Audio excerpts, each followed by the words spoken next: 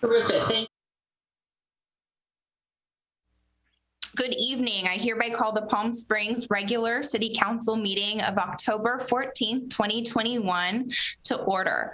And I apologize to the public, it's 5:45, but just for people who don't know, we have closed session ahead of this meeting. So we start our council meetings at 3 p.m. or 3:30 p.m. So if we're a few minutes late to this meeting, it's because that first closed session ran late. So first, for those who would like to join us, please stand for the Pledge of Allegiance. I pledge allegiance to the flag of the United States of America and to the republic for which it stands, one nation, under God, indivisible, with liberty and justice for all. Thank you. You may be seated. City Clerk, if you could please conduct a roll call. Councilmember Gardner. Here. Councilmember Coors. Here. Councilmember Woods. Here. Mayor Pro Tem Middleton. Present. Mayor Holstedge. Here. All council is present.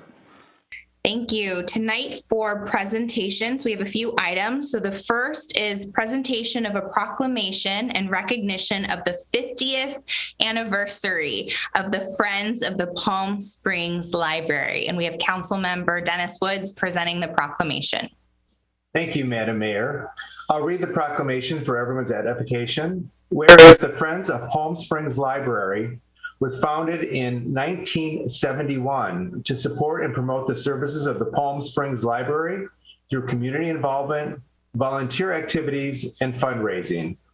And whereas all members of the Friends of the Palm Springs Library are devoted to the library and its place as a cornerstone of Palm Springs community. Their love of reading the library is evident in the work that they do to carry out the library's mission onto the next generation. And whereas the Friends of Palm Springs Library support the library through their membership, book sales, and creative fundraising events to ensure the library's ability to provide a wide variety of services to all ages. And whereas since its founding, the Friends of the Palm Springs Library have raised over $1 million to help supplement funding of the critical aspects of the library services, including but not limited to print and electronic materials, programming, summer reading, equipment, and more, enhancing the library services offered to the community. And whereas this community of super volunteers works tirelessly and consistently, giving the gift of their time and commitment to the library setting, an example for all of us in how volunteerism leads to positive civic engagement and the betterment of our community, and can be seen at countless library programs assisting as needed, sorting and selling books inside the library from our designated shelves, and at numerous book sales and online, as well as special events. And whereas the Friends understand the critical importance of well-funded libraries and advocate to ensure that our library gets the resources it needs, inviting all individuals, families, and businesses to join their organization in celebrating the Friends' 50th anniversary of becoming members themselves. Now, therefore, be it resolved that we, as the City Council of Palm Springs, by the power invested in us, do hereby proclaim 2021 as the year of celebration for the 50th anniversary of the Friends of the Palm Springs Library, and encourage everyone to join the Friends of the Palm Springs Library and thank them for all they do to make our library and our community so amazing. Thank you, Madam Mayor. Thank you, Councilmember Woods. Well done. And just for the public and the council, we used to only have the mayor read proclamations unless a council member was directly involved. And so I've asked to really rotate and make sure that every council member is involved in presenting proclamations, since now we are co-equal districts and the mayor runs the meeting, but each council member, should play that role. And now I see that we have Jeannie Kays, our library director, on with us. And we also have the Friends of the Palm Springs Library president, Nancy Morrison. So thank you for joining us tonight. Councilmember Woods just issued the proclamation on the full City Council's behalf, thanking you for your work and recognizing you for 50 years. What an incredible service to our community. So Jeannie, would you like to say a few words? Sure. Thank you so much. We're so appreciative at the library for the Friends of the Palm Springs Public Library because they just do so much for us. They, just like the proclamation stated, they support us financially, but also they're our best cheerleaders and advocates, and they're right in there with us sometimes when we're doing our big events. So we're so grateful for the Friends and all that they've done for the past 50 years. It's wonderful.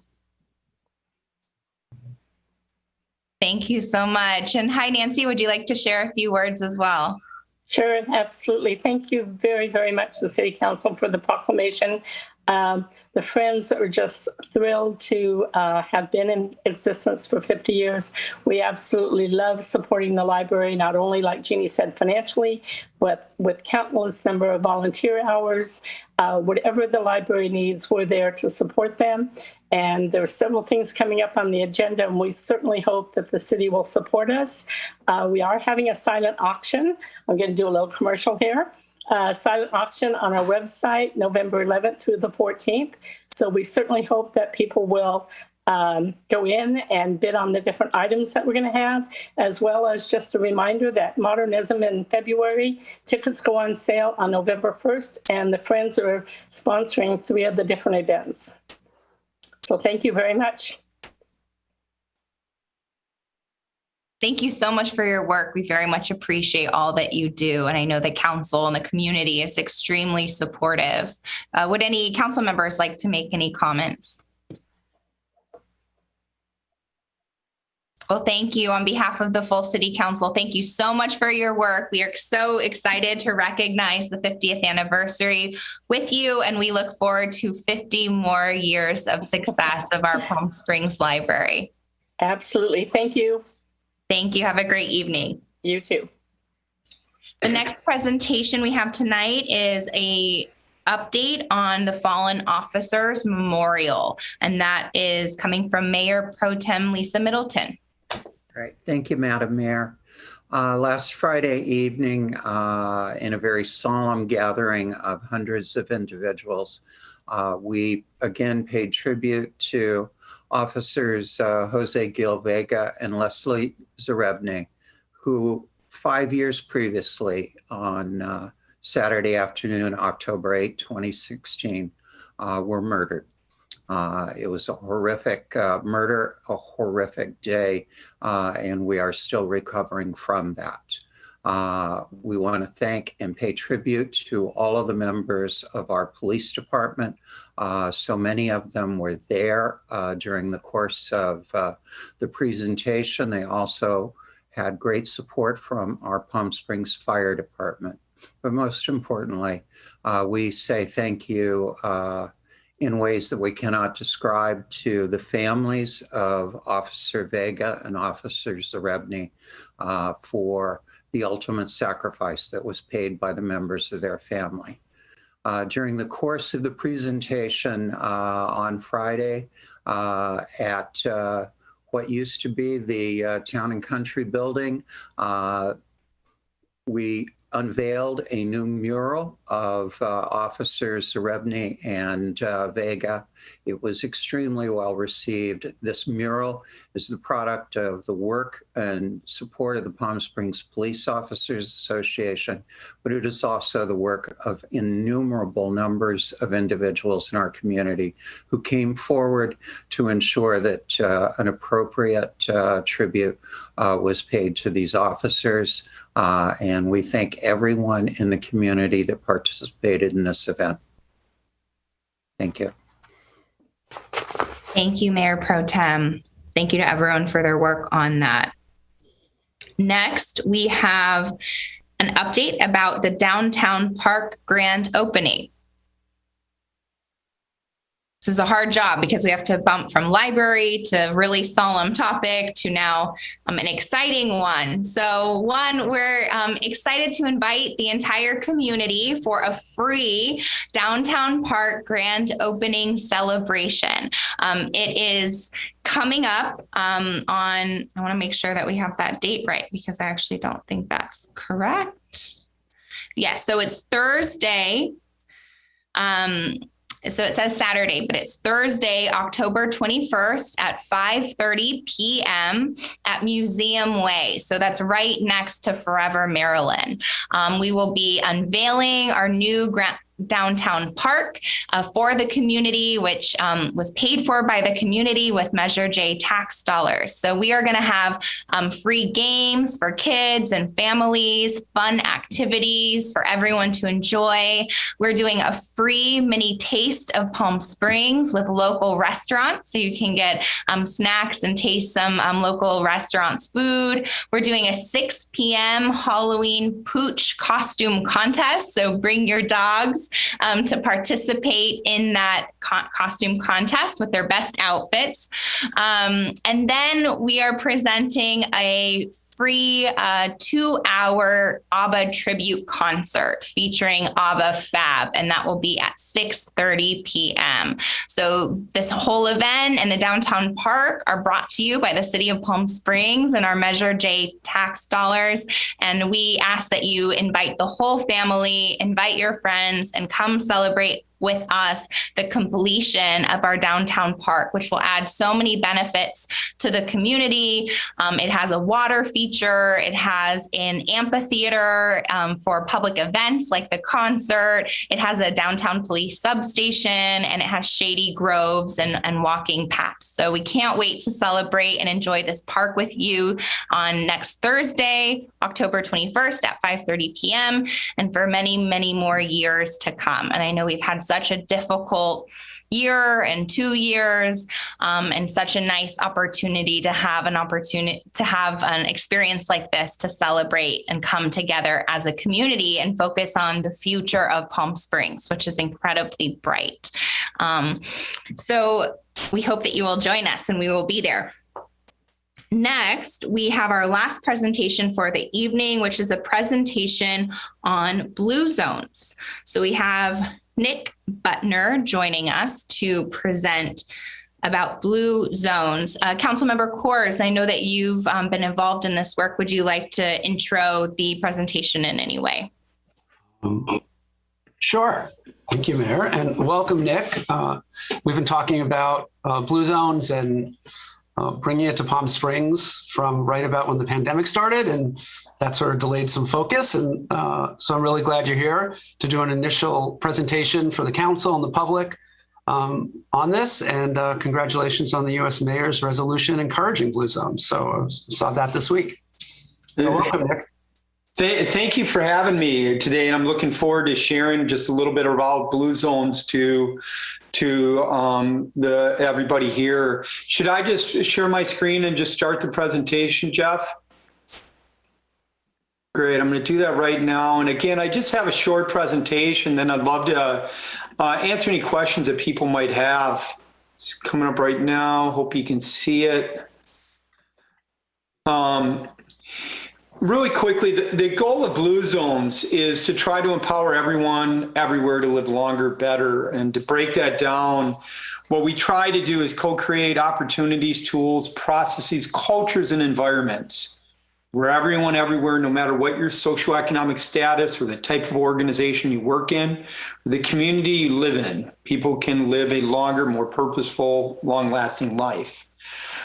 This work came from the research that my brother Dan and I have done to places in the world where people are living the longest life. Lowest rates of middle-age mortality are reaching 100 at rates 10 times higher. But I mean, these are places where you have a lot less cardiovascular disease, cancers, diabetes, less depression. In some communities like Hickory, almost no dementia in these communities. You know, hip replacements just aren't a thing in these communities. And after this research, what we were able to do is find out that there was 9 commonalities that kind of brought all these communities together. And it wasn't just the way that they exercised and moved naturally. It wasn't just their diet. They weren't vegans or vegetarians, but it was a little bit more plant-based. But what it really was is how they focused on their mental health, that sense of purpose, and how they downshifted and how they came together as a community. to support each other in health, to support each other as a family, support each other as friends. My brother Dan wrote up these stories for National Geographic, one of the best-selling National Geographics. And what we were able to do was find, when we wanted to bring these lessons to America, there was two big things that we learned when you looked at these communities around the world. The first one was 4 out of 5 of these communities actually lived below the poverty line. So it wasn't an economic thing. And the second thing was, it wasn't a conscious effort to live longer. It was their environment was set up to make that healthy choice easier. So in 2009, we wanted to try to bring blue zones on these communities and these lessons to America. That's what we focused on. How do we implement permanent and semi-permanent change where people are spending their time to look at policy that creates more walkable, bikeable, safer streets where parents aren't afraid to allow their kids to walk and bike, and it's encouraged. Or safe parks, healthier food systems, not only better access, but affordability, and tobacco policy. We then work with organizations where people are spending most of their time, restaurants, grocery stores, work sites, schools. And we have evidence-based practices and a team on the ground that will work with those organizations to implement the practices that they want to choose. That's set up an environment for well-being. And if you combine the policy, you combine the places where you spend your time with people taking a look at their individual homes, but more importantly, leveraging the Blue Zone brand to create an engaged community where people are coming out, supporting each other around a common vision of health and supporting each other in the health, then all of a sudden you just have this ecosystem where that healthy choice is just easier. Our process is we start off with what we call an on-site assessment. It's just really quick to understand, is the community ready to do a Blue Zones? It gives the community an opportunity to learn more about us. We want to focus on coming back and then putting together a strategic plan, a proposal for it that then would kick off in a foundation stage, which we'll talk about in a second, the transformation, which is about 4 years, that lead to certification. The foundation stage starts with measurement. What we want to do is make sure this isn't just a feel-good project. So what we do is we partner with Gallup to actually do a baseline of the community, to understand, ask questions about the sense of purpose, and are they living it out when they wake up? What's their social health? What's their financial health? Not how much money they make out, but how secure do they feel in it? What's their community health? And then what's their physical health? And we know if we have that baseline, we can actually develop interventions that impact the health outcomes, business outcomes, community outcomes, as well as even the mental health outcomes like resiliency. After we get that baseline, we also will use more measurement, get more baseline information in partnership with the community to really understand what is the need, what do we want to zoom in and focus on. These are all community-led, they're community-informed, they're not driven by me or somebody else from Minnesota, it's by your community. These are led by ambassadors. In one of our communities, we've had over 2,000 volunteers that we're actually supporting and leading the work. There's a leadership structure in those pillar areas that I talked before, that these are the people that are going to create that blueprint in the foundation stage, be members of your community. We will work with them around facilitation and onboard and training and give them shadow experiences and mentor them. But the plan is developed by your community with evidence-based solutions, and also leads to the outcomes that we talked about earlier. And then we'll hire a local team from your community. The size depends on the community and the size of the community, but these are people that wake up every single day to try to actually deploy the Blue Zone project, to deploy that blueprint in that transformation stage. And they get support from a national team, as well as hundreds of experts internationally that are supporting in both building the plan, but also helping that intervention, helping develop those plans. with a goal that in 5 years, we got to move the needle. We have to improve the issues that we have around health.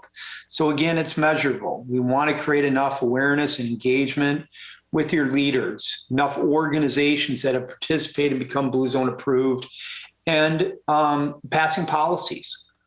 We look at improving key community well-being metrics that you, the community, will come up with. As well as we'll oversample the community again with the Gallup, and we want to see a reduction in those risk factors that lead to disease.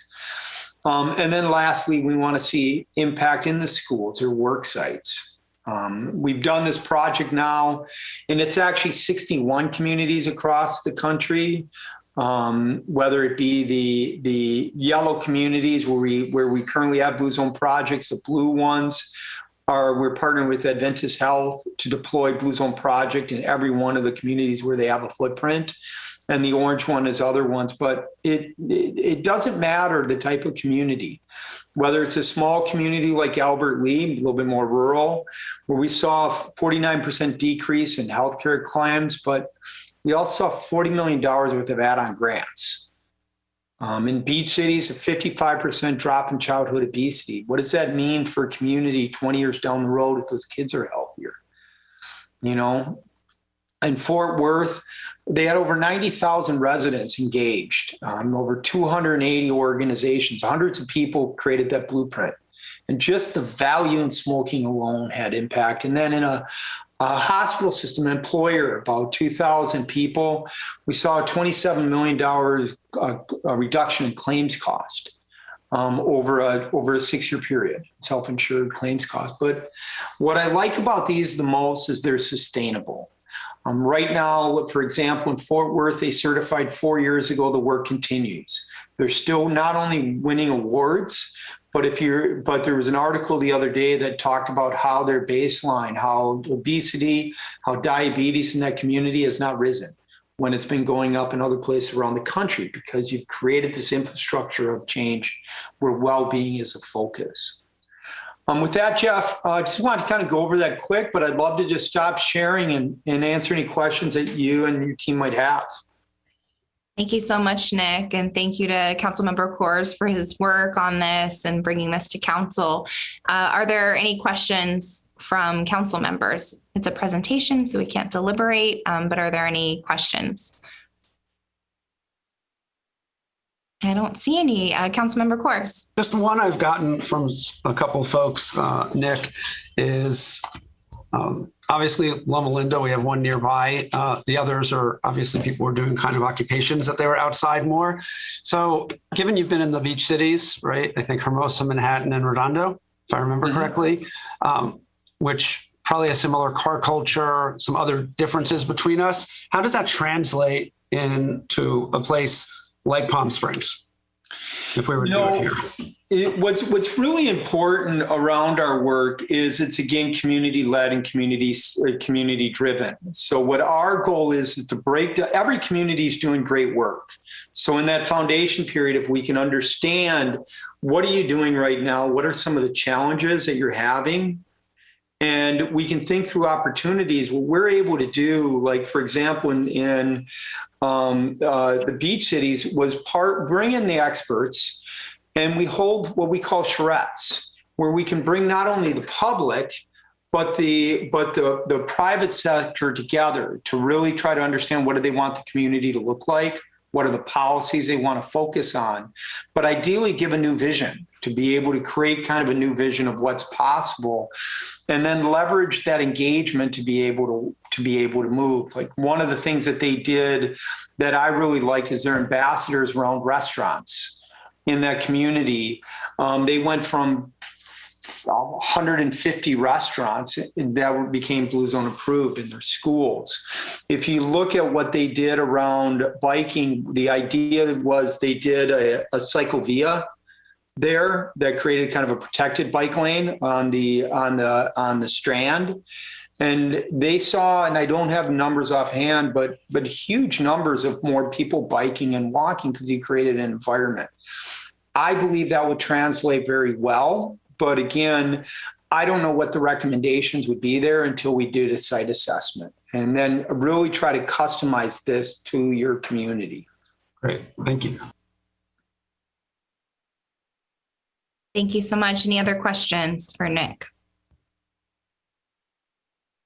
Well, thank you so much for your work. Thank you for bringing this to us, and we very much appreciate the presentation for us and for our community. Thank you.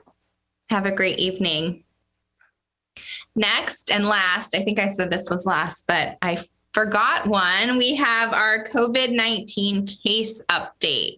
Last but not least, from Emergency Management Coordinator DeSelms.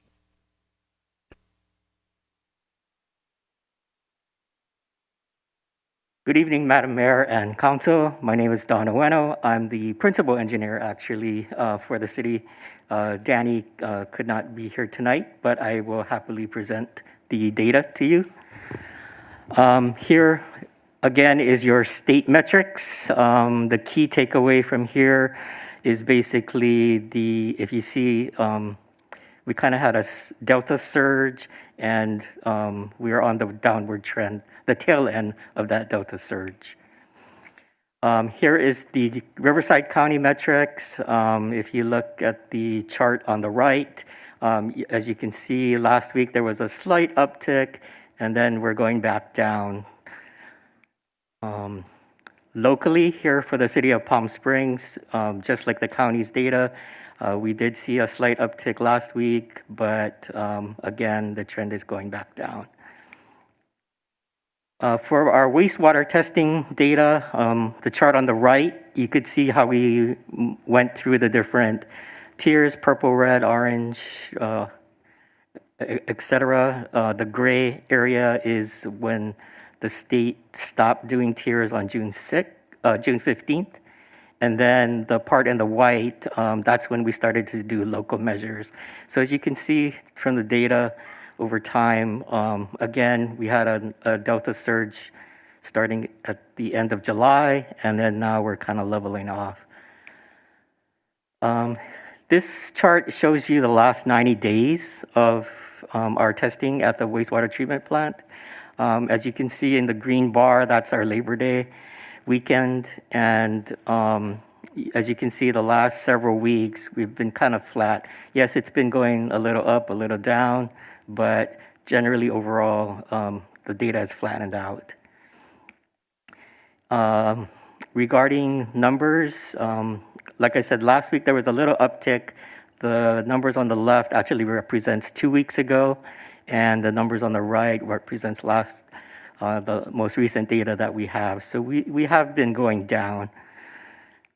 And lastly, the testing on variants.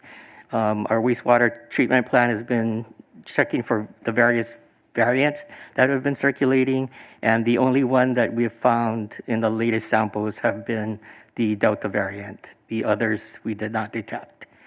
And that concludes my report. Any questions?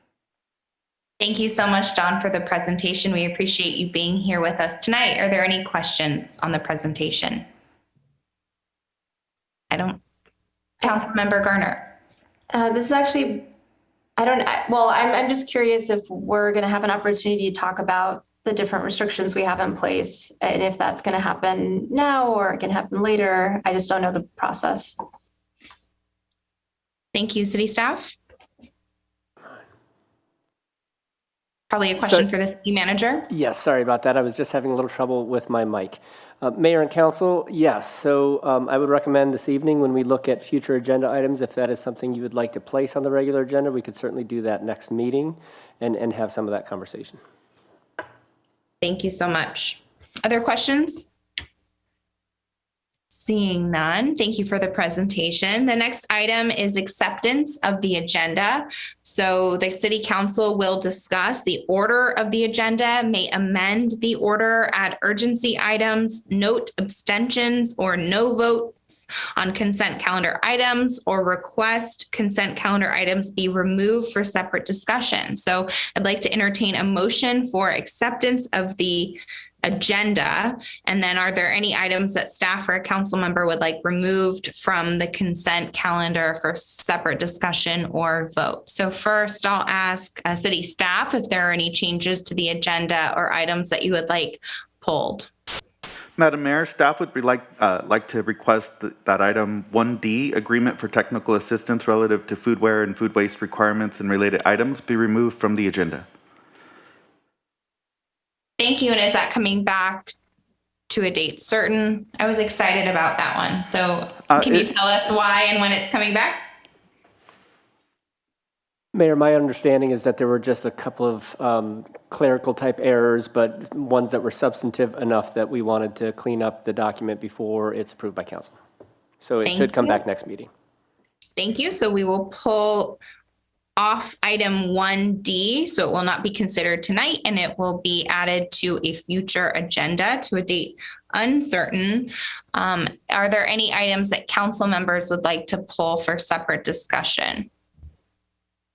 Councilmember Woods. I'd like to pull 1C as in Charlie. Thank you. Any others?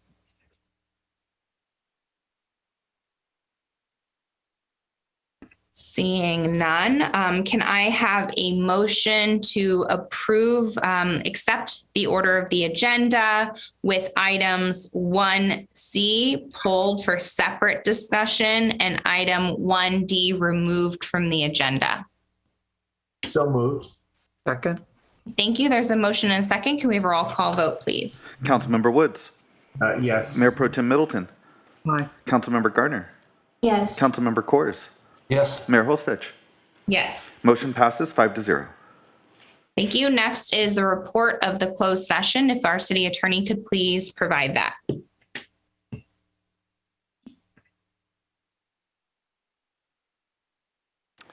Yes, Honorable Mayor, members of the City Council, members of the public. The City Council met in closed session to discuss the items that are listed on the agenda, and there was no reportable action. Thank you. Thank you, City Attorney. The next item is public testimony. This is the time that has been set aside for members of the public to address the City Council on non-public hearing agenda items only. 2 minutes will be assigned to each speaker. You're asked to please begin your time by telling us which items or item you're speaking about. Please note that testimony for public hearings will be taken at the time of the public hearing, and general public comment for subjects not on the agenda will be taken later in the evening. We usually try for around 9 p.m. So tonight, the city clerk will be contacting speakers by telephone. City clerk, if you could please begin. Brian Ingleson, you're live with the Palm Springs Council, and you have 2 minutes to provide your comments. Good evening, members of City Council. My name is Brian Ingleson, and I've been the Director of Bands and Performing Arts Chair at Palm Springs High School for the past 26 years. During my tenure, our band has traveled throughout the world, performing on 5 continents, hosting bands from around the world here at home and representing California at the inauguration of President Obama and Vice President Biden. Declared the official band of Palm Springs by Mayor Will Kleindienst in 1997, we have always represented and promoted Palm Springs and surrounding area by holding our youth up as a reflection of the truly wonderful citizens of our community. We also promoted the various cultural, architectural, and special events that make up the fabric of our community, including the tour to Palm Springs. Having been part of the tour every year since its inception in 1999, it is one of those events that makes Palm Springs unique and captivates thousands of visitors and community members alike. This year, we are planning on the return of an event called the Tour de Jazz, where young musicians could perform on the street or next to patios where participants will be dining and shopping prior to the ride on Friday night. The tour has always emphasized music at their events, and we have received emails and letters from people around the country and indeed around the world. When I spoke to my students about my comments this evening, they offered the following. Muriel said it was one of the favorite ways to contribute to the community. Jacob said it brings life to the city, playing to more than 10,000 riders. And the way I look at it, my teenage students get up at 5 a.m. on a Saturday every year to play their instruments for 5 hours on a weekend morning. There's something pretty special about this event. The best part of the ride is the funds generated go to nonprofit organizations, including ours. that do much fine work in the community. I've always thought of the Tour de Palm Springs as win-win-win for the community, with participants having a wonderful experience along Palm Canyon. The event is one day a year. It has benefited hundreds of thousands of people over the last 2 decades, and it has generated millions of dollars in charitable income. I hope the city and the council will see fit to throw its full weight behind the Tour de Palm Springs and Tour de Jazz and allow it to proceed in the way it will be most successful along Palm Canyon. Thank you. Thank you.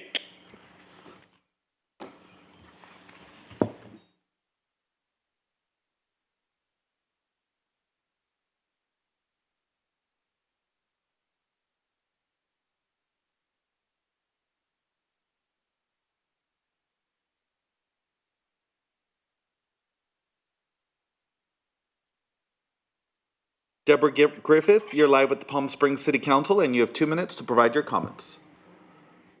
Council members, thank you for allowing me to speak. My name is Deborah Griffith, and I am the only paid staff of the Tour de Palm Springs, along with Tim Esser, and a volunteer. He's a volunteer and founder of the tour, and our committee. We work together to make the Tour de Palm Springs one of the best cycling events in the country. The Tour de Palm Springs, if people don't know, is a charity cycling event, and we ride throughout many cities in the Coachella Valley.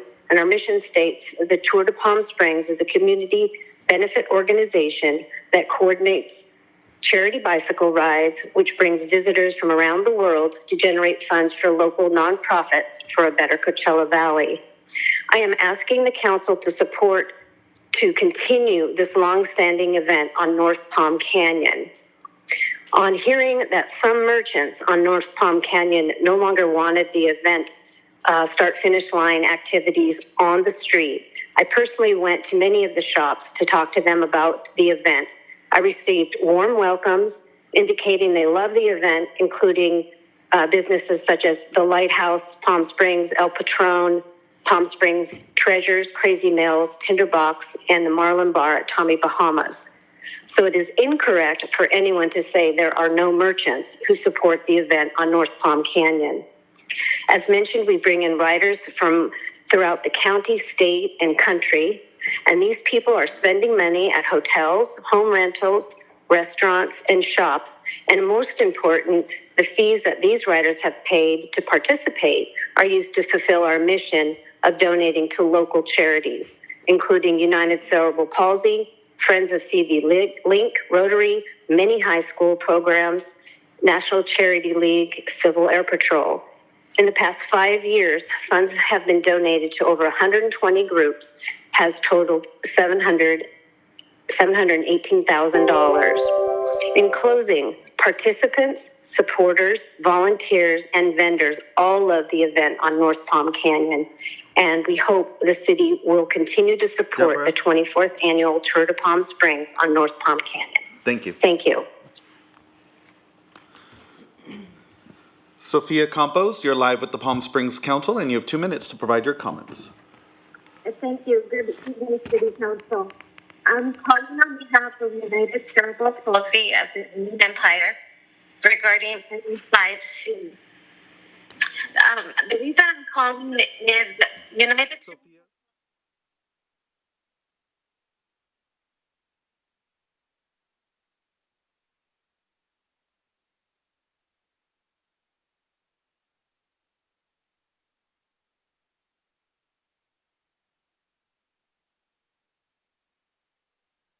Sophia, you could go ahead and provide your comments again. Thank you. I'm sorry for the bad connection. Is that better? Yes, it is. Okay. United Cerebral Palsy started a special needs group to participate in the Tour de Palm Springs 10 years ago. We started with one child diagnosed with autism that rode in the tour. Before COVID, we had 80 individuals with disabilities that participated in the Tour de Palm Springs. We have individuals with Down syndrome, autism, epilepsy, intellectual delay, and cerebral palsy. Individuals with cerebral palsy are not typically thought of as being able to ride a bike. We provide them with adapted bicycles to ride in the tour. They transfer from their wheelchairs into their bikes. And it's just the most amazing feeling that they get when they ride down North Palm Canyon, and they have the band and they have the cheerleaders, and everybody is just, celebrating them for this amazing accomplishment. And for us, it's very important to keep it in downtown Palm Springs, to keep it on North Palm Canyon, because it's not every day that you see 80 individuals with different levels of disabilities that accomplish something like what they're doing. They do the 1 mile ride. We had one little guy that he set out to do the 5 mile ride, and after a couple years, he did it. His family was there. And we also raised the awareness, but we raised $95,000 doing what we do. We wouldn't be able to do it without the Tour de Palm Springs, with the work that CV Spin does, and with you guys supporting us. So if you could just keep it there, our kids love it. They know it. It's something that it's a pretty amazing thing to see. And I would like for you guys to come out. We're the last ones because they're the 1 mile. So they're the last ones that come in. Sophia, But it's a pretty amazing sight. thank you for your comments. Thank you. Haley Preston, you're live with the Palm Springs Council, and you have 2 minutes to provide your comments. Madam Mayor and council members, regarding item 5B, it has come to the public's attention that 3 days ago, Palm Springs City Council was presented with a 219-page staff report recommending, quote, an extraordinary rate increase to the citizens of Palm Springs who receive waste services from Palm Springs Disposal. This raises important questions for Palm Springs citizens like myself. Is 3 days enough time to review such a document and analyze the legalities, logistics, and economics? I read the entire staff report with great interest, and it does not align with the statements that the executives of Palm Springs Disposal Service have made on record. On September 23rd, the City of Palm Springs and PSDS held a meeting on organics management for multifamily residential complexes. At that meeting, I asked the president of PSDS, Chris Cunningham, how PSDS intended to educate people on separating organic material from waste and recycling. On the city's YouTube video of that meeting, Mr. Cunningham responded by saying, "We will talk to residents." And that was it. There was no clear strategy. During the last 10 months that I've been working with the city to develop a community composting program, I've been impressed by the rigor and due diligence with which staff and elected officials have asked me to provide scientific research, operational designs, and legal analysis to help ensure that Palm Springs complies with state law and provides our residents the opportunity to repair our climate and reduce our landfilled organics. I have presented to members of the Sustainability Commission, the Parks and Rec Commission, and several of you. So we need a clearer understanding of Palm Springs Disposal's proposal. Where will the organic material go? How will it be processed? Will all of the green waste be composted? What is the operational research plan to document benchmarks that will tell us whether it's successful? And why isn't community composting included as a diversion strategy? This ERA would cost households hundreds of dollars more per year, for which a conservative estimate amounts to over $5 million. Citizens deserve more time to have their questions answered, and PSDS should present this data in such a way that our community has the time to respond. I'm asking you to table the approval of the ERA until you have the chance to further review it and assure our community that we are getting what we are paying for. Thank you. Thank you. Abby Winston, you're live with the Palm Springs City Council, and you have 2 minutes to provide your comments. Hi, this is Abby Winston, resident from in Palm Springs. I'm sorry, I got a lot of feedback. So I wanted to speak on the franchise agreement, and I read all the staff prepared documents. I've read SB 1383. I've reviewed the model franchise agreements, amendments, and all of the other stuff that Cal Recycle prepared. And I realize it's difficult for you guys to look at all of the issues you have coming at you every day, and for your staff too. Contracts are probably the worst time stuck, and change is hard. But the primary concerns of SB 1383, which has been law since 2016, won't really be addressed by just moving forward with a price increase for the haulers and letting them figure out how to collect and process this inedible food going forward. it appears that the materials shared by staff basically only have one thing in place, and that's the price increase. So I just wanted to call to say the City Council, I think, really needs to embrace what SB 1383 is trying to do. And one way to do that is to find suitable space throughout the city for community composting sites, find a legal way to allow the community composters to collect and or receive food waste, and allow customers to opt out of processing food waste through the amended franchise agreement. And I don't think you guys should be signing off on a price increase until those things are done. That's it. Thank you very much. Thank you.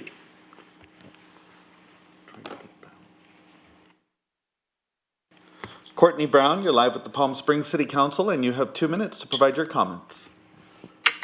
Thank you, Honorable Mayor and Council members, for allowing me to speak today. My name is Courtney Brown. I am the president of the California Alliance for Community Composting, and I would like to make a comment on item 5B, the extraordinary rate increases to the Palm Springs disposal service contract.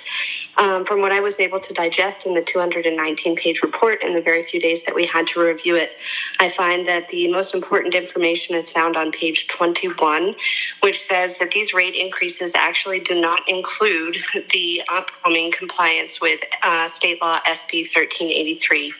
And from previous reports put together by California Cities and the League of Cities, we are anticipating that those costs alone would increase rates already by 40%, in addition to the increased rates that are proposed in this report.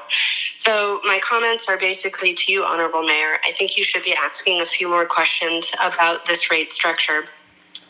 Not only for the increased tonnage, that it will include multi-family dwellings and not just single-family homes. Right now, they are proposing that the tonnage collected would be 2,000 tons, and how much that would go up to take that additional material.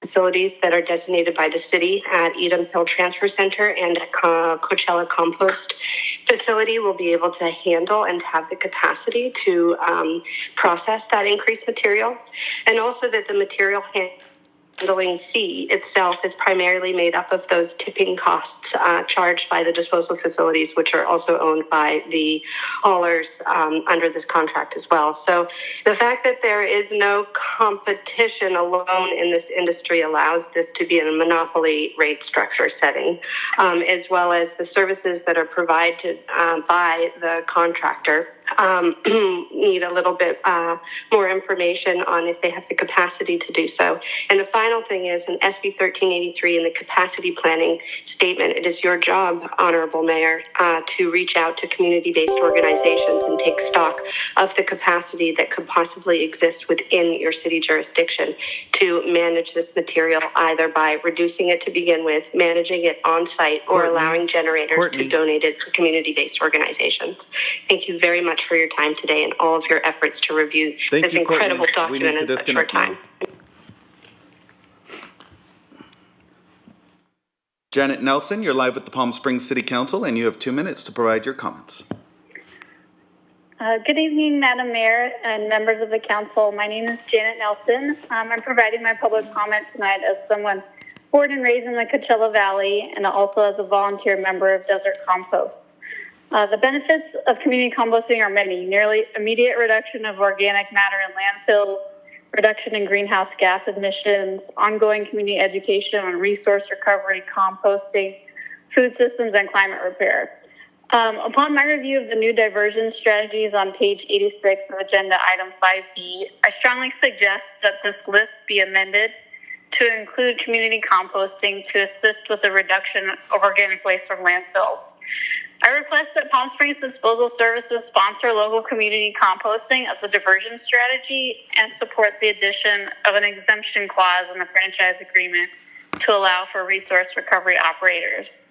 Respectfully, I ask the council to support local resource recovery efforts by citizens who choose community composting, and that the council delay approval of this document to allow for more time to assess a visible and functional plan for how this organic material collected by PSDS will actually be processed. Thank you so much for your consideration and time, and this concludes my public comment. Thank you, and we'll disconnect. Madam Mayor, that concludes public comment. We weren't able to reach Bill Feist, although we have attempted many times. Thank you very much, City Clerk, and thank you to everyone for calling in and participating in our meeting and providing your feedback. So next we have City Council Subcommittee and City Manager's comments and reports. City Manager, we'll start with you. Do you have any comments at this time? Nothing this evening, Mayor. Thank you. Thank you, City Manager. City Council members who would like to begin giving their comments and report. Councilmember Kors. Sure. And I'll very brief. Mayor Pro Tem Middleton and I were on Main Street as liaisons.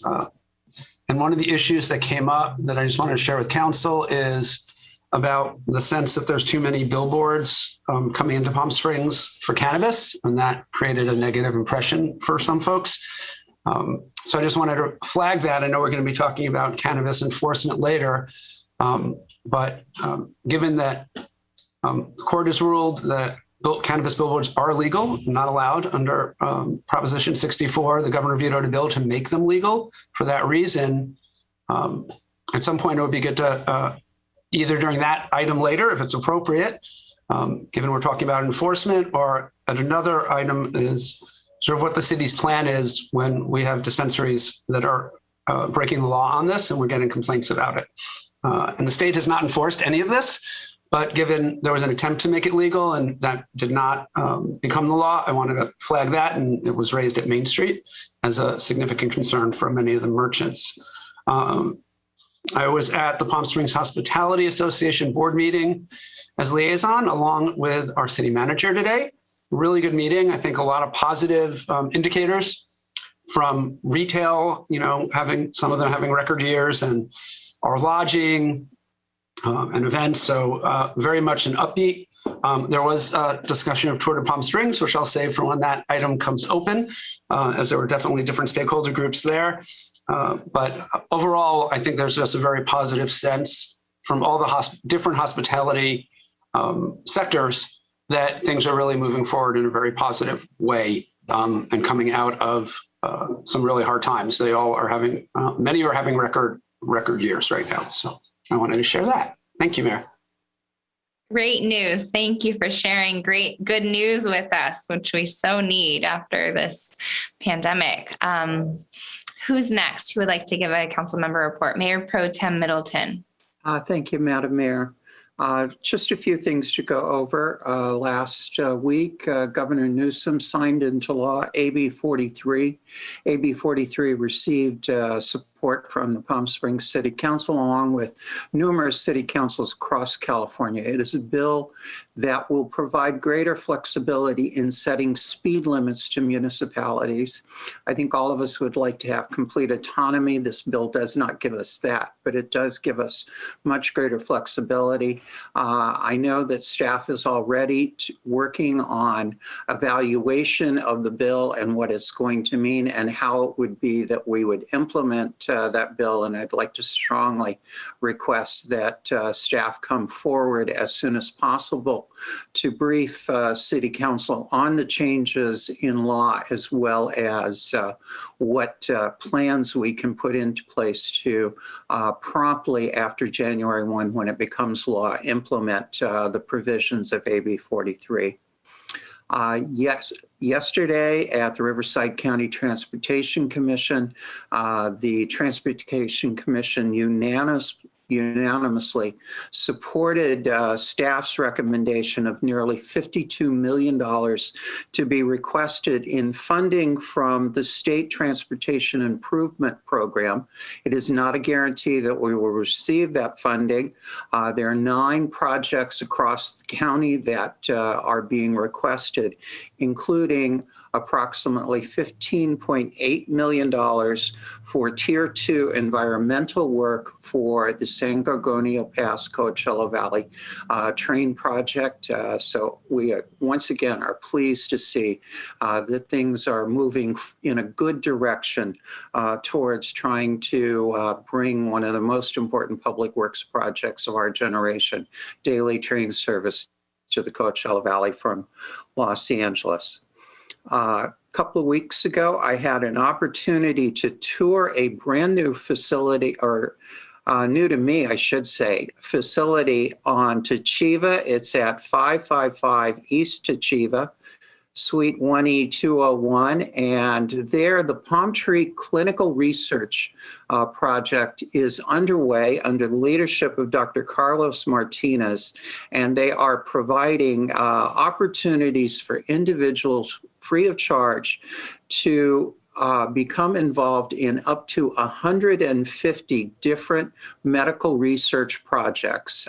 They are looking for volunteers from our community. And again, it is at 555 East Tachiva, Suite 1E201. That is across from Desert Regional Hospital. It's an outstanding program Dr. Martinez and his team are working on.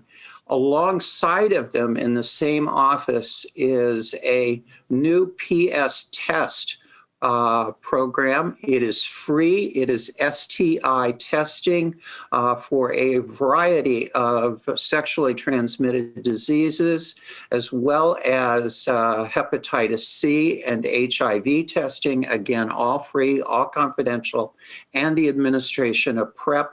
That's under the leadership of Dr. Phyllis Ritchie. And again, you can call area code 760-333-8092 in order to go to their offices. Everything is free there, and it is great testing and work that's being done. This afternoon, I was a part of making a presentation along with the CalPERS CEO, Marcy Frost, on the new upcoming potential changes to the asset liability management program of CalPERS, which potentially has significant ramifications for costs for local employers. We had over 200 California public agencies that participated in that seminar. And lastly, this past Monday, I got to participate in something that was personally very special, but I think it also is noteworthy for all of us that are in the LGBTQ community.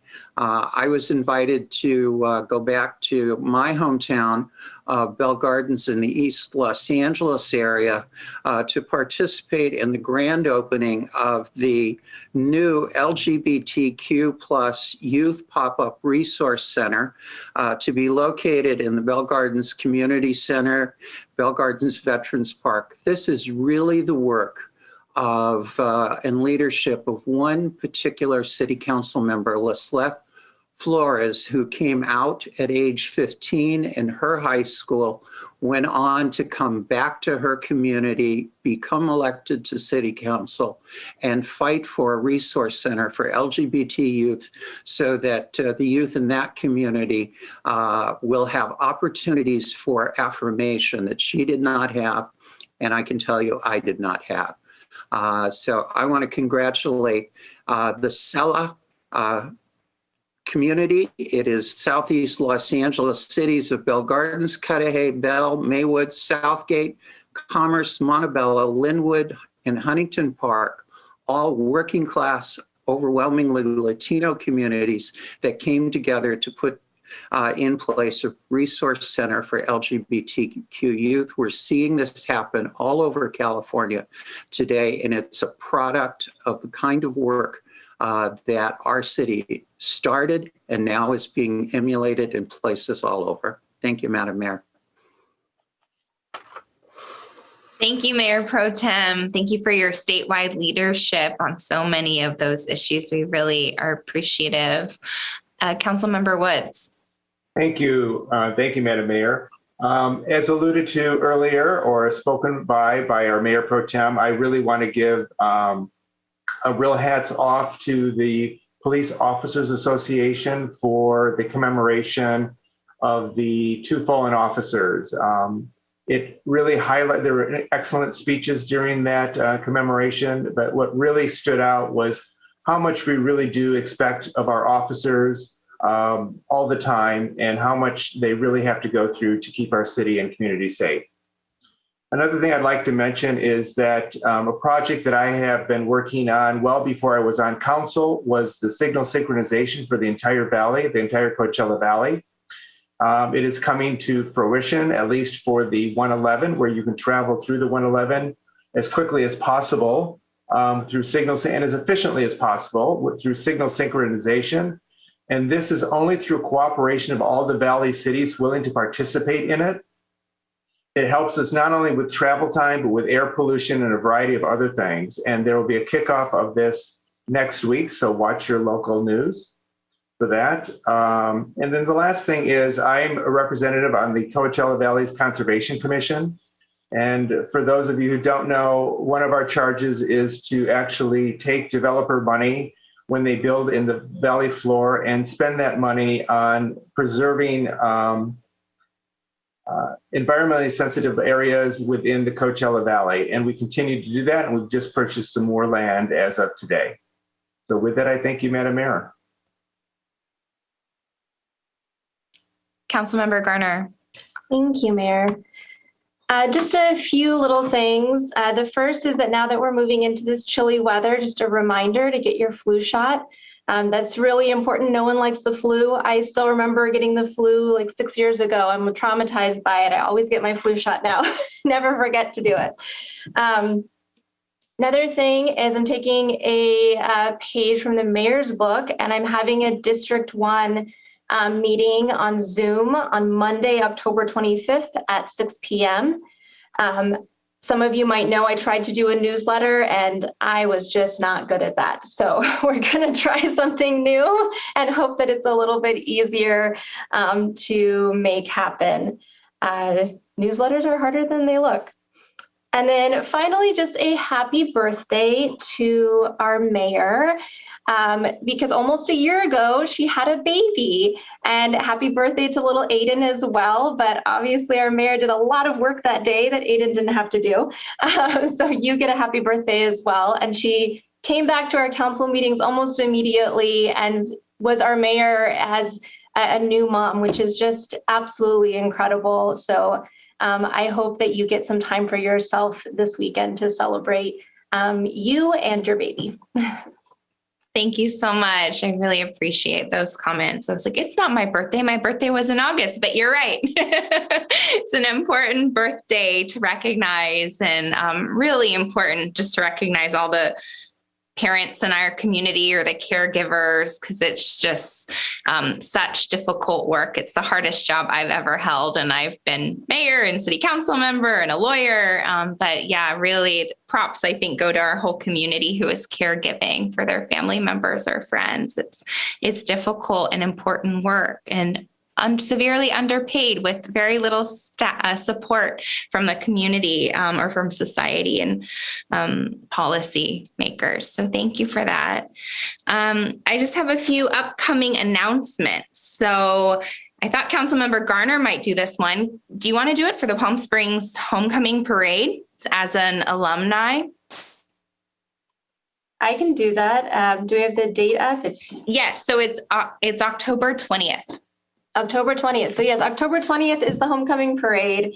I won't be able to be there, unfortunately, but it's an annual event by Palm Springs High School. It's going to be a big one because it's the first one that's really back in a kind of a normal way. So I hope that everyone can attend. It's always fun, and make sure to look out for the floats that each class makes to which is, you know, a very time-honored tradition. They have to hide them. People try to sabotage. So, you know, it's a thing.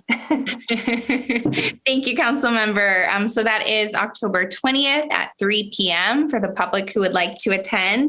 Just a few more upcoming events and meetings. We are doing the Coachella Valley Association of Governments is doing the CV Link grand opening, and that's coming up on October 23rd at 5 p.m. in Palm Desert. As you know, Palm Springs chairs CVAG this year, so we're proud to play that important leadership role in our region and support projects like CV Link. And I know that the city of Palm Desert is following that with a San Pablo block party. So I hope our community can make it out there or also look at the work that's being done for CV Link in Palm Springs. I saw by the visitor center, there's some work happening. Next, on October 26th, we have our Economic Development and Business Retention meeting coming up. That's with me and Councilmember Coors. If you have issues to bring to that, please attend that meeting, as well as all the other meetings posted on our city website. So with that, unless there are any final comments, we will move to the rest of the agenda. So next we have the consent calendar. So approval of the consent calendar. If I could entertain a motion to accept the consent calendar without items 1C, which is pulled for separate discussion, and 1D, which has been removed from the agenda. So moved. I'll second. Thank you. So there's a motion and a second. Can we have a roll call vote, please? Councilmember Woods. Yes. Councilmember Garner. Yes. Councilmember Coors. Yes. Mayor Pro Tem Middleton. Aye. Mayor Holstedge. Yes. Motion passes 5-0. Thank you. So next we'll go to the pulled consent calendar items. So item 1C is a request by Epstein Global Architecture on behalf of Jushi PS Holdings LLC for a minor architectural application for exterior improvements to an existing cannabis dispensary located at 4765 East Ramon Road.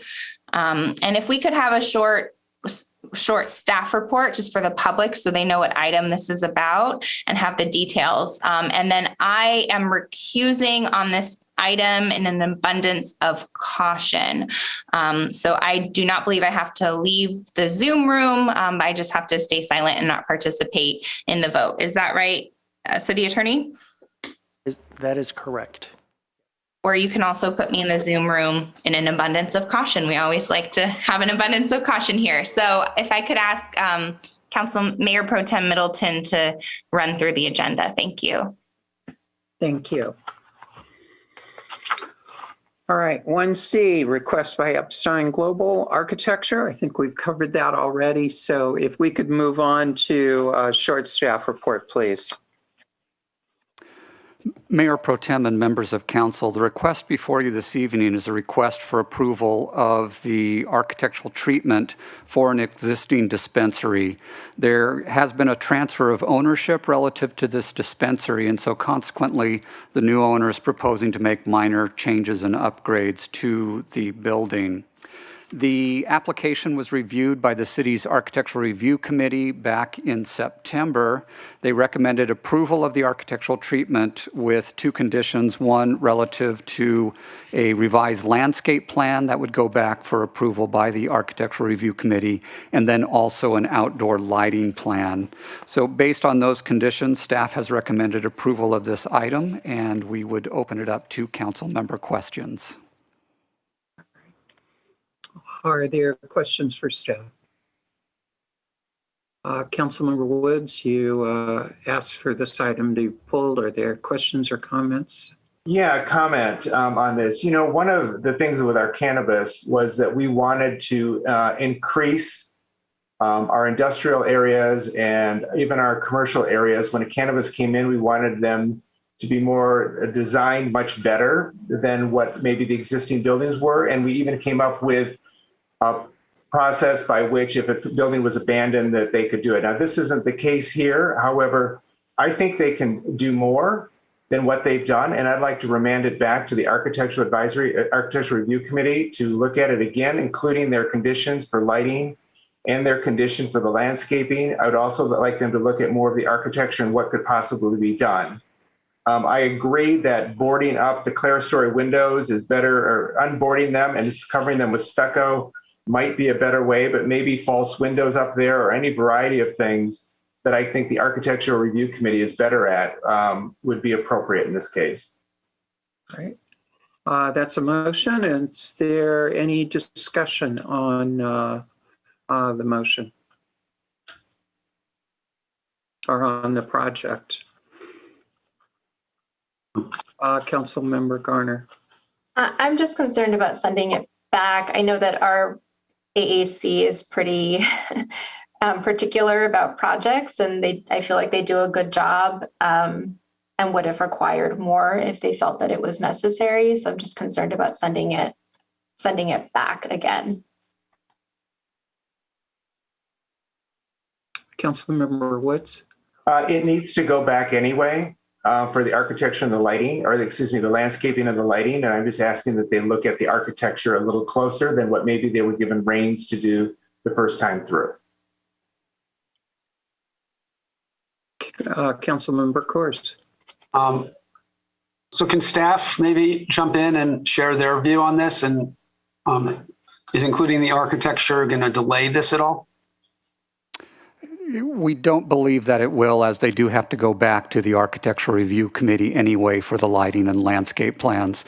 So what we will do based on council direction is also have them look at enhancing the facade of the building, and consequently that will be the direction given to the Architectural Review Committee.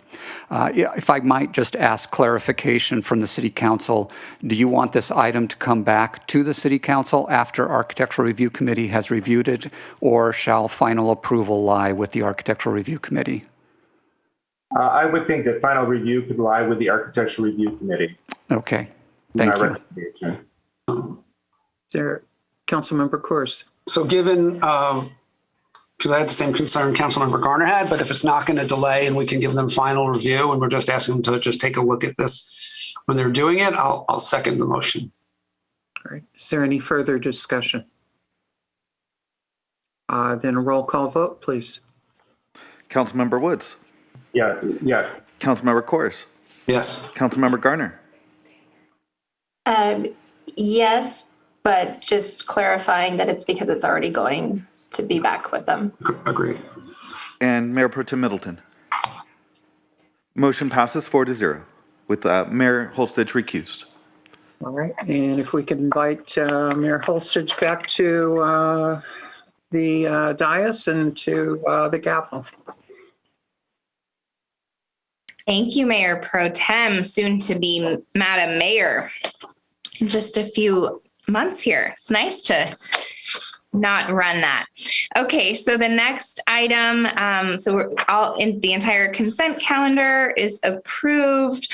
So our next item, we have no public hearings this evening. So the next item is our legislative items. The first is 3A, consideration of adopting a resolution updating the administrative fine schedule to establish fine amounts for violation of the cannabis regulations contained in the Palm Springs Municipal Code. And we'll ask for a staff report. And I believe that I also am recusing on this one out of an abundance of caution. I don't have a technical conflict, but I talked to the city attorney and I'd rather just recuse because of income source. So I will go to the Zoom room, and then if Mayor Pro Tem can continue on with this item. Thank you, Madam Mayor. I will ask for a staff report, please. Good evening, Council. The item before you this evening is for a resolution to adopt an administrative fine schedule for Palm Springs Municipal Code 5.55, adult use cannabis-related business and activities. In December 2019, Council adopted Ordinance 2005, which amended our current adult cannabis regulations. In that amendment, the section 5.55430 violations was introduced, which gives us the ability to issue administrative citations for violations. However, there was no fine amount assigned to each violation, rather only maximum fine amounts that could be issued. This fine schedule is introduced, has a strict fine schedule with specific fine amounts for violations. It also classifies violations into categories such as minor, moderate, and serious. This was done to ensure even-handed enforcement and clarify to city permittees and code enforcement staff. Prior to today, we did have some stakeholder outreach, which began in 2019. Our Cannabis Standing Subcommittee did meet with stakeholders and city community members to discuss the changes to the ordinance. At that time, it was stressed that we would be introducing the ability to issue administrative citations, and similar to vacation rentals, we're relying on strict compliance and fine amounts to deter violations and repeat offenders. On September 20th, we met again with the Cannabis Standing Subcommittee, and we introduced the schedule that is attached to the resolution this evening. We did receive some feedback, and with that, made some changes, such as defining the different categories of serious, moderate, and minor. In our September 2021 department newsletter, we also addressed the topic of cannabis code compliance, and again, welcomed feedback and comments. At that time, we did not receive any. Presently, the primary enforcement tool for violations is the issuance of administrative citations. The administrative citation is an effective tool, and we found it to be very successful at vacation rentals by issuing the strict fines, and it did deter repeat offenders. Our fine schedule as drafted was reviewed by our department staff, Palm Springs Police Department, and our city attorney staff. We did go through it many times to create the various categories and assign the fines. In our new fiscal year budget, we are afforded 2 dedicated code compliance officers for cannabis who will be well versed in this schedule and will be able to educate both our community and stakeholders prior to really going to out and citing everyone. We want to make sure that we continue our outreach and education to adhere compliance. We did note, though, when we were reviewing the items, that we did not have in our code the ability for code compliance to issue citations without giving a pre-citation warning. So in September of this year, we did have an administrative regulation signed that outlines the protocol. It's exactly the same as our vacation rental code compliance procedure to issue citations, so they can be cited upon finding rather than having to provide an ability to correct. If City Council thinks that more discretion should be afforded to city staff in issuing this administrative citations, then we can revert to the fine amount as ranges as opposed to specific amounts. Thank you. Are there discussion or additional questions for staff from council? Councilmember Woods. Thank you, Veronica. Veronica, I'm looking at page 3A-8. I don't know if you can access that or not. And I'm looking on that page at the second underlined sentence, and I can read it to you. It says, if any action qualifies under multiple fine amounts, then whatever lesser fine amount is appropriate shall be assessed. Shouldn't, instead of lesser, shouldn't be greater? Or am I misunderstanding? No, it should be greater, and we can correct that. Okay, great. And then are these administrative fines, can they go to the administrative hearing board if somebody contests it? Yes, all fines, all of the violations would be able to be appealed. And then if they appeal, they don't appeal the amount, correct? That they're fined, they actually just appeal whether they should be assessed the fine at all? Correct. Okay. Thank you, Mayor Pro Tem. All right, Councilmember Coors. Thank you, Mayor Pro Tem, and thank you, Councilmember Woods. I was going to ask that. So the only thing that can be appealed is whether the violation actually occurred, but not the fine. So as long as that's clear in here, that was a concern I had. And then for the city attorney, given what we're talking about, can you share your view? And sorry, I couldn't get to talk to you much about this beforehand. Concerning the billboard issue that was raised at Main Street, given the court decision and the veto of a law that would allow it, and enforcement of that. with our licensees at least. Certainly, although I wasn't at the meeting, based on the description, it's certainly something that the City Attorney's Office and Office of Special Programs will be pursuing, certainly with regard to those operators that are operating within the city, as well as possibly other operators that are putting up those billboards on interstate highways. And how does that apply to at the airport? Because I know the laws, I think it's just regarding interstate highways, at least the one that was vetoed. Correct. I don't believe that it applies to the airport, but we will certainly look into that because I know that there are advertisements at the airport. Right. Okay, thank you. Are there any other questions or further discussion? Councilmember Woods. I would make a motion to approve with the one change to page 3A-8 to the word from lesser to greater. And thank you for catching that. Is there a second? I can second. All right, thank you, Councilmember Garner. We have a first and second. Roll call vote, please. Councilmember Woods. Yes. Councilmember Garner. Yes. Councilmember Kors. Yes. Mayor Pro Tem Middleton. Aye. Motion passes 4-0 with Mayor Holstead recused. All right, thank you. We will now move on to item 4A, and we will ask the mayor to come back. Thank you. Thank you, Mayor Pro Tem. I was hoping you would continue. So the next item is 4A, discussion regarding the upcoming City Council Strategic Planning Report. Retreat, if we could have a staff report, please. Thank you very much, Mayor and Council. This is really just an opportunity to do a brief check-in primarily on the process. So I've included some information for you in the staff report, just indicating the kind of information we've been collecting in advance of this strategic retreat. I also do have one specific request, and that would be that we had decided to do 2 concurrent days. And I think I actually failed to recognize that the schedule was adjusted in November, and that created a situation where we'd have a regular council meeting followed by 2 days of retreat. So what I'm recommending instead is that we break those 2 days up, schedule one of them, likely the Friday, unless you have a strong preference for Saturday, and we would proceed with the first session that would still be focused on priorities and could still address some of the process-related issues I know we want to discuss. But then we'd plan a follow-up session, ideally as quickly as we could, but some week further out, where we would hopefully conclude. But really, this is meant to be an iterative process anyway. So frankly, if we commit to 2 days, but we still think that committing a partial day or a third day somewhere down the line has value, we can certainly always do that. So ultimately, I'd like to split those 2 days up.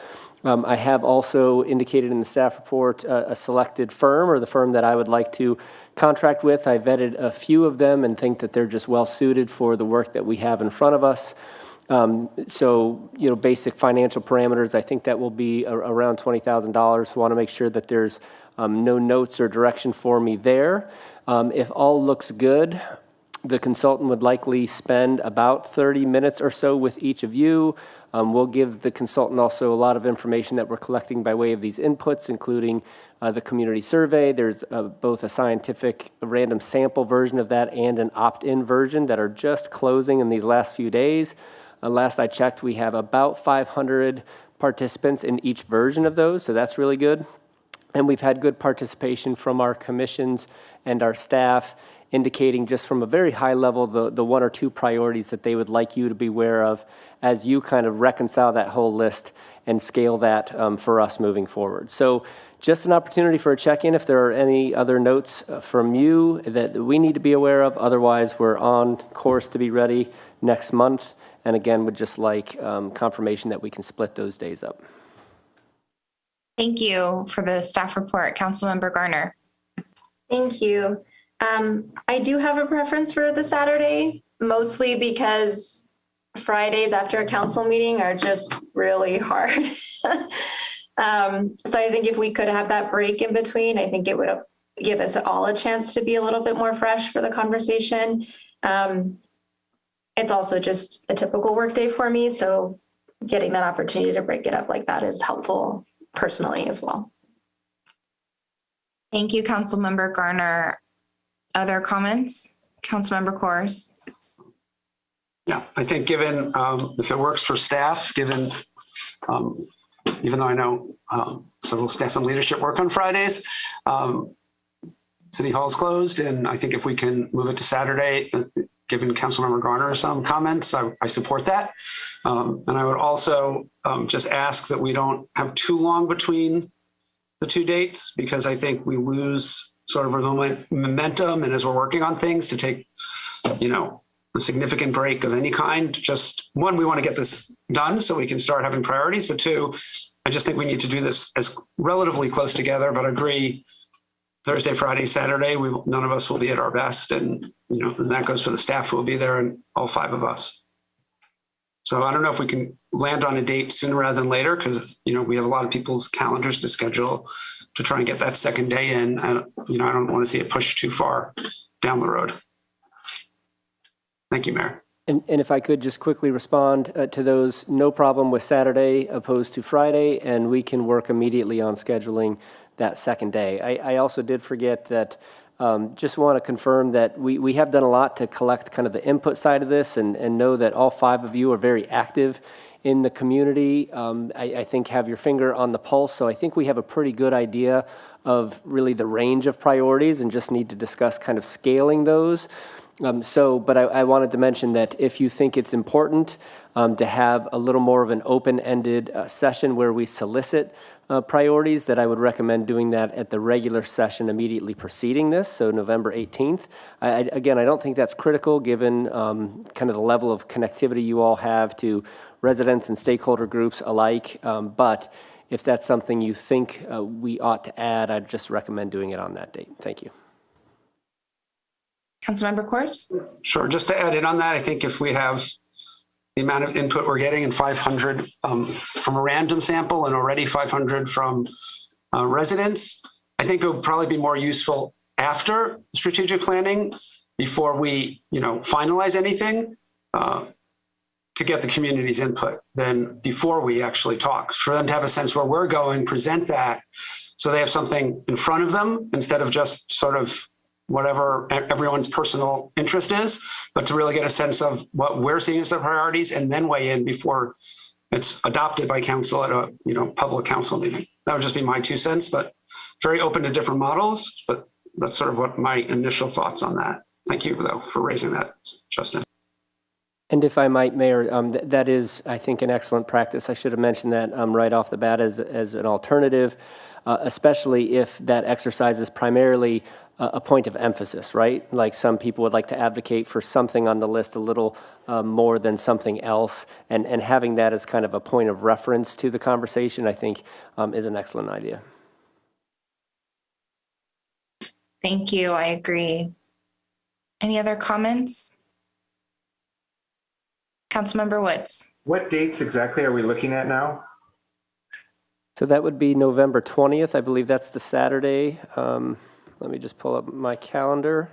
That's right. Yes, November 20th, and then we would be looking to schedule a second day as quickly as we could, and as in close proximity to that date as we can find available. It's just the week after that is Thanksgiving. And that's not a good week, I think, to do it. I think the 20th is fine. It's just the follow-up might have to be a week away.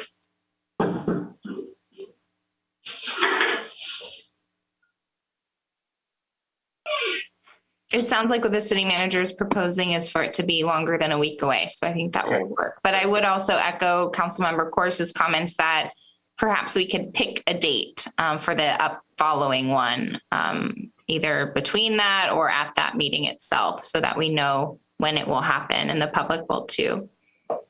And Mayor, if it's to council's pleasure, we'll just work on scheduling that follow-up date immediately early next week, so that we know schedules get tight, and we'll just work on that right away and find the date that's available closest to the 20th and try to get that done quickly.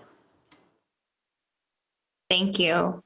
And just for the public, I think you answered this a little bit. For the public listening along, can you detail the public's role in this meeting on the 20th? People are going to want to know, if they should show up, how they should show up. If it's a Brown Act meeting, I assume, since the whole city council will be there, if it'll be noticed for public comment, what type of public comment, that type of thing. Could you just give a summary for the public? Yes. So ultimately, I would recommend that a lot of these priorities, especially as they relate to bringing back items for council's consideration or other directives that you might give to me for working with internal issues with staff, that a lot of that session be conducted in closed session, because ultimately what it comes down to is setting expectations for me in my capacity as the city manager.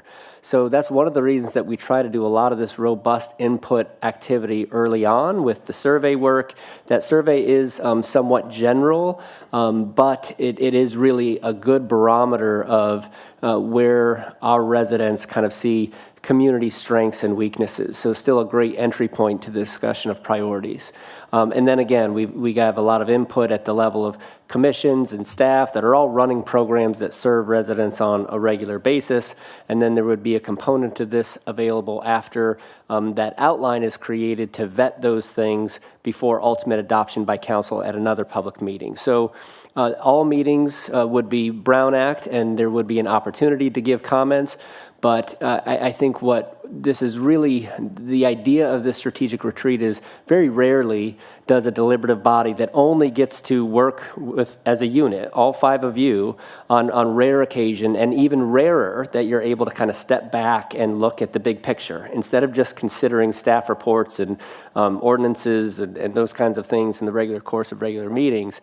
This is a really rare opportunity. So we do it maybe once a year, not even every year. So it is important, I think, that you maximize that time to deliberate as a body, to set clear expectations for me in my capacity as the city manager. So there will be an opportunity to provide input, but the better opportunities, frankly, are before, by engaging in things like the survey instruments, or as residents often engage with you in the regular course of emails and conversations.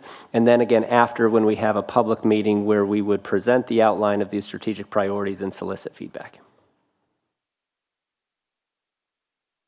Thank you very much. I think that's helpful. And then also detailing the process that we just laid out, that we can come up with some strategic priorities together as a council and then present those to the community and then get feedback throughout this process and before the second session. So thank you. Are there any other questions or comments?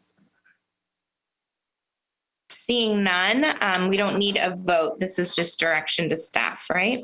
Correct. Or do you want to vote to approve the amount? It's under your discretion, so you don't need one, right? No votes needed. Thank you.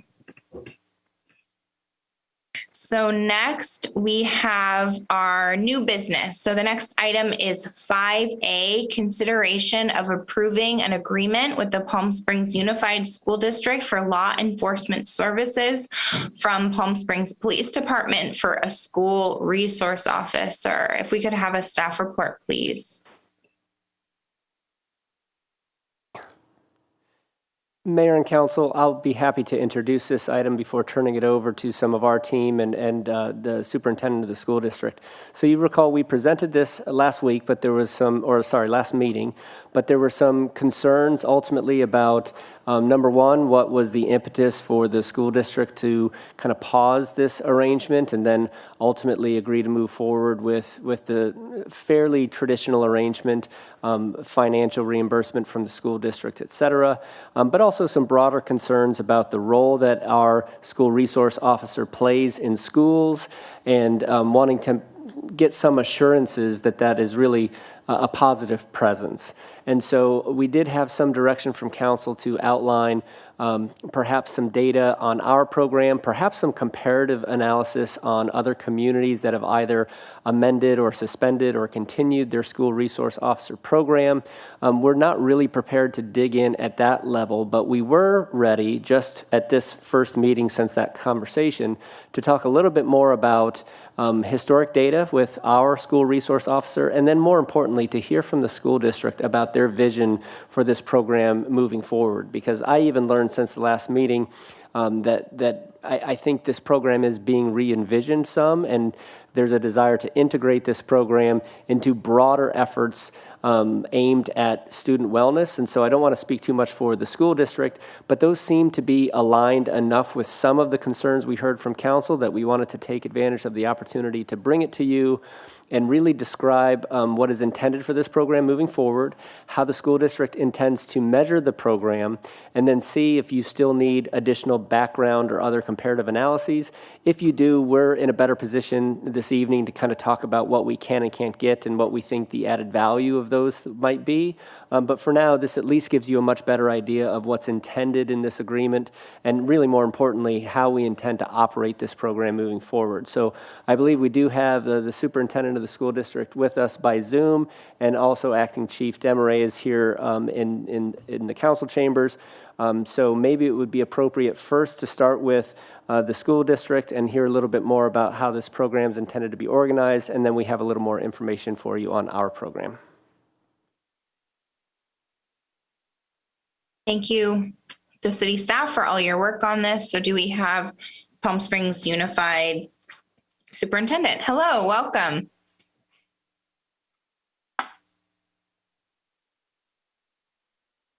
Hi, you're here live with the city council and Great, in thank our you. That was council quick. meeting. Welcome. Yep, it's quick. You enter and you're live. So Got it. Thanks for the warning. thank you for being here. And city staff just gave a short staff report about the city side. So if you could give the council your report as well for Palm Springs Unified. And if you could introduce yourself, please. Absolutely. Thank you. My name is Mike Sweezy. I'm the very proud superintendent of Palm Springs Unified School District. And tonight I'm pleased to share with you the same information I shared with our school board on Tuesday night. So it's a very brief history of the district's discussion about SROs, and then where we are now in the process. And then certainly we're hoping that the Palm Springs City Council will approve the contract that you have before you. So if I can share my screen, if that's appropriate, I'd love to do that. Yes, thank you.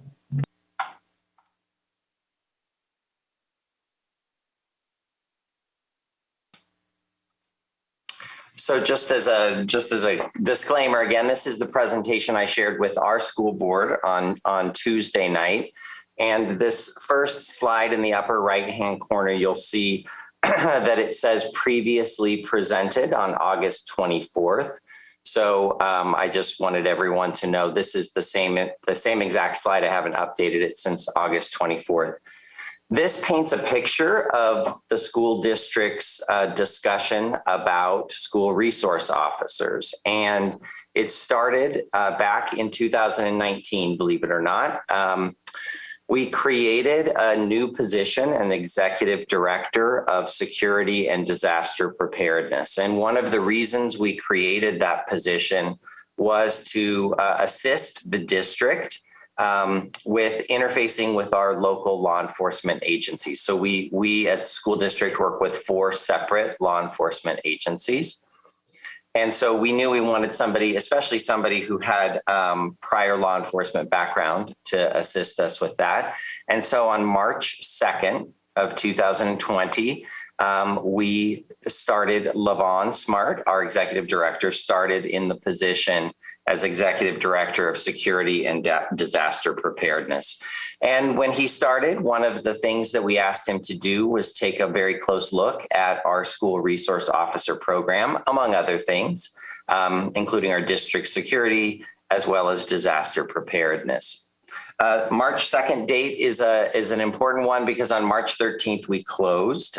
We had the school closure for COVID-19 started on March 13th of 2020. So just a few days after Mr. Smart started. On July 7th of 2020, he did his first public presentation on the SRO program in the school district. And we had several public comments at that meeting, both for and against having school resource officers at our high school campuses. At that time, Mr. I'm so Smart. sorry to interrupt. We see a smaller version of your and it's difficult to read. It's probably difficult for the public to read. Is there a way for you can make it larger, fully large on your screen, or is it on our side? If it's our tech support, then we will work on that. Yeah, on my screen, it was large. If I don't share, if I don't expand it out of presenter mode, will you tell me if this looks better in terms of size? It doesn't look better, but is it bigger? It is bigger, but try to do present again. We'll try one more time. I'm sorry, you were on such a roll with your presentation. That's okay. No, I want people to see it. There's a lot of detail. Is that still small? It's still small, but I think it's okay, and we'll work on it on our end. Thank you. Okay, sorry about that. So this timeline, and we're happy to again share this. Thank you. I see somebody making a good technical adjustment there. So that was July 7th of 2020. And we did have a lot of public comments, both for and against school resource officers. And Mr. Smart at that time said he had compared our program against the national standard from the National Association of School Resource Officers, and said that he would like to work on the program and kind of bring it up to date in terms of training and some other things that were happening on the national scene. Again, NASRO, National Association of School Resource Officers. Then again, at that July 7th meeting, at the bottom of the slide here, you can see our school board asked Mr. Smart to review the agreements that we had with the school or with the law enforcement agencies, the duties and responsibilities of those school resource officers, the training that they received that was specific to working at schools, the selection process of how we end up with a school resource officer, how much time they were spending on campus, how they were interacting with students, and the percentage of the total cost that the district was paying. So that was back in July of 2020. He gave his first update on that on November 10th of 2020. And then we did a survey gathering device here in the district, asking staff and students their perception of the school resource officer program. We used something called a thought exchange survey to do that. Then as we started to develop our local accountability budget, that presentation, we discussed school resource officers again in March of 2021, again with our parent advisory group later in March of 2021. And then presented the budget. And so the LCAP, which is specific money the district receives to improve outcomes for students, specifically academic outcomes, we decided to reduce the amount of LCAP budget that we were using for school resource officers. And so that was presented on June 8th of 2021. So it came a little bit before, but it was then approved on June 22nd.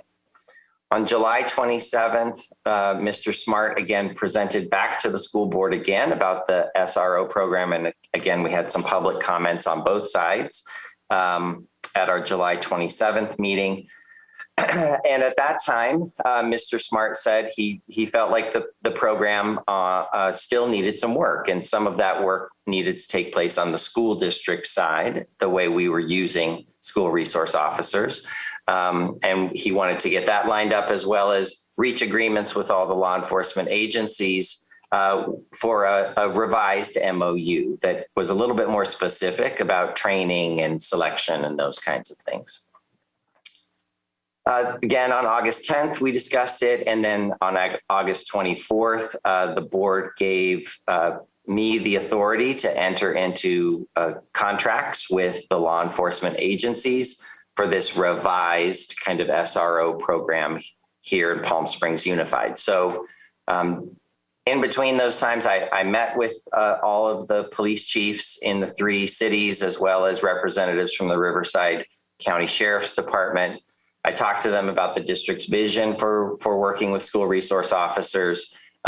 We reached agreement there, and since that time, we've been working then to get these MOUs agreed and approved through all the various agencies, and it's taken us some time.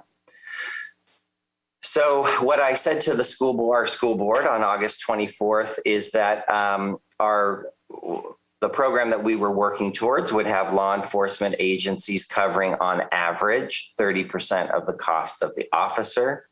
It's important to note there the on average piece because that is across 4 different agencies, all with different widely ranging salary scales, I must say, and different amounts that they were able to cover and able to charge the district. So when you look at those as a total for the entire school district, it averages out to approximately 70% for the district and about 30% again for the different agencies.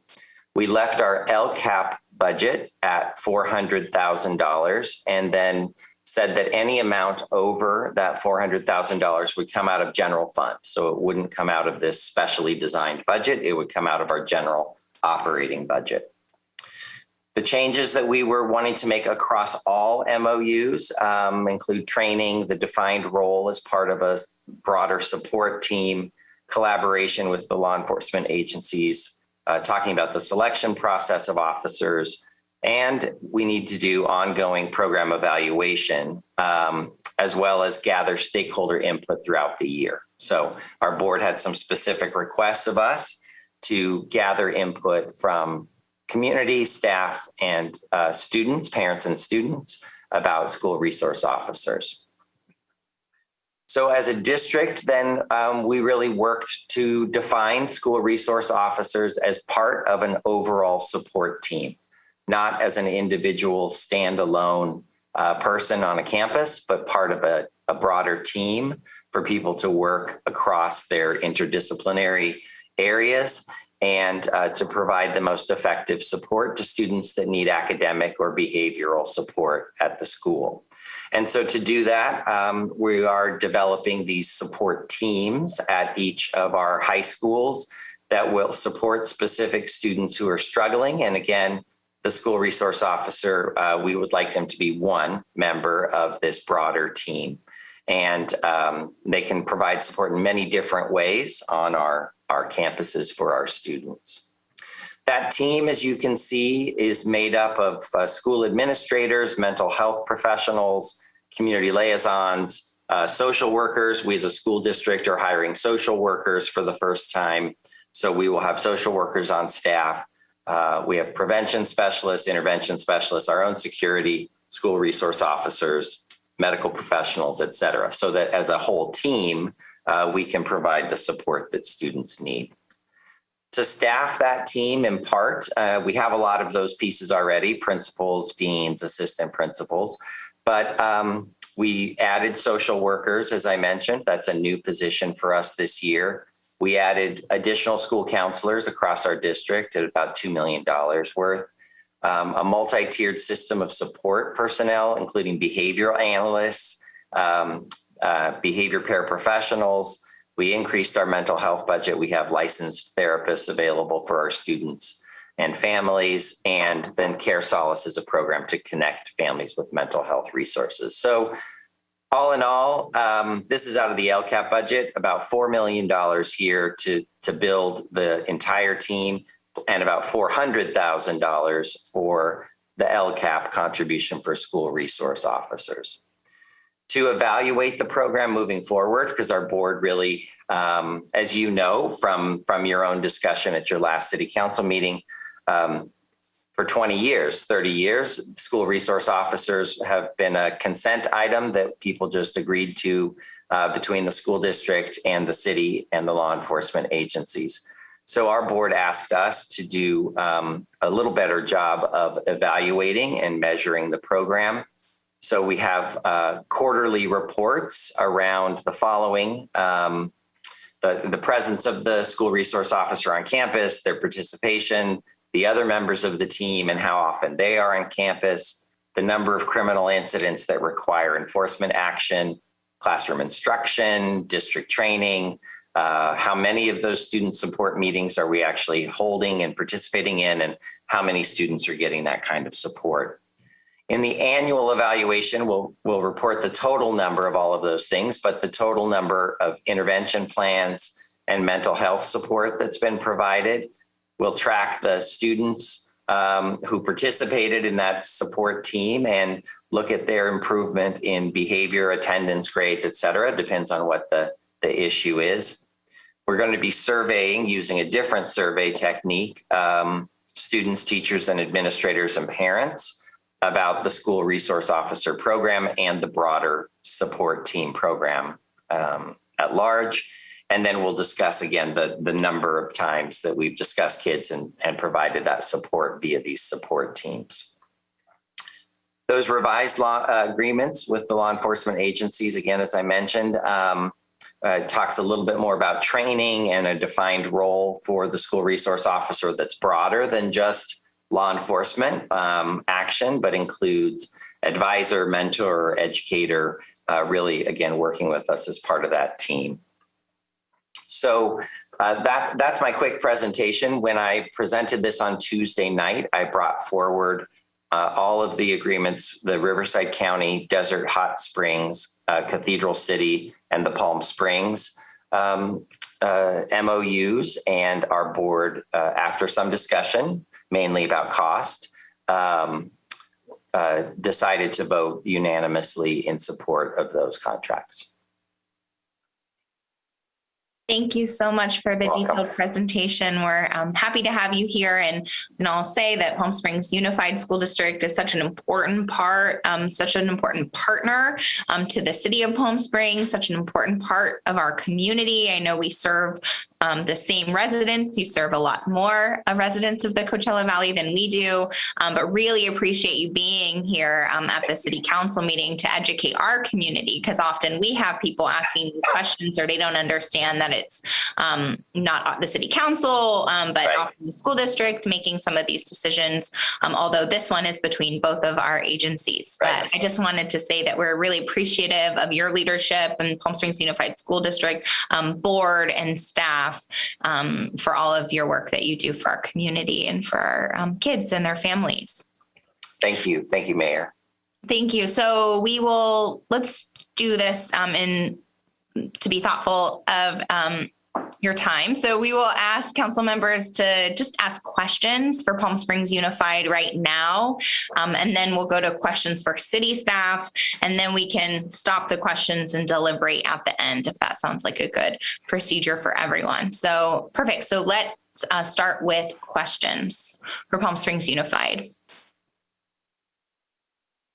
Councilmember Garner and then Councilmember Kors.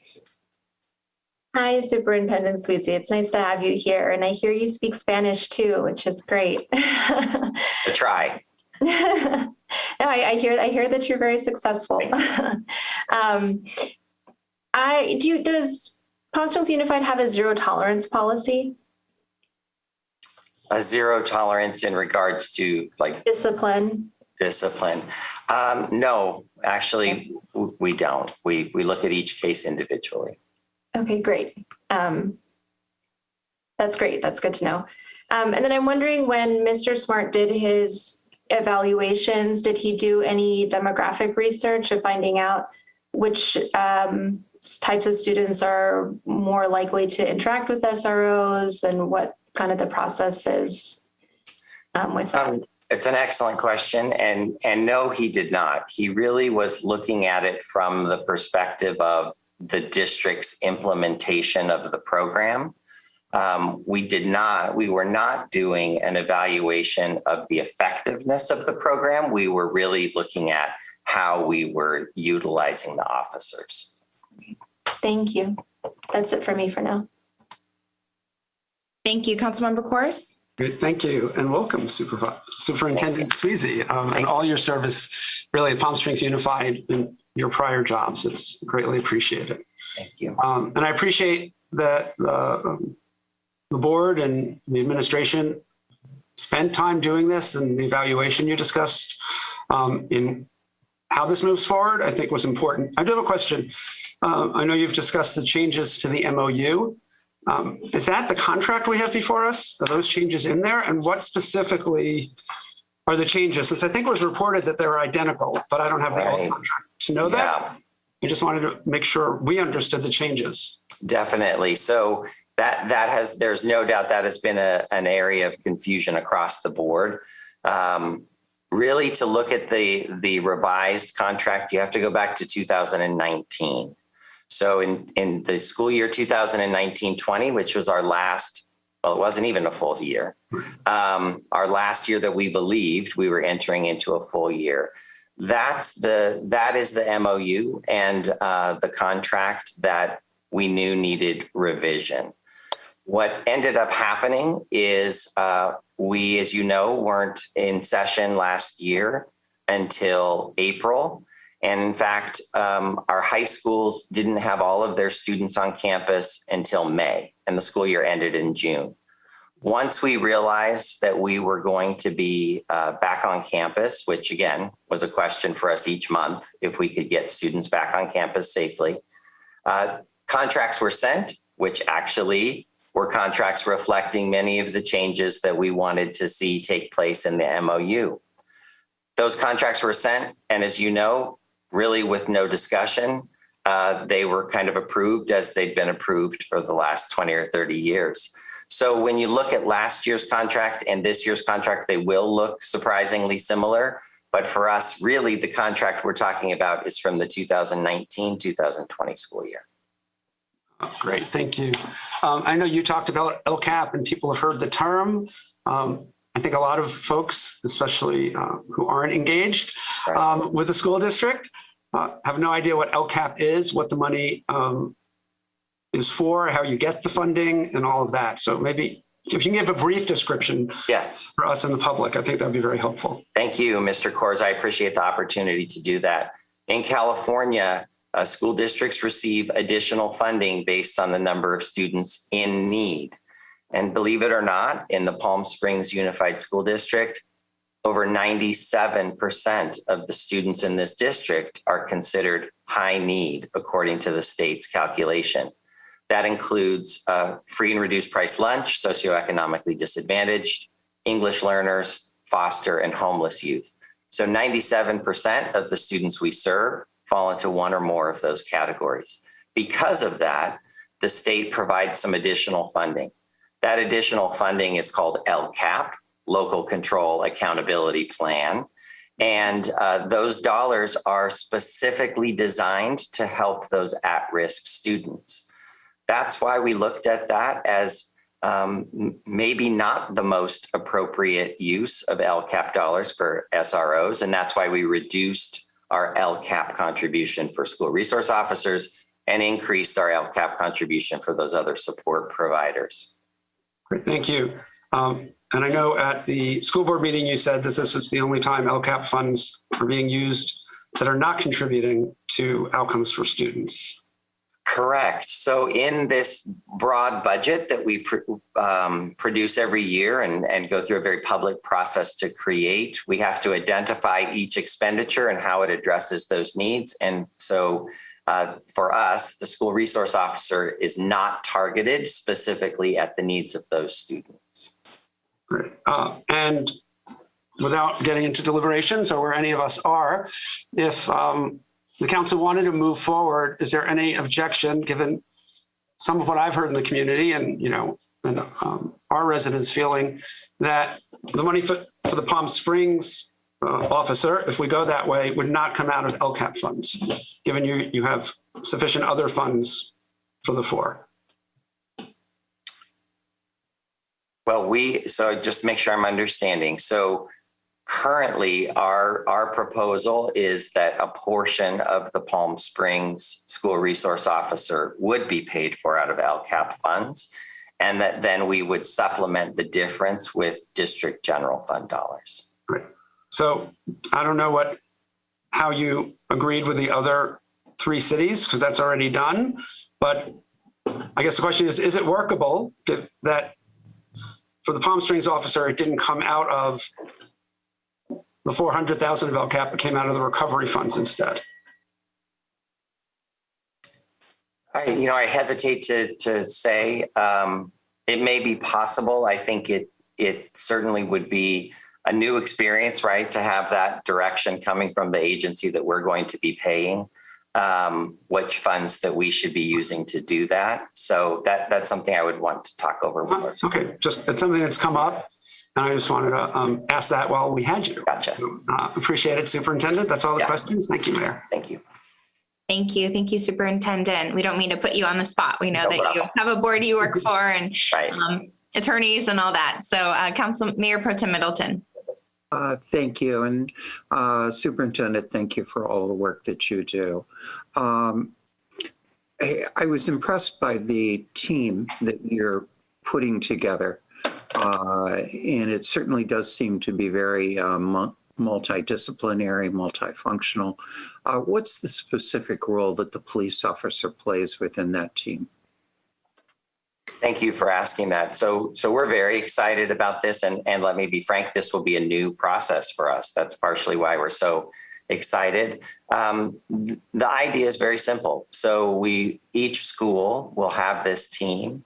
The school will identify 10 students, 15 students who are struggling. And again, that can be with attendance, it can be academically, it can be behaviorally. And then those students will really be looked at by this team. And the approach is one of support. So we would like the school resource officer to be part of that process, in part because we want them to be aware of the many resources that are available to support students. So they would be there really to participate in the process of providing support for this student.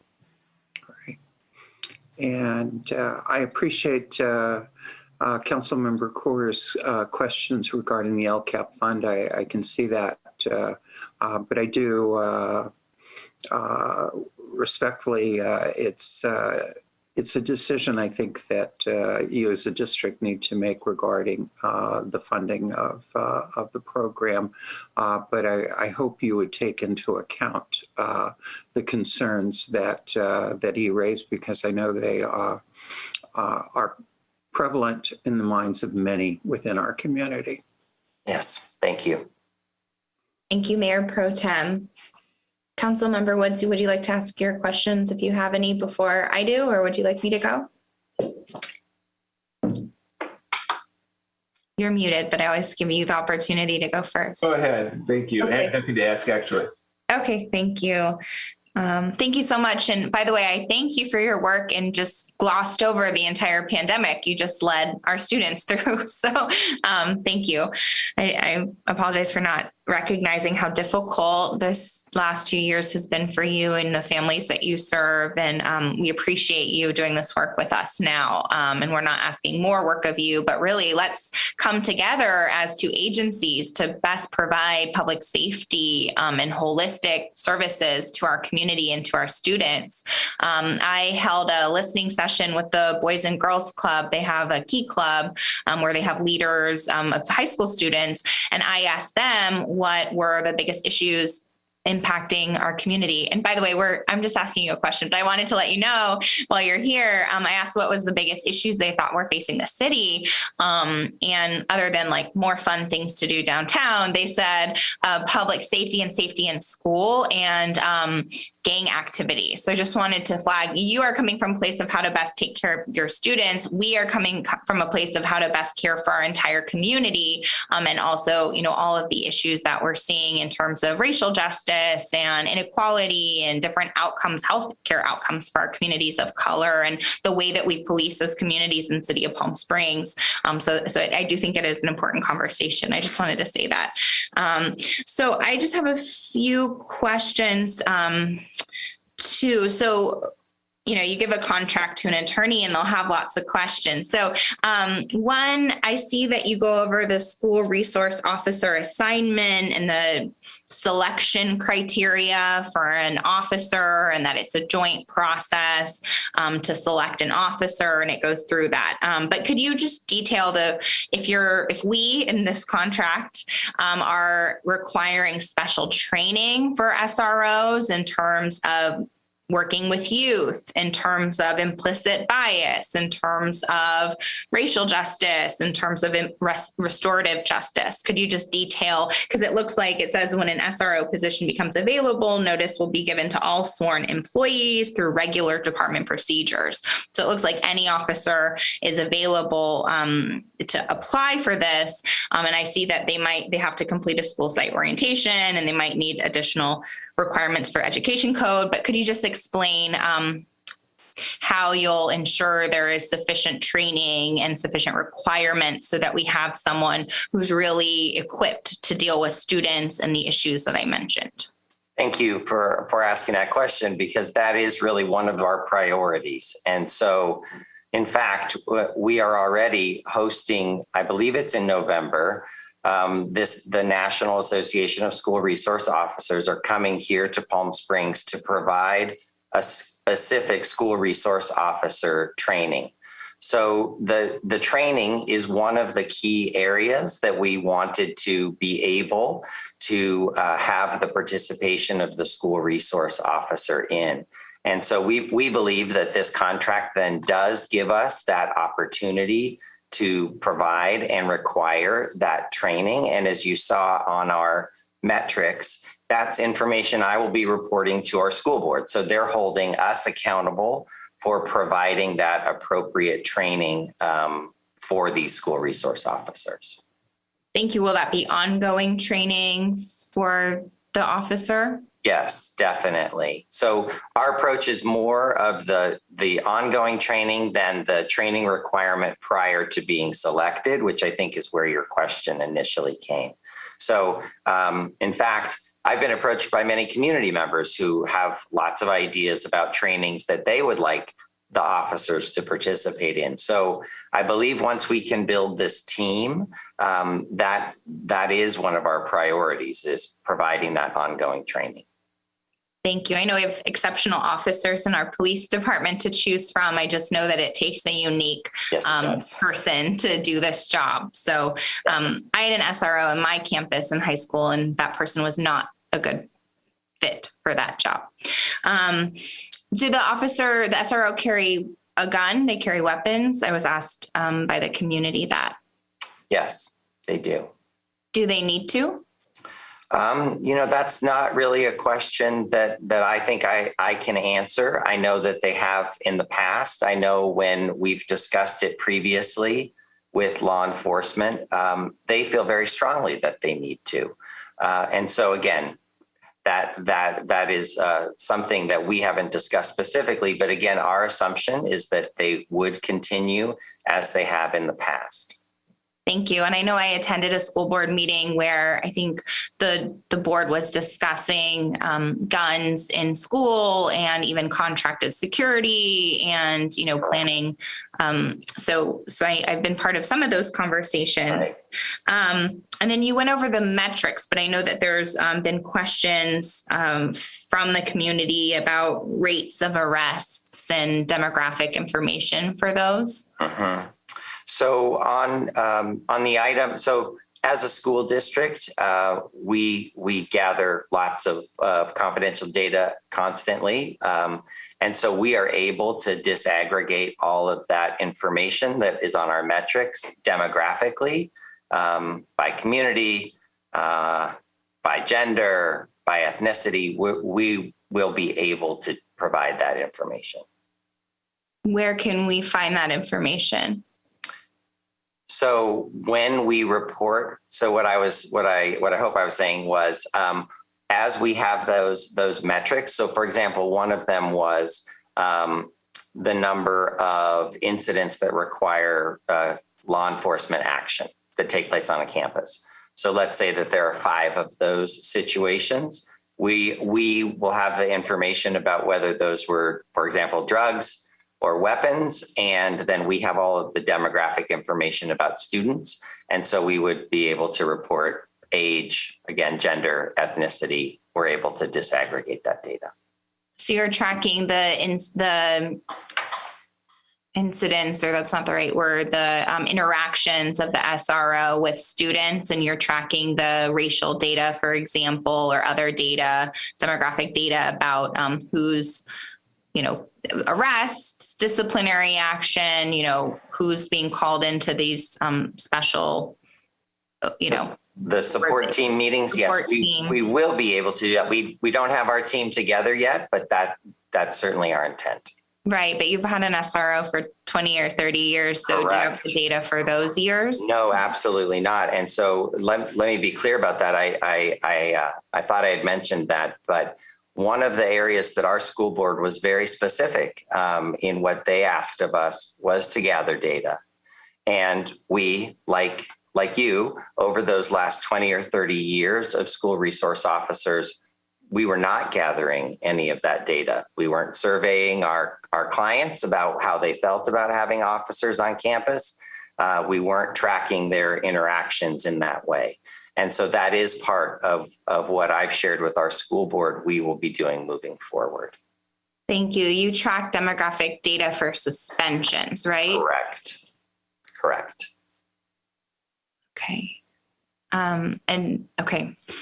Thank you. I appreciate it. And then I think my last question is just about LCAP funds. I share the sentiments of my colleagues and what we've heard from the community. I don't sit on the school board, so I'm not approving the use of LCAP funds, but I'm concerned about being involved in signing a contract which would take LCAP funds, which are supposed to be for serving underserved students, and using it to provide police, which the city provides. We have a police department. We provide officers. We already respond to Palm Springs High if you need it, right? So I think we are involved at least in using the LCAP funds. So I'm just wondering why LCAP funds were used. I don't know your overall budget, but why not general funds or relief funds? Correct.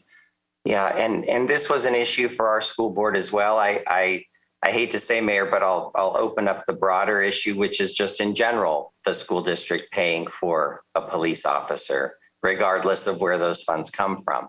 So for us, again, with the program that has been here for a long time and has lots of strong public sentiment on both sides of the discussion, we felt as though reducing the LCAP budget to $400,000, increasing the LCAP contribution to the mental health and social emotional health of all of our students by $4 million in the very same budget, the very same action did both of those things. That then supplementing whatever additional cost the cities would charge us would have to come from our general fund. But let me be clear, we would love to have this partnership. We would love to have these school support teams. We would love to have school resource officers on campus 5 days a week and not be in the position of having to pay for them. So I just need to say that. I appreciate your passion and your vision around the LCAP dollars, and those are very difficult decisions. And in fact, it's why I'm here tonight in October, still talking about school resource officers. That was my first meeting as superintendent, was trying to work out the budget to pay for the school resource officers. So again, I'm well aware of the challenges there. I believe we have a very strong plan that attempts to do both of those things in a positive way for our students. Thank you very much. Any other questions for the superintendent? And I'll just comment, we wanted to have those conversations too, right? We're not just, let's go along with business as usual, but let's rethink public safety with you and our community, how to best care for the safety of our students with you, right? And how can we support the school district? Because we know 97% of our kids are in need, and we have a role to play that too, because we are providing housing and services and, you name it from the city, right? So we're partners in that. So I appreciate, I hope that we'll have more joint meetings and more of those conversations, because I do think it's really important. And sometimes it's segmented where you're all over here and we're here and we don't work together. So thank you for working with us and thinking those things through. Other questions or comments? Mayor Pro Tem, did I see your hand? Any questions for the superintendent before we let him go? No questions. So when it comes time for comments, I'll have a couple. Thank you. With everybody else. Thank you. So then I'll just ask and to the superintendent, I'm not sure if you'd like to stay on. If you could stay on for a few more minutes, we'll ask if there are any questions for city staff, and then we'll excuse you so you can go back to your evening since it's 8 p.m. So are there any questions from council members for city staff?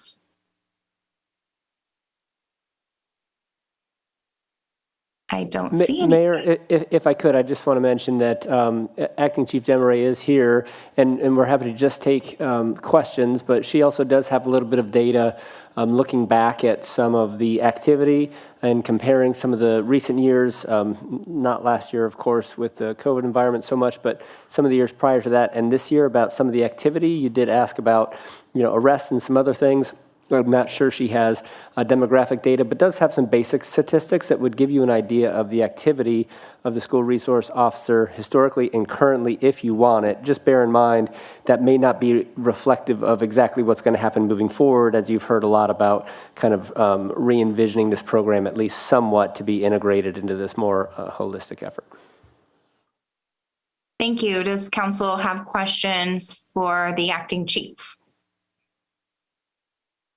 I think the council previously talked to the acting chief about these issues and heard about what the SRO does and heard from Palm Springs Police Department. So I don't see any further questions. So do we have comments from council members? Mayor Pro Tem. Thank you, Madam Mayor. I support moving forward with this program, and school resource officers, we've all seen and heard stories of when it has worked well and when it has not. I think what we have here clearly on the part of Palm Springs Unified is a commitment to make this program work and to make it be multidisciplinary, multi-functional, and I believe we should be working in partnership with our school district to advance this. If there's a community where we can demonstrate how this program can and should work, I believe Palm Springs is a place where that will happen. And I would remind everyone, our schools, unfortunately, can be incredibly dangerous places. And some of the most horrific actions in our country have taken place within our schools. And it's important that that we provide the resources that allow us to be able to respond immediately when there is violence. Thank you. Thank you, Mayor Pro Tem. Other comments?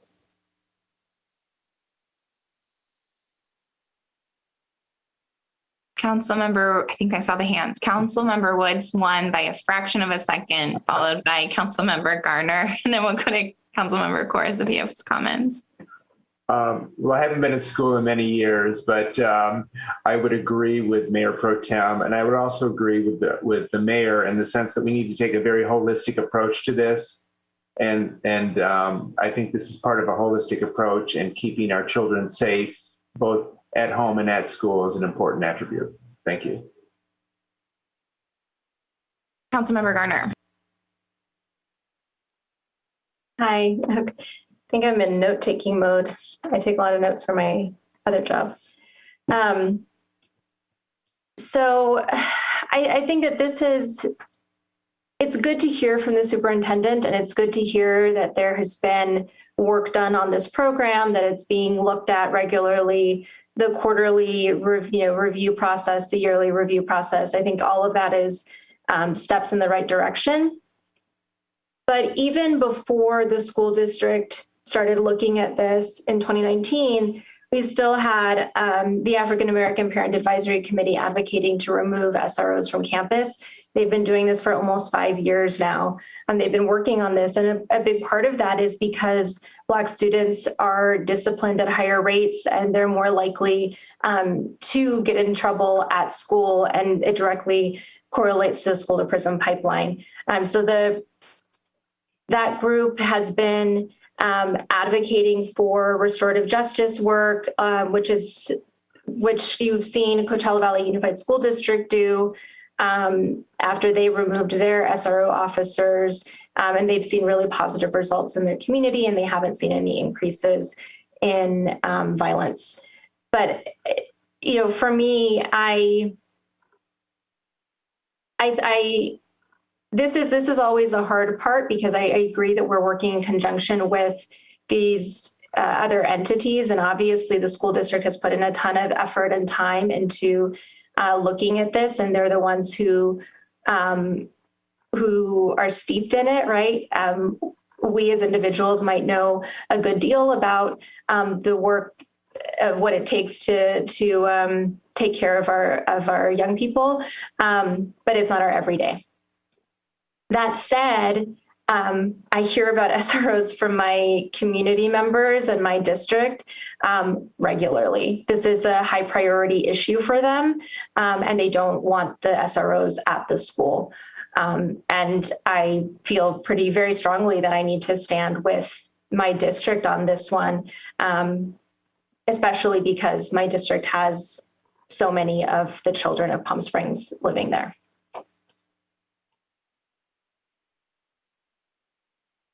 Thank you, Councilmember Garner. Do you know, you know the number offhand, right? The proportion of kids in your district? I'm just wondering if you know that. I was actually just looking for that, and I don't know, especially with the new census numbers, but I know the last time around when we looked at it, it was like a lot. It was almost the majority, like well over the majority. Yeah, I thought so. Thank you. Councilmember Kors. Great, thank you. And I appreciate Mayor Pro Tem's comments. I would, though, add to it that we've had, shootings with, sadly, students being murdered in elementary schools and middle schools, and there's no request. Police respond when they're called to those. So I think this is not really for that purpose, and that's not how it's sort of outlined. I don't know if we have any evidence that I've ever heard that having an officer on a campus deters shooters, but I just wanted to note that, right? We have concerns, and our police will always respond to those, no matter what level school they're at. I will say I'm really struggling on this, concerned about it for the reasons that I think Councilmember Garner already explained, and having, an officer uniformed with a gun in a school and the impacts it has. I also have some concerns about LCAP funding, but that said, I am really appreciative that the school district is trying to figure out how to do this differently.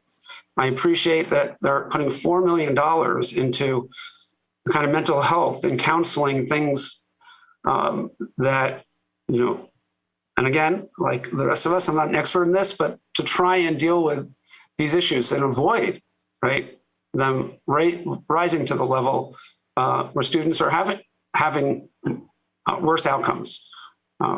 So that's sort of where I'm at the moment. I just wanted to, I appreciate, and as long as, we're really going to get that data after a year, if this does pass, I think is really important that we get those demographic breakdowns because, the school district hasn't done this before. I understand that. And Superintendent, I really appreciate you. And over the last 2 years, the desire to get that information, I think that's really important data to see because we do know there are communities that are more distrustful of police based on their experience. And that's not what we want, right? So seeing that data, I think would really be helpful. And I know you want that now, and I really do appreciate that. Thank you, Mayor. Thank you. I think I'm with you there. I think I share the concerns about the funding. Just, we're participating in a contract that is taking LCAP dollars. And though I'm not sitting on a school board to allocate LCAP dollars, I do think we are then entering into a contract to spend $400,000 or however much proportionally of LCAP dollars, right? To our officers. So we live in a city where our police department is a few blocks from our high school, a few blocks from our other schools. We have a small city, so obviously it matters. And I've talked to people who work in the DA's office and other places, the role of SROs in ongoing investigations and in gang activity. We've had those conversations, but I do think this is a city issue because it's about public safety and also how we're investing in our students. We've talked about And this is why I'm grateful for the superintendent and Palm Springs Youth Unified to have these conversations, because we've seen gang activity. I know Councilmember Garner has really spoken up about the lack of mental health services for our students, the lack of employment opportunities, the lack of things to do, frankly, right? And so that is all stuff, that's all the role of the city to provide and to work with. And the answer is not just police and schools, but also what are all the other opportunities and services we can provide our young people and their families. So I think that's really important, but I am concerned about the LCAP dollars. But I know that the data for the school district is that Black students are disproportionately suspended, as well as American Indian or Native students. So we have the data on the suspensions. I appreciate that there's a program to change that and to move to a more restorative justice model. But I am concerned about our role in that as the entity providing those police services on campus. And again, I always have to say this because it's nothing about any individual officer, our officers, which are excellent in doing, their best work and show up to work every single day to protect students and to protect our residents. So it's just a comment about the role that these SROs have traditionally had. And I'll say, I met with an SRO when I went to high school because I, had truancy issues, even though I had all A's. So I'll just say that. So I was forced to meet with an SRO every single week, I think, and they would march around very intimidating in our school. They'd have a gun. They were intimidating to students, and to the impact of meeting with an SRO, police officer in a police uniform every week instead of a counselor or a mental health worker or support services, right? That was the model when I was in high school in 2004. So not that long ago, but a while ago. So I think that's important to share. I'm not a person of color. I feel safe with the officer, but it was still very intimidating. And I could imagine the impact that has on your learning. So I'm not a school board member, but I just wanted to share that personal experience because I do think that impacts learning. And I do think it's our job to provide public safety and to think about how to best do that with our expertise in our police department. And maybe our funds. So if I could, I really do believe that the question before us is whether we're going to be a partner with Palm Springs Unified School District as they try to reform some of the experiences that have been remarked upon. And it's my hope that we will be that partner. And I don't know if it's time to make a motion, but if it is, I'm prepared to make one. Thank you. My motion would be that we approve the contract with a notation that it is the concern of the Palm Springs City Council that LCAP funding not be used, but that decision is the responsibility of the Palm Springs Unified Board of Education. Thank you, Lisa. So thank you, Mayor Pro Tem. Excuse me. So there's a motion, and is there a second? I'll second it with a note as well, is that the police officers that we assign to the position don't act in an intimidating manner, that the manner in which they act would be professional and one to be on board. And unlike what the mayor's example was, try not to be that intimidating force, but be more of a friendly force in the environment. Thank you. Further discussion, Councilmember Coors. Thank you, Mayor. I don't know if this is a friendly or unfriendly amendment, so you can let me know, motion maker. I'm not quite comfortable with the note that it's totally the school, the PSUSD's decision on the LCAP funding, in that if we're taking LCAP funding into our budget to pay for something, that makes me very uncomfortable. And so we are part of this decision, right? And so my friendly amendment would be that given, and I'll just say this first and I'll come up with language as I'm talking. But given the other three cities, as I understand it, approved it without any saying if they cared if it came from the LCAP portion or the Recovery General Fund money, that absent a compelling reason that we'd have staff, the city attorney look at, that they don't use LCAP money to pay the city for the officer. So that would be my amendment that would make this a lot more palatable for me. Yeah, I really appreciate where you're coming from on that. And my only reservation is I don't want to be in a position of telling another board what to do as much as telling them the concerns that we have. And if they respond to those concerns, then issue's over. If they do not, then that's something that we would have to consider going forward. Sounds like a no to my friendly amendment. So I guess we can see how the vote goes and we'll go from there. Thank you. Is there further discussion?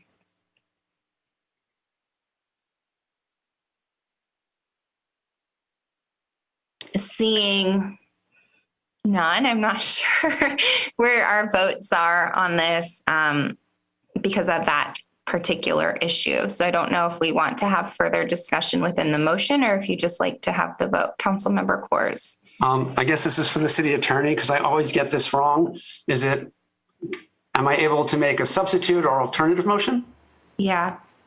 You can make a substitute motion. As I heard your proffered motion, it sounded more like an amendment than a substitute. Okay. And so should the mayor call for the vote, it'd be appropriate to call for Mayor Pro Tem Middleton's motion first. And then if there's a second to Councilmember Coors' amendment, that would be taken second. Thank you. That's really helpful. Councilmember Garner. Just, sorry, quick clarification for Councilmember Coors. I'm a little bit confused about your original and proposed amendment. Sorry, I muted myself when I was unmuted. My amendment is that the funds paid to the city for our portion of this not come out of LCAP funding.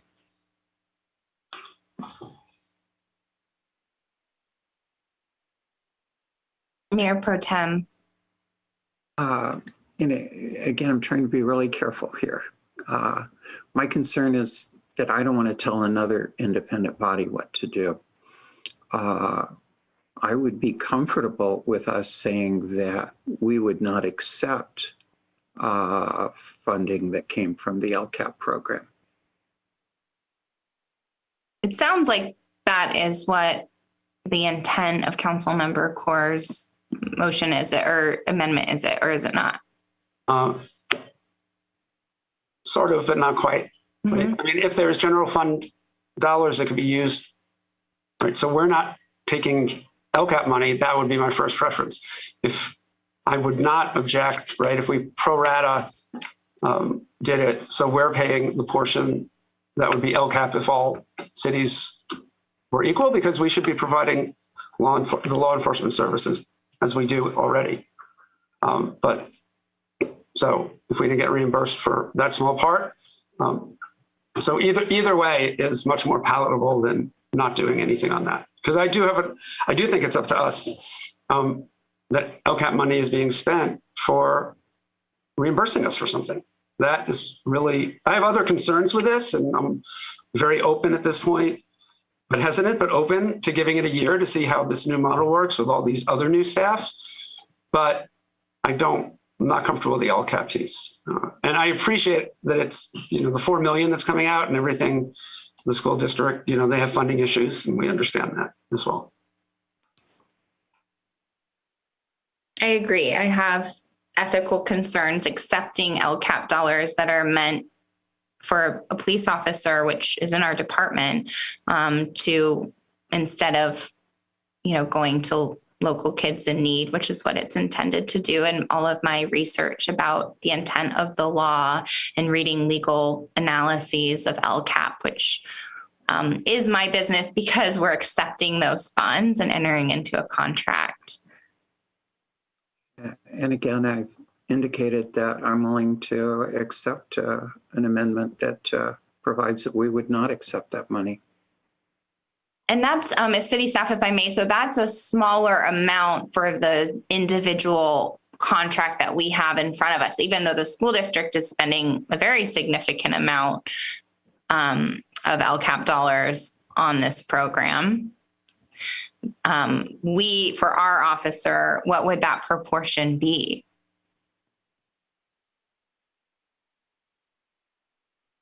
Sorry, Mayor. I think my mic button is a little off, and the superintendent could probably help more than I could on that. I'm glad he's still here. Thank you.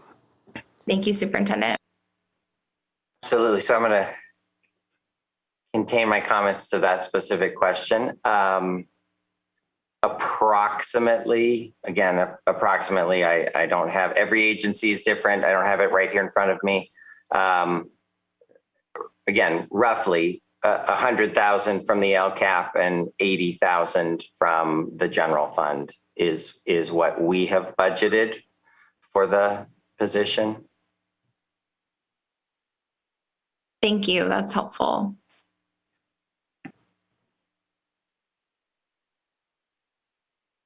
So Superintendent, if I can ask another, I'll try and be as specific as I can question. So if we reduced it by whatever the proportion is based on what you've allocated for the 4 officers, and we contributed that amount, right? We lowered the amount, the proportion of LCAP. That 400,000 coming out of the LCAP would be lowered by that amount. It wouldn't just be transferred to another city's resource officer. In other words, would you still spend 400,000 anyway from LCAP? Great question. Because then I would propose that be returned to the LCAP and used for other LCAP expenditures. That would be my recommendation. So if we condition it on that, you'd bring it back to the board to approve or not approve, and if they didn't approve it, then you may be back here. Is that how this would work? Well, I think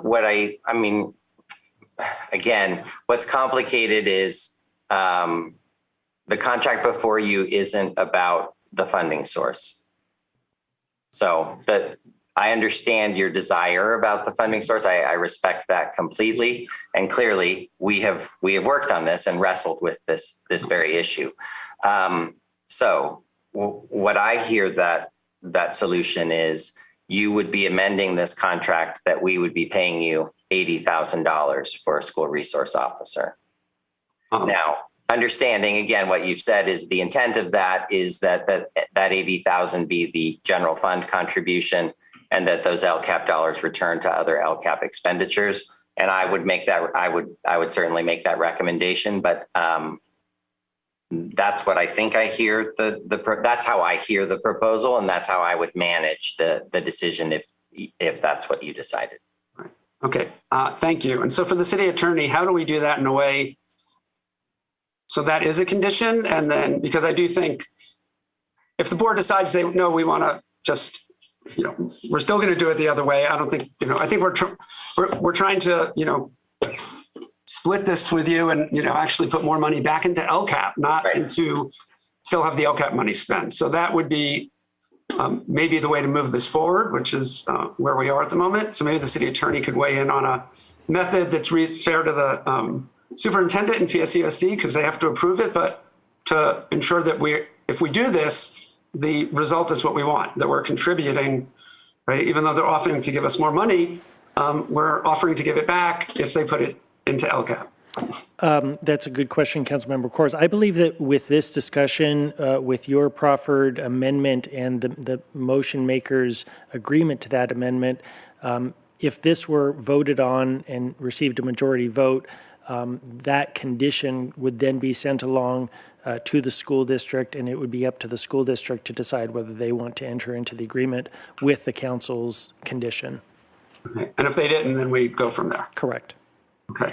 I actually think that's probably better than my motion, my amendment, Mayor Pro Tem, because, you know, we're contributing to put money back into LCAP that might otherwise not happen. And I think that's a good thing for us to do.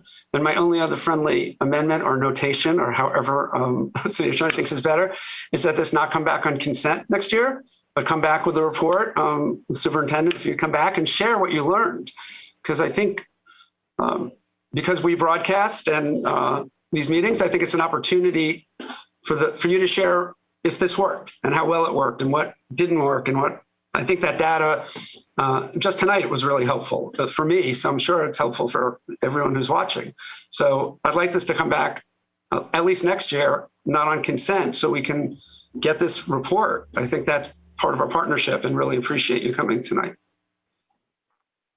Thank you. If I can ask Superintendent, Councilmember Garner raised the African American. Remind me, sorry, it's late. The committee. Parent Advisory Committee. Parent Advisory Committee. I'm sorry, I have a teething baby who wakes up multiple times a night. Could you just detail for me, because this is important for me to understand, what work has been done with that committee to and their advocacy around removing SROs because of the disproportionate suspensions by race, especially in the Black community in Palm Springs. Could you just detail what outreach? Because, you know, for me, I think it would be, if I were designing the program, which I'm not, though our police department is participating in your program, it would be built with those students, right? Nothing for us without us. It would be built with that committee so that you do have the expertise of the community of what are the actual public safety issues we need to address and what is the help that they need from officers. So could you just explain that? Because that's, I think, where I'm caught in. I don't want to feel like I'm voting against that committee and those residents. Understood. So Mr. Smart has met with our APAC, our African American Parent Advisory Committee, a number of times, specifically around the issue of school resource officers. And in fact, he presented to the committee and then later went back to the committee president with what we were recommending as changes to the MOU. And so that discussion was completely about how we can improve this program for everyone moving forward.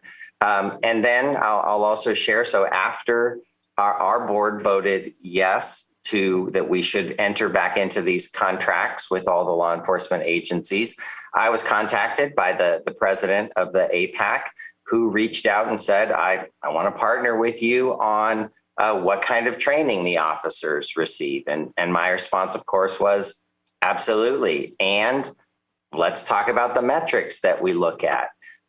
There were some specific requests about, can we put specific language into the MOU? And I explained again how the MOU process, as you've already stated, is most of that language is standardized language.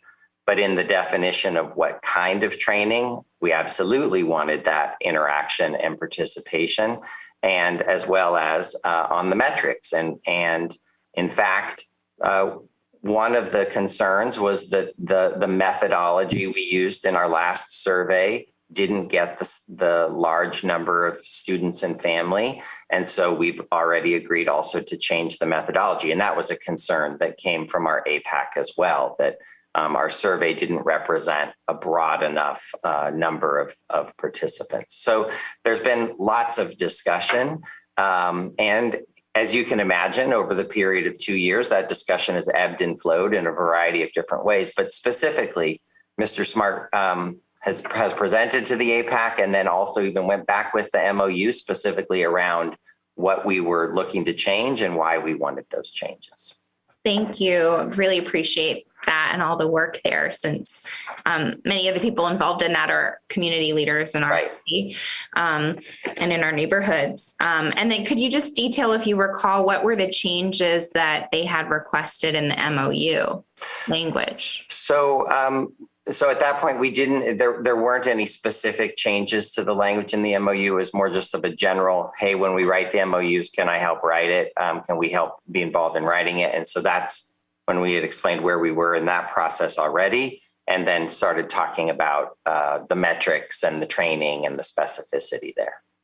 Thank you. I appreciate that. Yeah, it'd be great for that committee to have a seat at the table in designing this program, because we know we have public safety issues to address in our communities, and we want to be thoughtful about how we're providing those. So thank you for thinking that through. And please think of the council, the city, as a partner in that work in our police department.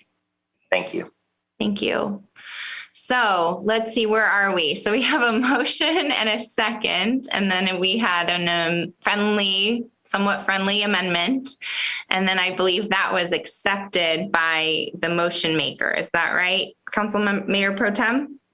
That was accepted in the fashion that the city attorney thankfully provided us that I think was great clarification. Thank you. So for the public, city attorney, could you please repeat that? I will try.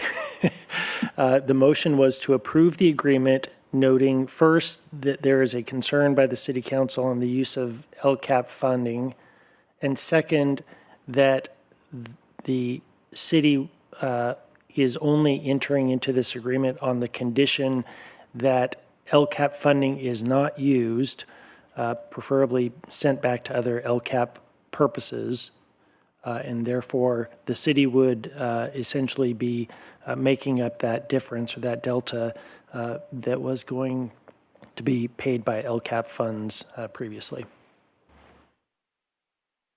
Thank you. So appreciate that. So to this, Councilmember Woods, do you accept that as well? You're the second to the motion.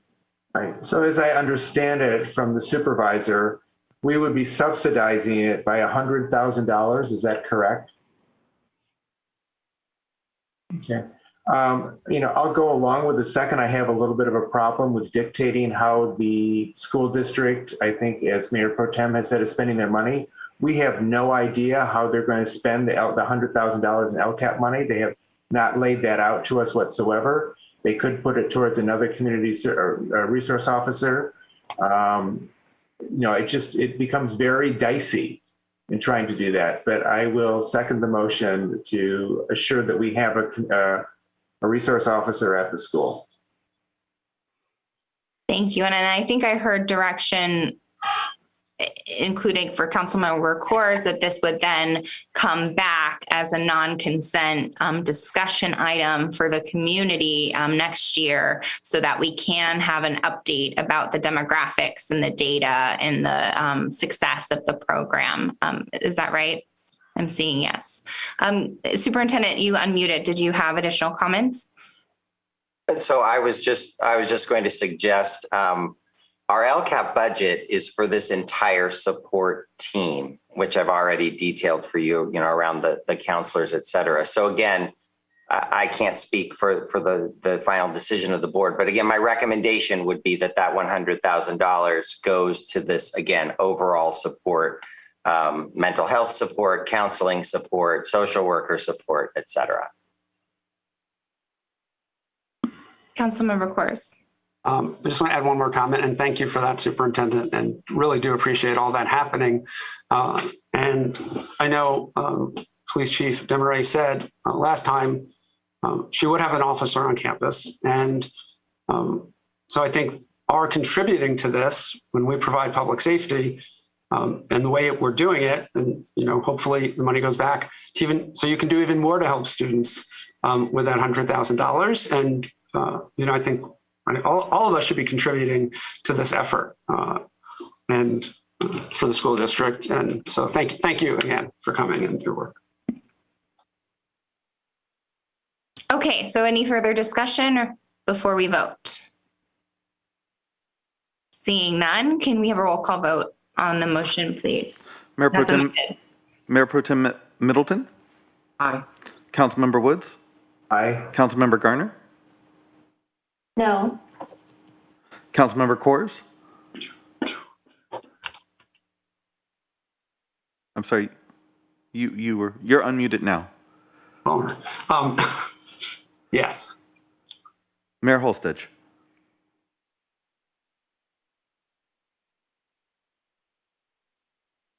I'm going to vote yes, and hope that the direction that we gave about communities of color and leaders be involved in designing the program. And I look forward to the discussion in a year to really go over the metrics. I'm a little surprised to see and hear that the school district hasn't been tracking those metrics. I know they have been for suspensions. I know they've done work on restorative justice, but I think this is a really important conversation for the city. And I look forward to having it in a year and see how this program affects our students and affects public safety overall in our schools. Motion passes 4-1. Thank you. So we're at 8:30. Would we like to take a break? Thank you, Superintendent, very much. Thank you. Appreciate it. Council, are we ready for a break or would you like to continue? Yes, we will take a break. So we will go ahead and go into recess for 15 minutes and then we will come back, and remember that we'll do public comment for non-agenda items around 9 p.m. So we will see you in 15 minutes. Thank you.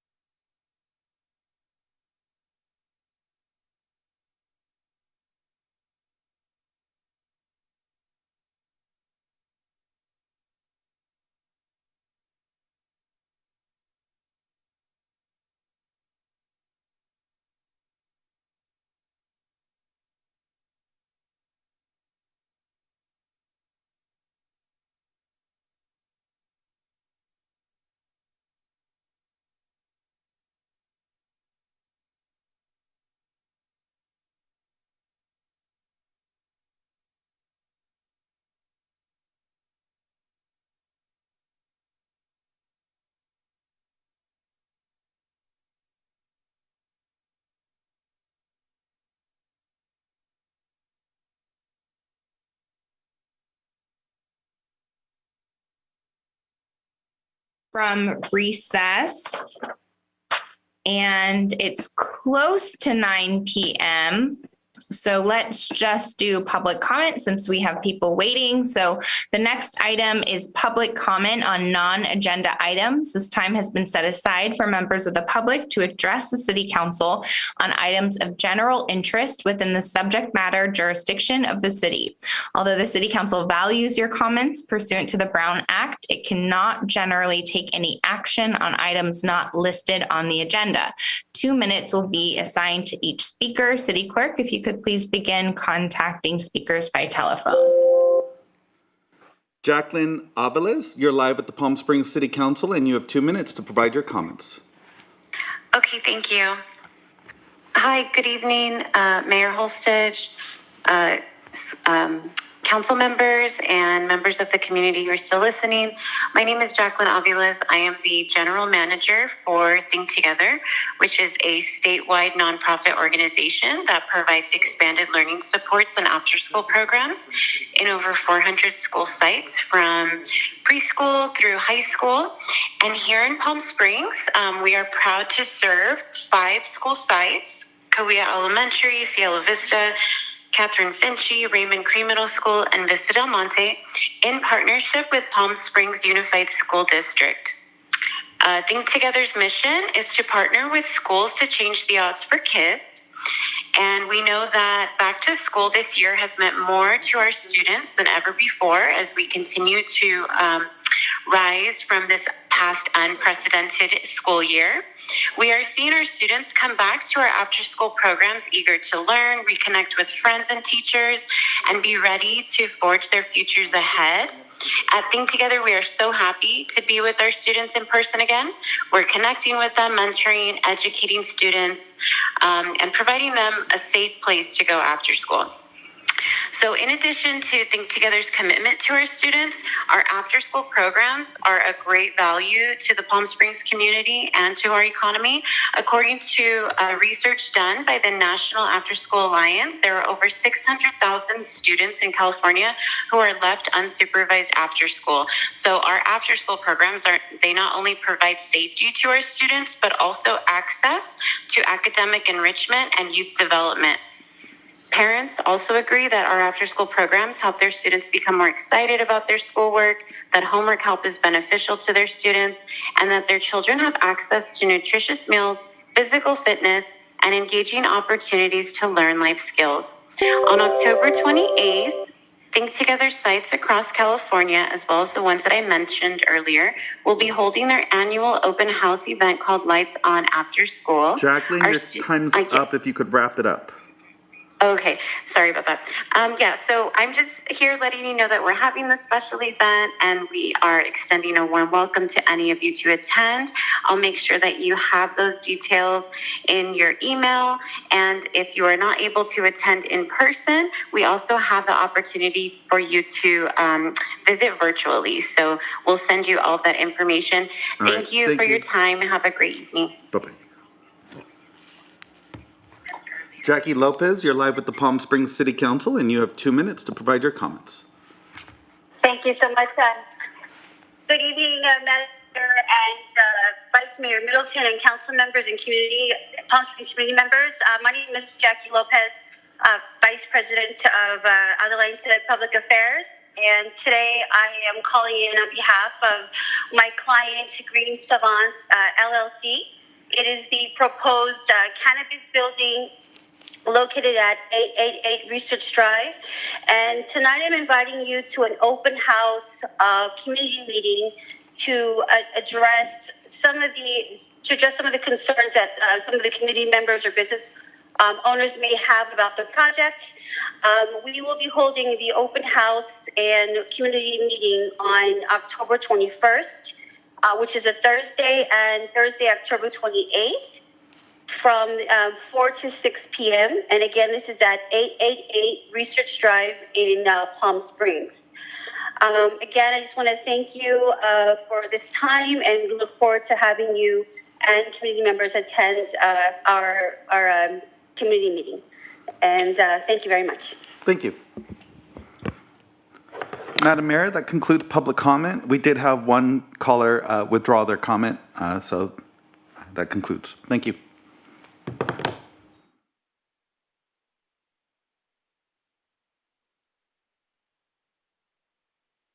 So the next item is item 5B, consideration of an extraordinary rate adjustment request and an annual rate adjustment proposal for solid waste and recycling collection services. If we can have a staff report, please.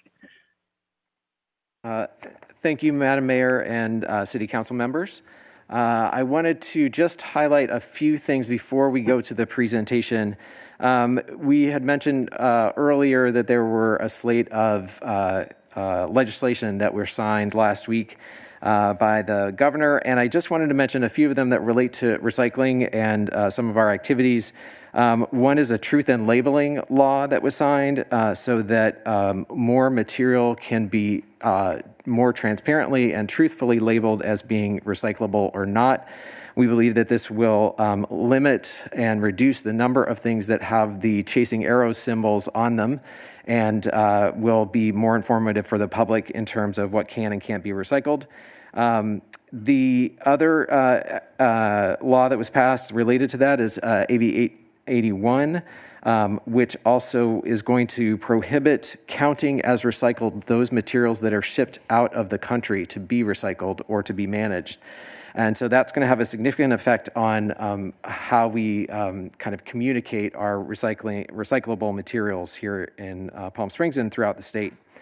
The other thing, there was some legislation passed related to the presence of chemicals in compostable material, which is sort of aligned with our recent foodware ordinance.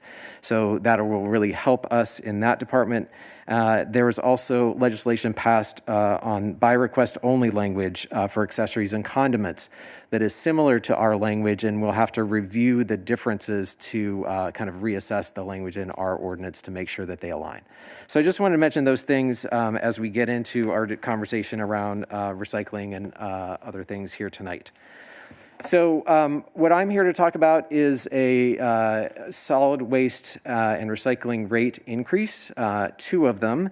And I wanted to be clear that these rate adjustments are for past activities as well as current operations. They do not relate to some of the new scope of work and the new services that we'll be offering that we talked about last meeting.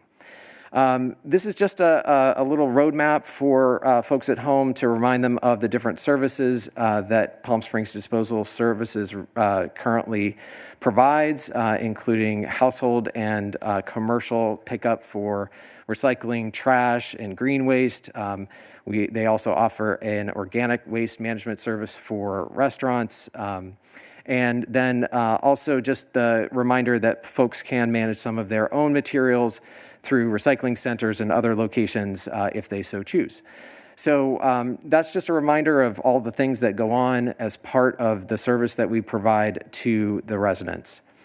I also wanted to mention the waste and recycling fees. I know that there's a lot of elements here, and I wanted to kind of just describe them for folks and to make sure you understood how they broke down. The 2 that we will be talking most about tonight are the hauler service fee and the solid waste handling fee. Those are the 2 portions of the rate that will be most impacted by our conversations today. And then the city fees that are also associated with the recycling and waste management services are also listed there. As you can see, the city fees are a very small portion of the overall fees that people pay for their service. The solid waste handling fee is really related to the amount of fees that are incurred by the waste hauler when they take the material to be dropped off and managed. And then, of course, the main fee, which is the cost of them to do all of that work for us. So again, if you have $1 and it breaks down in these particular ways across the different types of fees. So I'll come back to this a little bit as we go forward. So as I mentioned, there are two types of rate adjustments that are included in your packets tonight. One is the annual rate adjustment. As is noted in the staff report, this is a regular annual rate adjustment. PSDS works with the city to adjust their rates every year based on the consumer price index as well as actual material handling charges that they have to pay to manage the waste and recyclable material that we have. As noted below, this rate adjustment affects those two portions of the rate on the left, so the solid waste handling fee as well as the hauler service fee. That's what the annual rate adjustment covers. And as was noted in the staff report, this adjustment works out to about a $3 increase for our residents that get typical service from us, and then you can see how the rates play out for other types of customers. It would be applied in January and April bills. And again, this rate increase should have taken effect in July of this year, but it has been delayed as we have worked with PSDS on a variety of other rate issues. These are monthly rates, even though people get billed quarterly. So you would be looking at 3 times this amount on your total bill for the quarter. These rates are for half a year. So again, they would be adjusted down when we looked forward to creating the base rates for starting in 2022.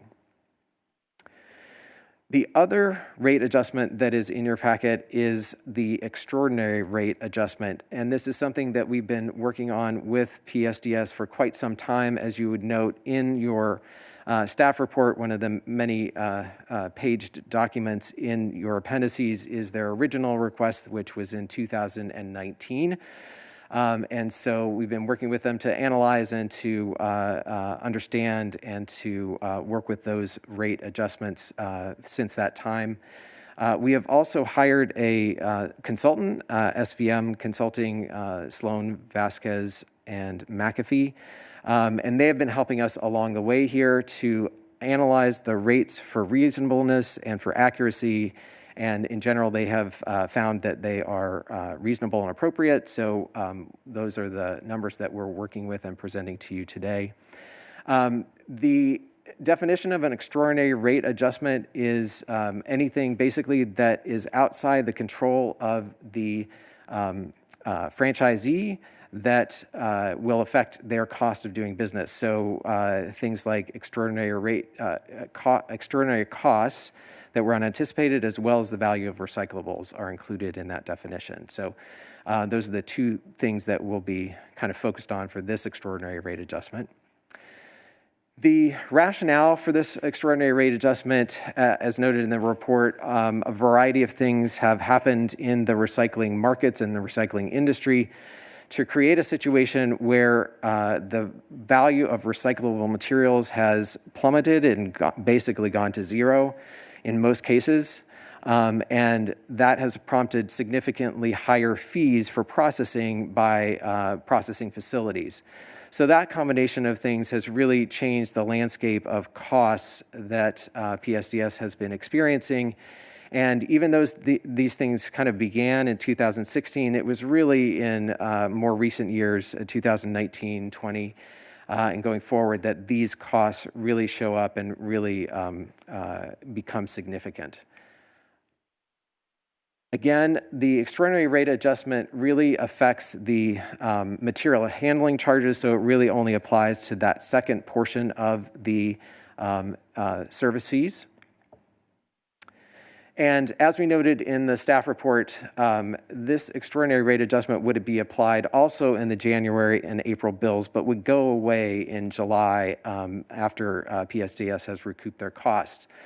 I did want to point out there was one typo in the staff report, and that second number there in red should have been $3.13 instead of $4.65. So this gives you a sense of how much additional cost residents and commercial businesses would incur on a monthly basis as a result of this extraordinary rate adjustment. Again, this extraordinary rate adjustment is backward looking, so it really addresses costs that have been incurred by PSDS since around the 2014 timeframe, which is what we included in the analysis. So I also wanted to point out that these costs are additive, right? So people will see both of these costs at the same time. So you can see here, if you're a residential customer that's paying $18.38 now, if both of these additional rate adjustments were approved, it would result in a bill of about $25.89 per month. And so those are kind of a summary of those two costs combined. And again, the final table in your packet is this one, and we wanted to bring this to your attention, and we wanted to wait to bring this to you when we had some sense of what our future costs might look like. And again, what we tried to do here was give you a sense of what we think the additional cost for SB 1383 compliance might look like. These are just estimates. We expect that these will change and be refined as we go forward and have discussions. But as you can see there, if customers are paying $25.89 in January of this year per month, that might go up a little bit to $26.23 next year, or I'm sorry, in July of 2022 when the other rate increases come into effect and the extraordinary rate adjustment goes away, and then the an annual rate adjustment is downgraded to its where it should be. So again, there's a lot of things happening here, and again, if things are approved, then this is how this may play out in the next year for customers. Now, I just wanted to mention something about timing. We are going to be issuing a Proposition 218 notice. Prop 218 requires jurisdictions to issue notices to customers and property owners when there are increases in things like rates for utilities, as well as rates that may affect their property. This is a property affected rate, and so we will be doing a Prop 218 notice and hearing. We would need to send out letters to about 33,000 to 50,000 recipients. We're trying to work out the detail of that with our attorneys in the next week, so that they would have it by about the 25th of October. That is incredibly ambitious, and so I'm not sure if we would make that deadline even if you approved everything tonight, but we would certainly be shooting for that if we were able to do that. If we did not meet that deadline and we wanted to have things in place by January, it may mean that we would need to have some sort of a special meeting after December 9th if we wanted those things to take effect in January. So happy to talk more about that, but those are kind of the highlights of the elements in your staff report. So with that, I have, we should have added Enrique from Sloan Vasquez. I don't know if he has joined us, but we also have folks in the room from Palm Springs Disposal Services who are also here to answer any questions you may have. Thank you so much, Patrick, for your staff report and the detailed staff report in our packet available to the public. We really appreciate your work. So are there questions for Patrick from council members, for staff? Councilmember Woods. Thank you, Patrick. Thank you for the comprehensive report. Thank you for the correction to the table on page 5B-9. It was very confusing before the correction, so I appreciate that. I have a question. The difference between residential economy and residential walk-in is basically that they walk into the site and take the trash versus you haul the trash to the curb. Is that correct? I'm sorry, can you repeat the question? The difference between residential economy and residential walk-in is that with economy, you personally walk the trash to the corner, the homeowner, and walk-in means that the disposal service actually walks in and grabs the trash and brings it out. That is correct, yes. PSDS sends a staff around to collect those bins and put them out on the curb prior to pickup. But they're the same trash cans. right? There's no difference in the trash cans. No, there is no difference in the trash cans themselves.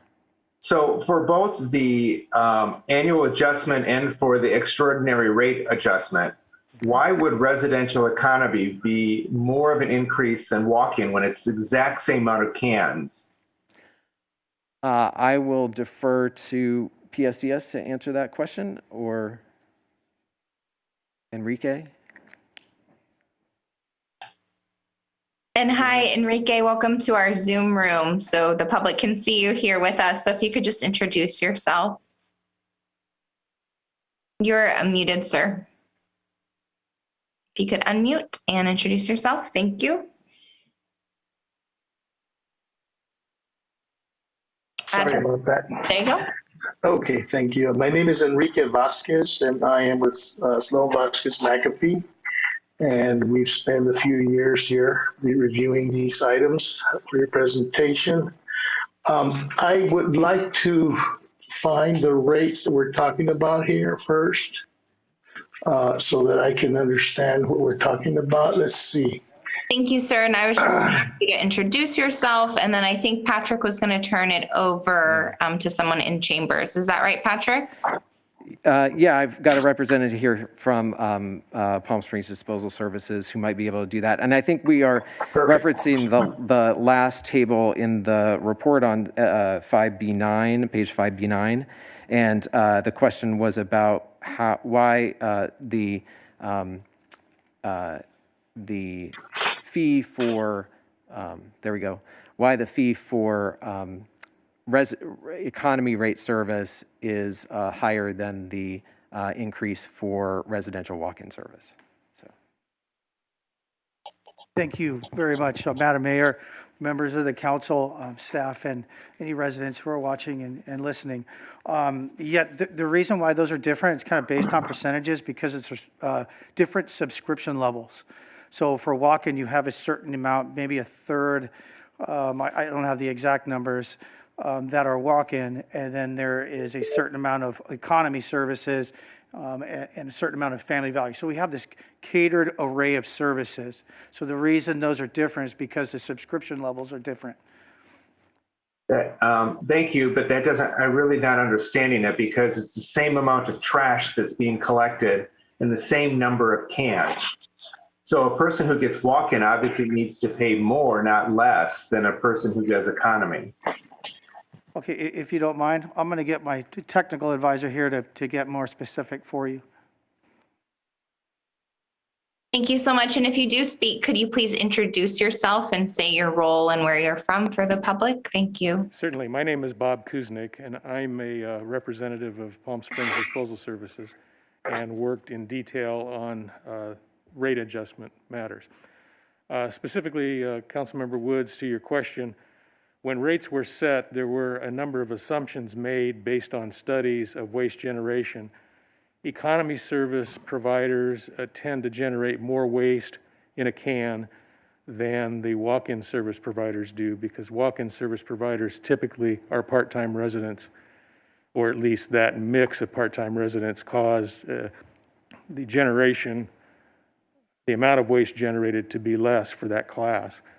And the amount of rates being, or the rate being adjusted, the component of the rate being adjusted here is that material handling fee portion, which is all based on tipping fee and weight.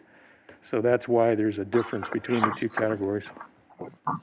I would question that assumption just because every vacation rental has to be walk-in service.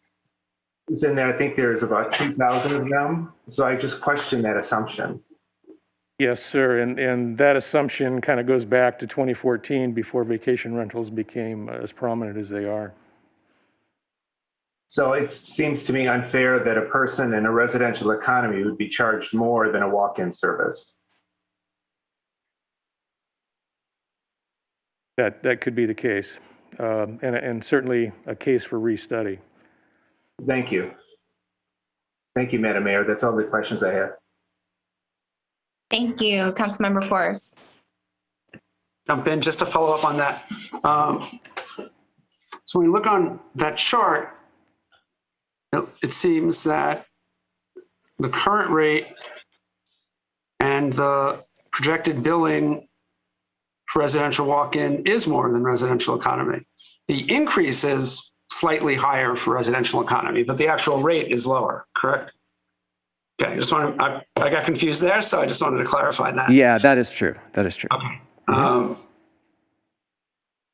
just have a couple questions, since I think for at least me, as I read this, I was thinking a lot about our discussion at the last council meeting about composting, and I think many of our public comment was about composting. So is that involved in this discussion? It is not, council member. It is to the extent that PSDS provides organic waste service currently and has provided that service in the past. Those elements of cost are included in these rate adjustments, but it does not include anything moving forward with regard to additional service related to organics.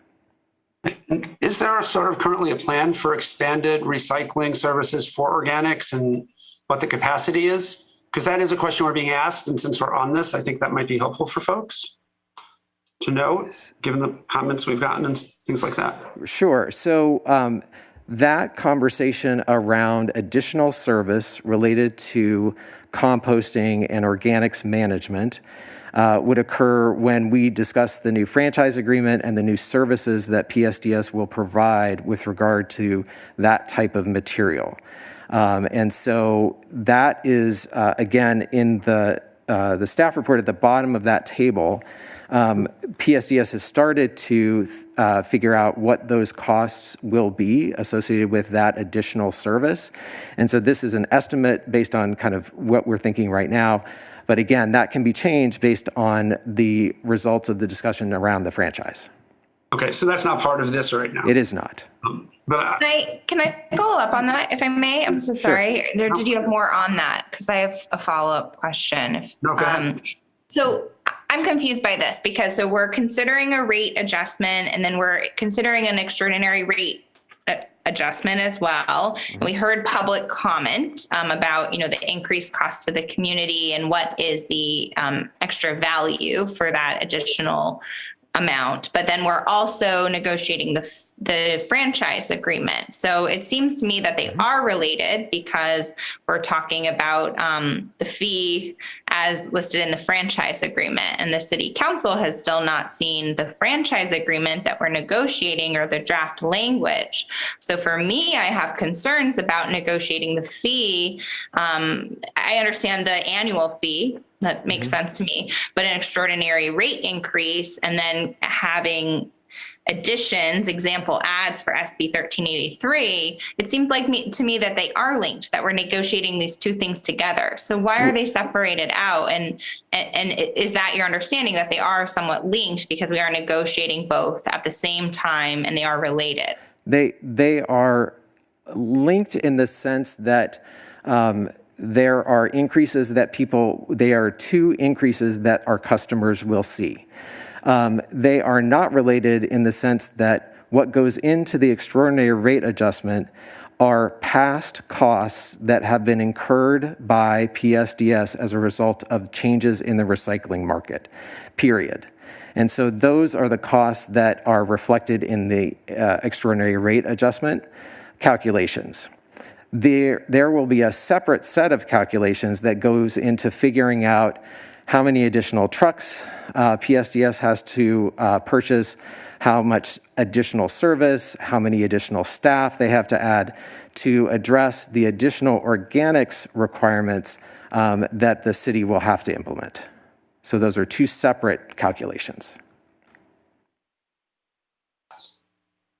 Thank you. Sorry, Councilmember Corus. Thank you for taking some of your time. I want to follow up on that just so I'm clear, because I want to make sure the public's clear. So on page 5B9, where we have the two things in red, example ad for SB 1383, that's not what we're discussing tonight. You just put that in there as something that might happen. Exactly, and we wanted to do that because we wanted to make sure that people understood there's additional rate adjustments coming, and that this is being provided to them just sort of to provide some context of what may come. I understand that now, and that's what I thought, but I wasn't sure. So I appreciate you explaining that. Sure. Other questions for staff or Palm Springs disposal? Mayor Pro Tem. Thank you. I want to get some clarity of what we're being asked to approve this evening. Is that simply the extraordinary rate adjustment for work that has already been performed and for additional costs that have already been incurred? Or are we being asked also to approve what the new rates are going to be in July of 2022 because of the additional costs to be as a result of SB 1383? So just to be clear, you are not being asked to approve any costs related to SB 1383 or any scope changes tonight. You're just being asked to approve or disapprove the annual rate adjustment and the extraordinary rate adjustment. And the way that you characterized it is completely accurate. These are costs incurred. Thank you. And I find that a much easier pill to swallow, frankly. I think we still need more research into what the impact of SB 1383 is going to be and understanding what the new procedures are going to be, as well as understanding what the benefits of this is going to be in terms of moving forward. So that was my question, and I'll save comments for later. Thank you, Mayor Pro Tem. So if I could ask, so this is for past services provided, we understand. So can you explain why this is coming forward now? I know that Palm Springs disposal was thoughtful in our community going through a pandemic and not raising rates, and a lot of agencies have delayed or deferred rate increases across the board. So can we talk a little bit, or can you answer the need for this now? Sure. So I think those are maybe two slightly different questions, but in regard to kind of where this came from and how long it's taken, et cetera. So there are two pieces to that. So first is that, again, as noted in the staff report, PSDS has been talking to the city about these changes for a while, since around 2016, in my understanding.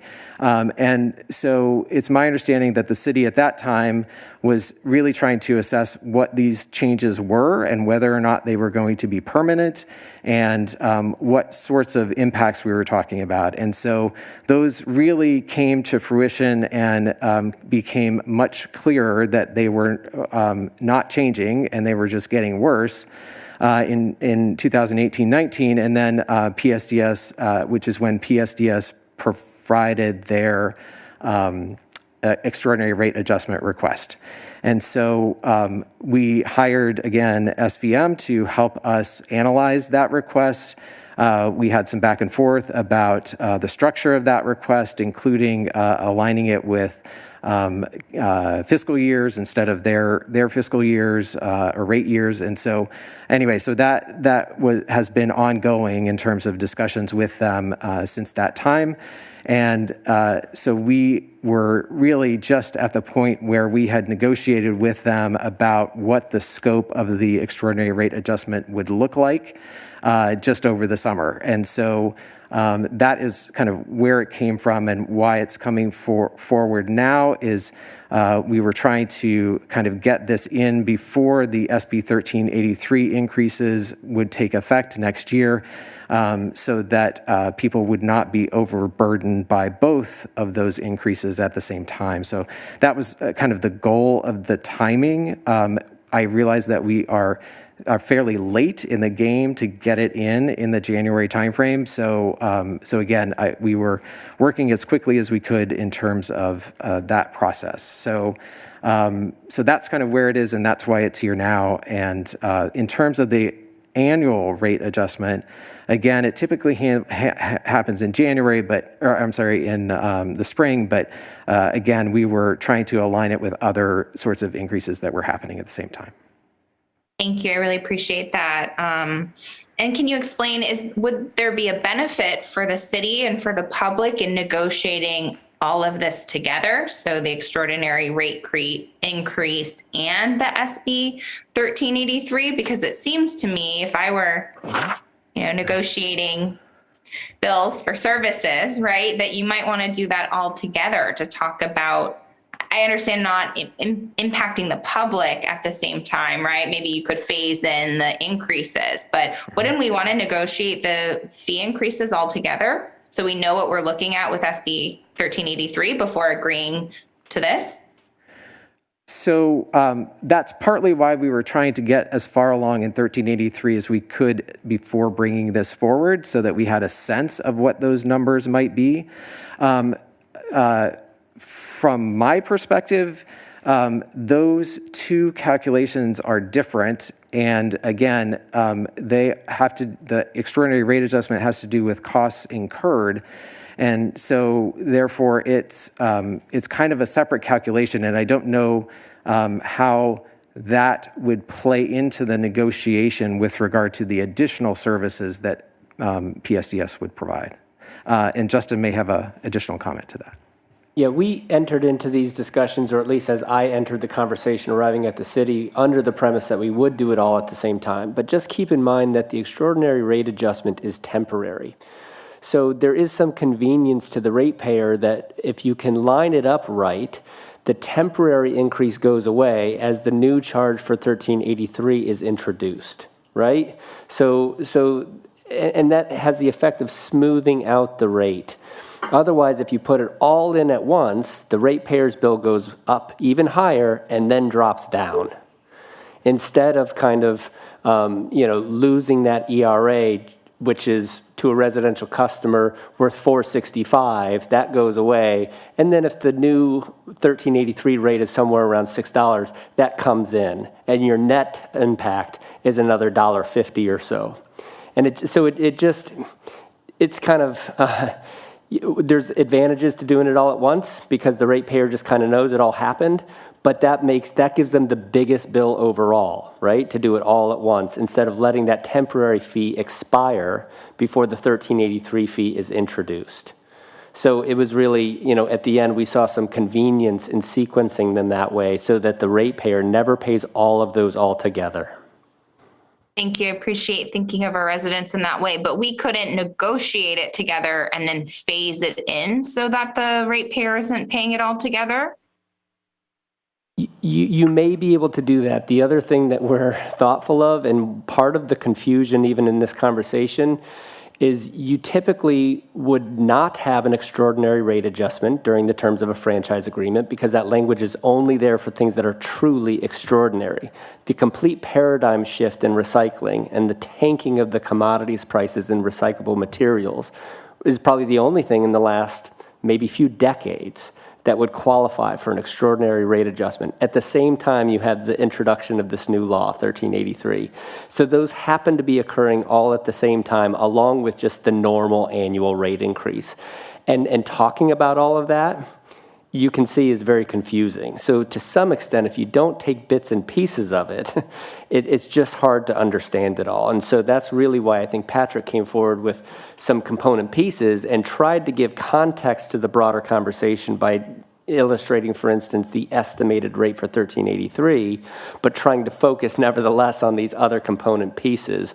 It's just a lot to talk about all at once. And when you add to it the procedural aspects of Prop 218 and the mailing notices and everything else that need to occur, it's really just a very dynamic process, no matter how we do it. If it's all at once, you're doing all of that in one and it all gets confusing. If you spread it out and do it in sequence, it kind of feels like you never have your arms around the whole thing at any one time. So admittedly, it's just a struggle either way.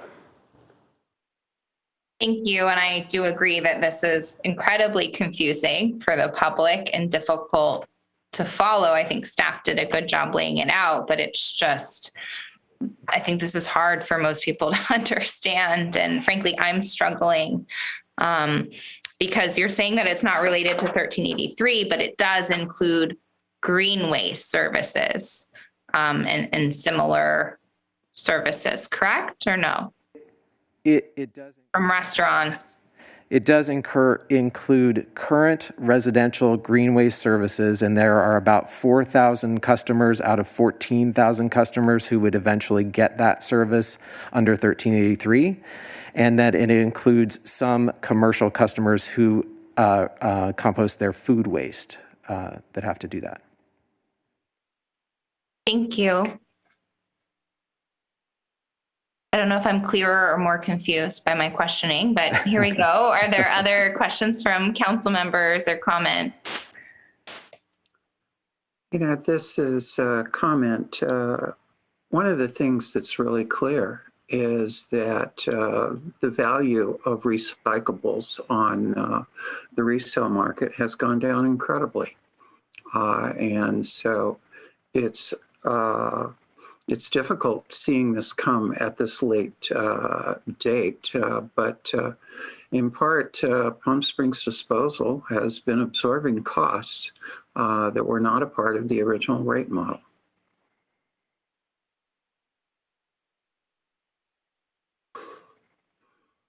Councilmember Corrs. Yeah, I just want to, I agree. I mean, these charts, which I'm trying to understand, and I appreciate all the work that staff put into this, as well as I'm sure PSDS and our consultant. And I know that Palm Springs Disposal was asking for, I think, 2 extraordinary rate adjustments, and staff didn't feel one was justified. And while Palm Springs Disposal acknowledged in the letter to us, they're disappointed and disagree, I think, but they are going to focus, you know, on SB 1383. And I think this is reasonable given what happened with the recycling, where just, you know, we want this material recycled, and it's really, you know, changed, right? What the cost is, because it costs money now to recycle instead of getting money. And, you know, I think there's a broader discussion regarding what's coming next that we need to have. And I think we've gotten a lot of comments. Most of our comments have been on that, right? And I think some confusion, understandably, including me somewhat, that this involved 1383. And, you know, I see how staff wrote it, and that makes sense to me. But it did, for me, it created a little confusion. So I really appreciate those explanations, you know, that is still to come. Because that's something I think we need to have a really understand the plans, understand, you know, how we're going to make this work, right, for our city and our residents and our businesses. And I know it's a ton of work, and I know, Patrick, it's become almost full time for you. So I really appreciate all you're doing on that. And you're trying to give us this in a very short verbal presentation, which actually really helped. So thank you. Thank you for those comments. Other comments before I make mine? No one's jumping in. Thank you to Palm Springs Disposal for all of your work and for working with staff and providing service to our residents. Very much appreciated. And so thank you for bringing this forward, and staff for all their work. For me, it doesn't make sense for me to negotiate and consider an extraordinary rate adjustment and then also leave on the table 1383 and those increases and thinking through our waste disposal in a comprehensive way. And then also negotiating the franchise agreement, or if there are any changes to that. I understand that this has a process that has to be followed, but for me, separating out those pieces without having the comprehensive large scale view does not make sense to me. So I understand the annual rate increase. I'm open to considering the extraordinary rate adjustment, but to do it piece by piece doesn't make sense for me in the context of our overall conversations that we need to have about how this is going to radically change for our community. And I think we need, public input on that. So that's where I am currently, but looking forward to hearing from my colleagues.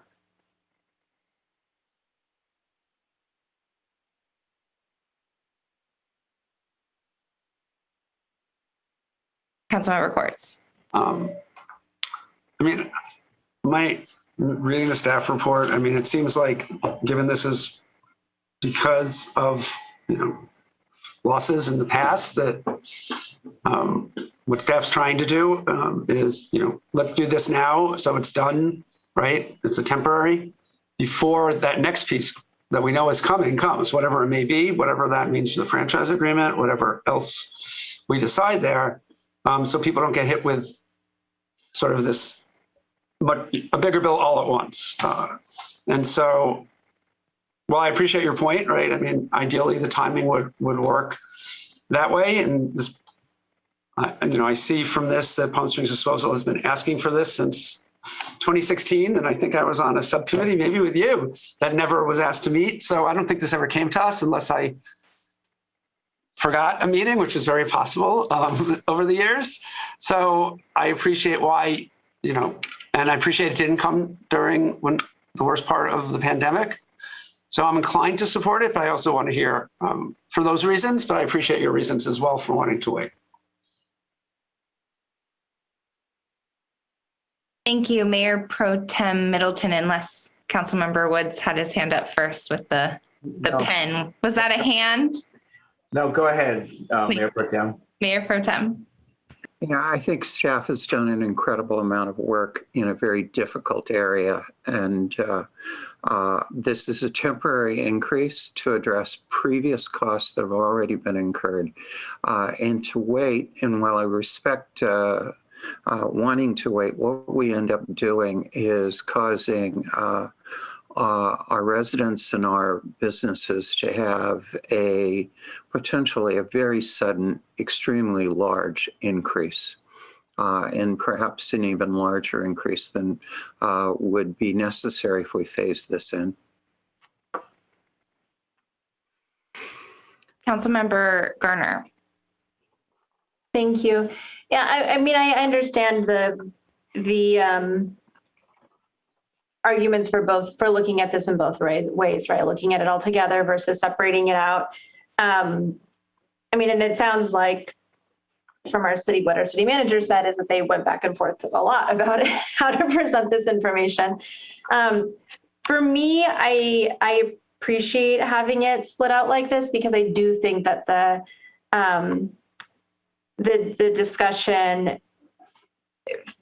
now I'm forgetting the number of the bill, SB 1383, is going to be much larger discussion, and it's far more nuanced, and especially because we have possible community partners that would be coming in, as a part of it. And I just think that's going to take up a significant amount of time. And if we were to do it all at once, I think I would be more confused. So this is a little bit better for me because it seems like something that's fairly standard. These are things that happen fairly regularly in cities across the country. And then we can get to like the meat of it, which is that franchise agreement and how the new law is going to impact what that looks like, which is really the discussion that I think it sounds like we all want to have. And this is just, in my opinion, like step one to get us to that meatier discussion. Councilmember Woods. I also don't mind breaking it out because I think it helps everyone understand what's going on. I would support the annual adjustment, and I could support the extraordinary as well. However, I don't support the numbers between residential and walk-in, and admittedly, they even said they were based on old numbers. So I would want those numbers recalculated because they just seem to be off to me.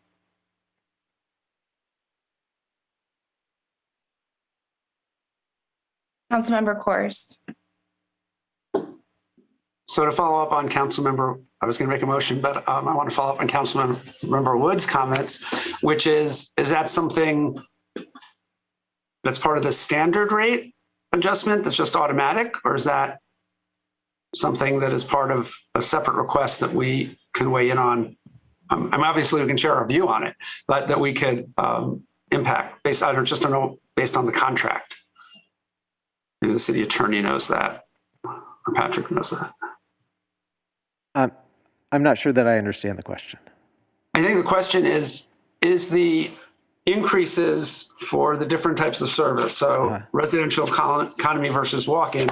Is that something we can weigh in on, or is that already in the contract? It's sort of baked into the contract. I don't, what's that? Yeah, so I think I would ask Enrique maybe to chime in. Enrique has reviewed the numbers and again, does this for other cities. And again, I don't know if there's a rebalancing that could occur there or I'd just like to get your thoughts maybe on that calculation of those rates. Those two in particular, maybe. Certainly. Actually, if you look at those rates, the table that we looked at earlier is showing the differences or the changes to those rates, not the actual components. But if you were to go back to the breakout of those two rates, the rate for the walk-in is less, the solid waste component is less than for the residential economy. Here, it's only showing the impact of the changes to that. So I think that originally acknowledged that fact, because I'm looking here at the economy rate. The material handling fee for that is $3.28, and if I were to go down to the walk-in rate, it's $2.21. So that one is less than $3.28, but the rates are applied on a percentage basis based on the calculations we made. And so the table that you looked at is looking at the differences that are being applied for this one-time charge that are going to basically drop out. So they already do reflect a difference in the expected waste. But that being said, there could be, once rates are established, as has been explained, over time they can get a little bit out of whack. And it may be appropriate to look at some of these when we finalize the SB 1383 numbers and the changes in the agreement. It may be appropriate to look at some of these charges, especially when we look at maybe organic bins and whatnot, because there's going to be a lot more volume. And that'll be part of the discussion that we'll have with PSDS as we finalize those new rates. It wouldn't just be strictly a percentage increase, but possibly rebalancing some of these as well. It's probably, in my opinion, easier to just let it go this time and wrap that up in the next phase.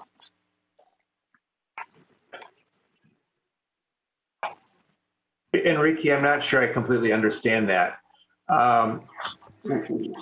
You said the material handling fee for the residential economy was $3.38, but yet the increase for the annual adjustment is $2.86. Those numbers don't seem to work. And I'm sorry to get into the weeds here, but it seems to me, since we have so many units that are walk-in that are based on short-term vacation rentals, and so many short-term vacation rentals are having a gangbuster year, I don't understand how the material handling rate is higher for residential economy when every weekend. So I think the assumptions that Palm Springs Disposal Service used said that they were old, and they didn't take into account of the number of units that we have that are vacation rentals. So Councilmember Coors and Councilmember Woods, if I can have Mr. Kuznick come back up, he might be able to explain some of this. But I think getting back to your original question, Councilmember Coors, I don't think that any of the kind of percentages or the calculations for generating those rates are dictated in the franchise agreement. And it's something we could certainly look at when we reevaluate the franchise with regard to the new rates that are coming up, which is, I think, what Enrique was getting at. And so I don't think there would be anything preventing us from adjusting those if there was a good basis to do that. And Bob, did you want to say more? Yes, Councilmember Woods, just to add a little bit more information, we have about 2,000, as I know the number, 2,000 vacation rentals in town. There's a number of those that subscribe to estate service, which is a more comprehensive, unlimited service. And then in addition, the vacation rentals that do the major business subscribe to extra cans as a part of their service, and some even subscribe to an extra collection during the week, so having 2 collections per week rather than 1. So what you're looking at here on this base rate is a rate for 1 can service in each case. And the majority of walk-in services, even though there are a high number of vacation rentals, the majority would still be more the part-time resident or those looking for the convenience. Thank you. So I just want to be clear that, so when this comes back and we're looking at the French, which is going to be next summer-ish, is that about right? It'll probably come back early next year. Yeah, and I think it would be good to include sort of reviewing that.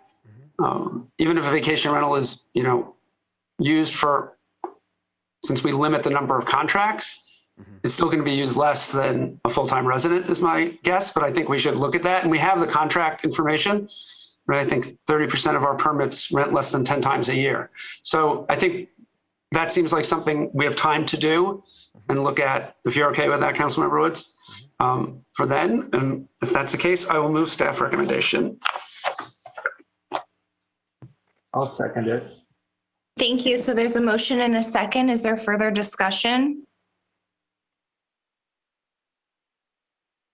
Just to note for the record, I'm going to vote no, not because I don't support the increase and the conversation with Palm Springs Disposal, but I think that it gives up a decent amount of bargaining when we're also bargaining about additional rate increases and the franchise agreement. And that, as I explained, is the problem for me. So can we have a roll call vote, please? Councilmember Kors. Yes. Councilmember Woods. Yes. Councilmember Garner. Yes. Mayor Pro Tem Middleton. Aye. Mayor Holstich. No. Motion passes 4-1. Thank you. And I might just challenge us as we bring this back to distill it in really simple information for the public, because I don't think we did that here. And I think it's difficult. And when we're talking about rate increases, people want to know. So thank you for your work. I know you tried really hard on that. It's a complicated thing, but I'd love to see us talk about it in really simple terms for all of our sakes next time. Okay, so thank you to everyone for being here. Thank you, Enrique, for your work, and thank you to staff and Palm Springs Disposal. Thank you for being here with us tonight. So the next item is item 5C, discussion regarding the Tour de Palm Springs 2022 event. Can we have a staff report, please?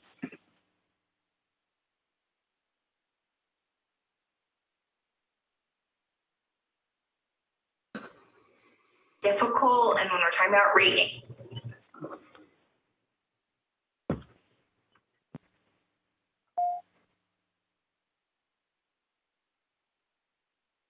Sorry, Mayor, just a minute while we get set up for this next item. Thank you.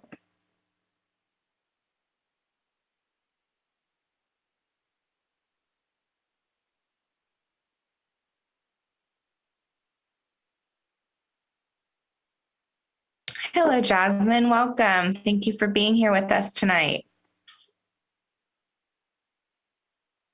You are muted, but you are live with the City Council and the public. So thank you for being here tonight, and please proceed with your staff report. All right, thank you.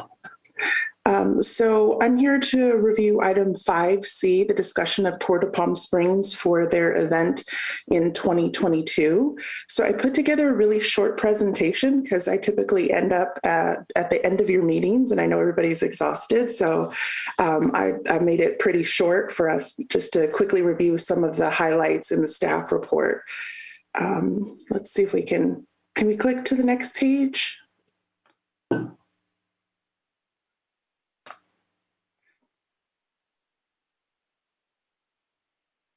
Okay, sorry. It's not large on my screen, so I apologize. So just to highlight a couple items from Tour de Palm Springs history, the event's been taking place in Palm Springs for 23 years. 2022 would be their 24th year in the city of Palm Springs.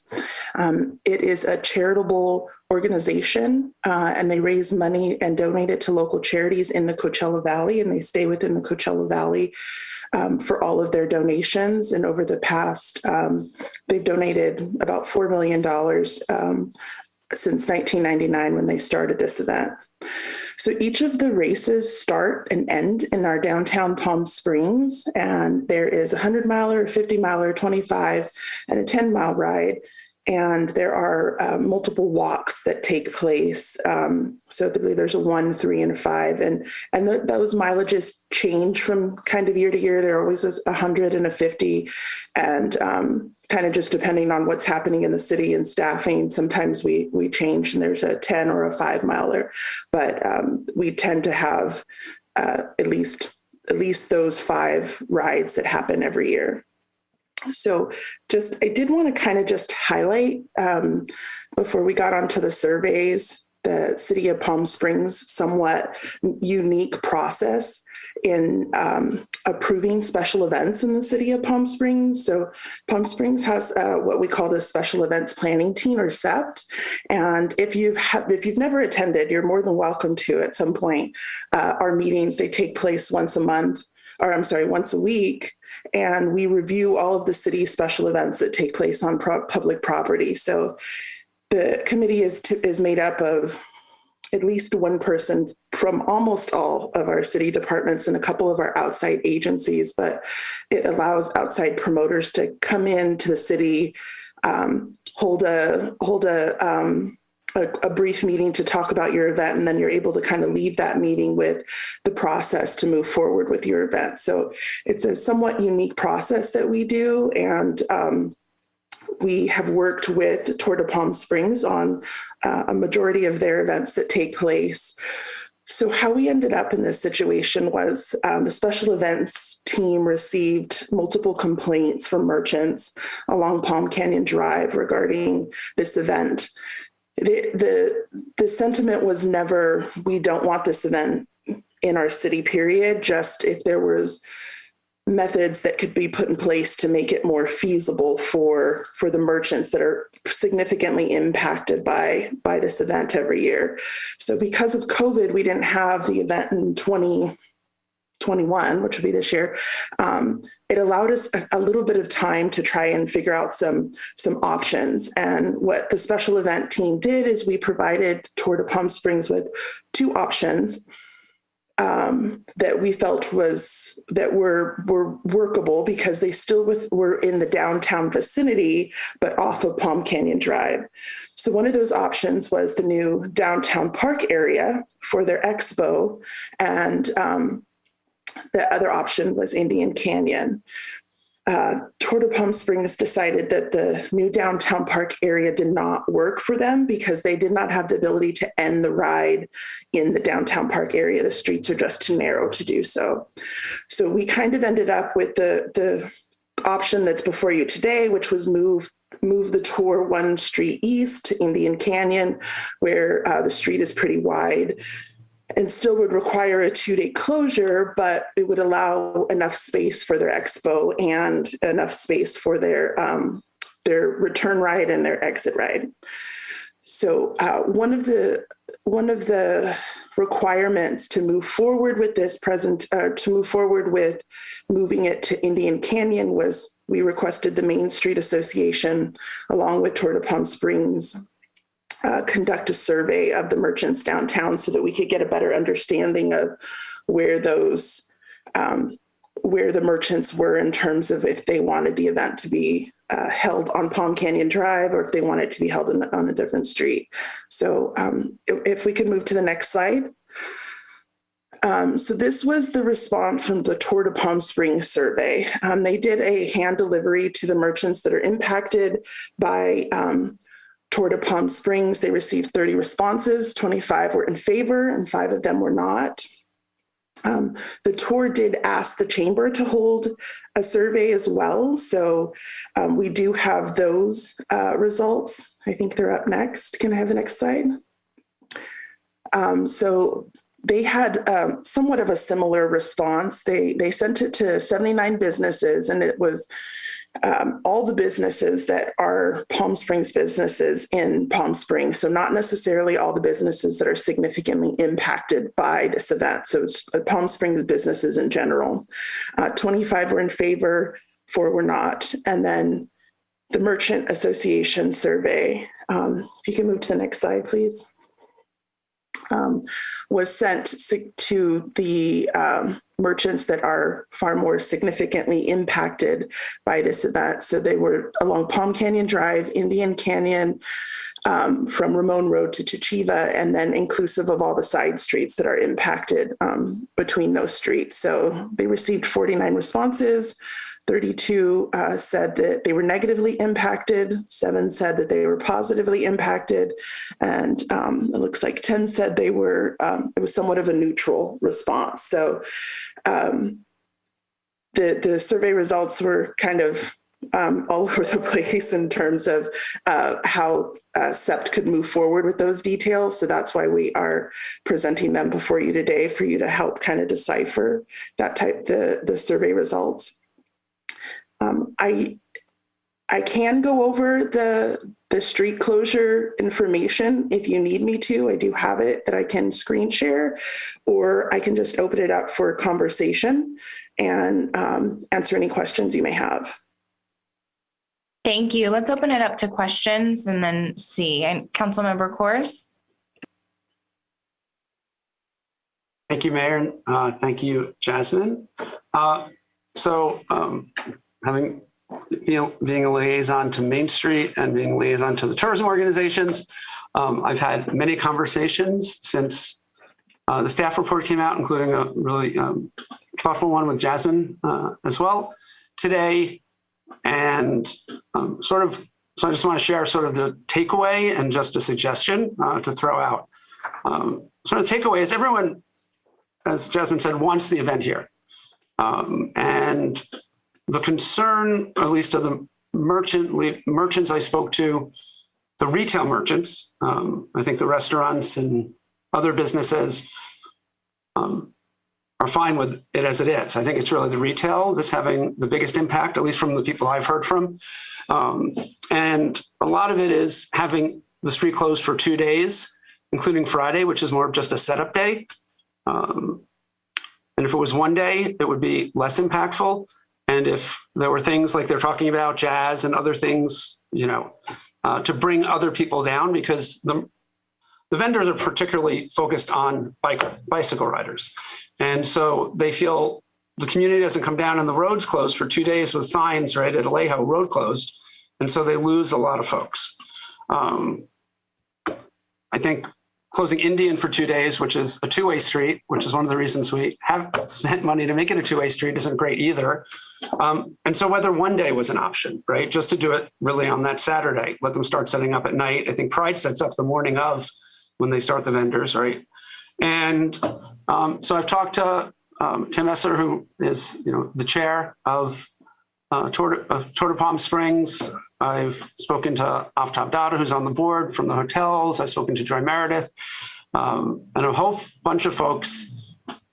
And the general sense is, and I know staff has tried to do this for years, but everyone given this is now seems to be wanting to, let's all get a representative from each of the organizations together with staff and see if there's a win-win here, right? See if there's a way to make this work so it doesn't negatively impact the merchants. And everyone seemed very willing to try and do that if we're not in a rush to make a decision. So one option I wanted to throw out was, and we can give general thoughts, obviously, to staff, is that we convene that meeting, that we do it after Pride, because that'll be the first time we're going to have vendors in the park and in that area to see actually whether it does work, because all the riders don't come back together. And so, but sort of look at some of those options, some of the ideas that were thrown out to, maybe bring other vendors in. So there's a reason for our community to go down. And Jasmine, share your thoughts on that, but to wait till then. And then sort of see what comes out of that and then direct the city manager based on that to make a decision that he thinks is overall best on this, instead of it coming back to us, because I think we really want the stakeholders to come together and see if there's a way to make this more of a win-win where everyone feels good about it. Thank you. And I just want to note for council that Tim Esser from Tour de Palm Springs is on the Zoom waiting if we'd like to talk to him. So he's available to answer that question if that works for the organization, or anything else if you'd like to call him in. Mayor Pro Tem. I think Councilmember Coors has come up with a really good solution, and if that becomes a motion, I'll second it. I'd like to defer this one until after we get a little more experience. The thing I would add to that is I'd like us to step back and take a look at how frequently do we close Palm Canyon? What's been the success? What are the difficulties associated with it? I'm struggling a little bit with having a one-off discussion on one particular event. It seems to me that if the closure of Palm Canyon for special events has generally been a very good thing. And let's try to get some criteria in place so that we can judge every event in a neutral way. Thank you for those comments. Others?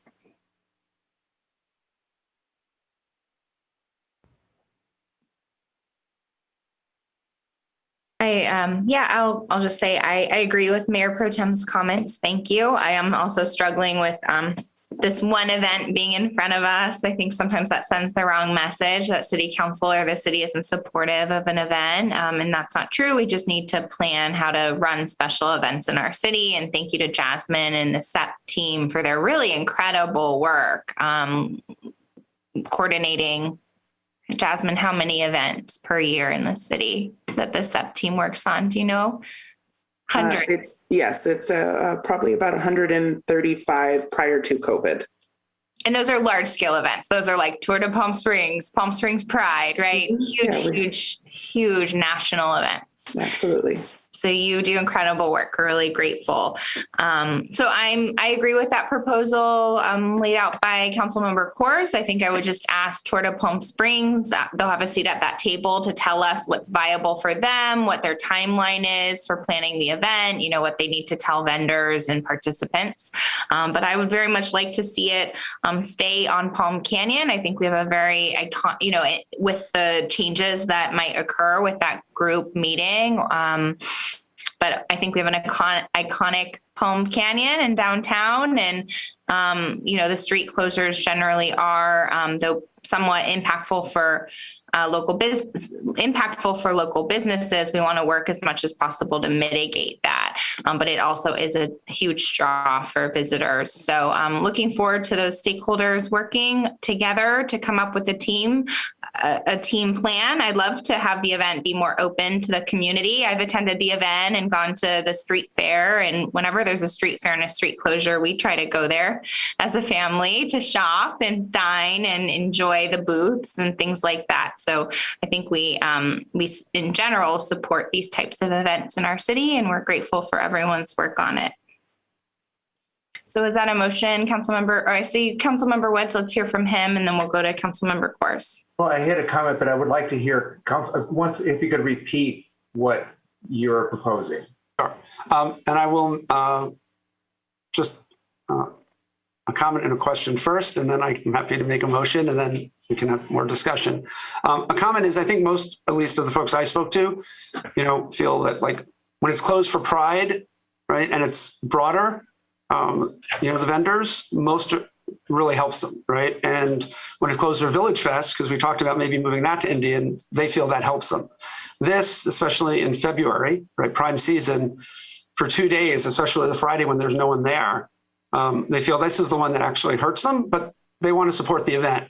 So I think trying to figure out a way forward so it can stay on Palm Canyon, and as sort of Mayor Holstich said, but do better for the merchants if that's possible, right? And we should at least give it a try to see if we can make that possible. And Jasmine, is that something you feel good about? Obviously, if not, then I asked you that this morning, but to share with council.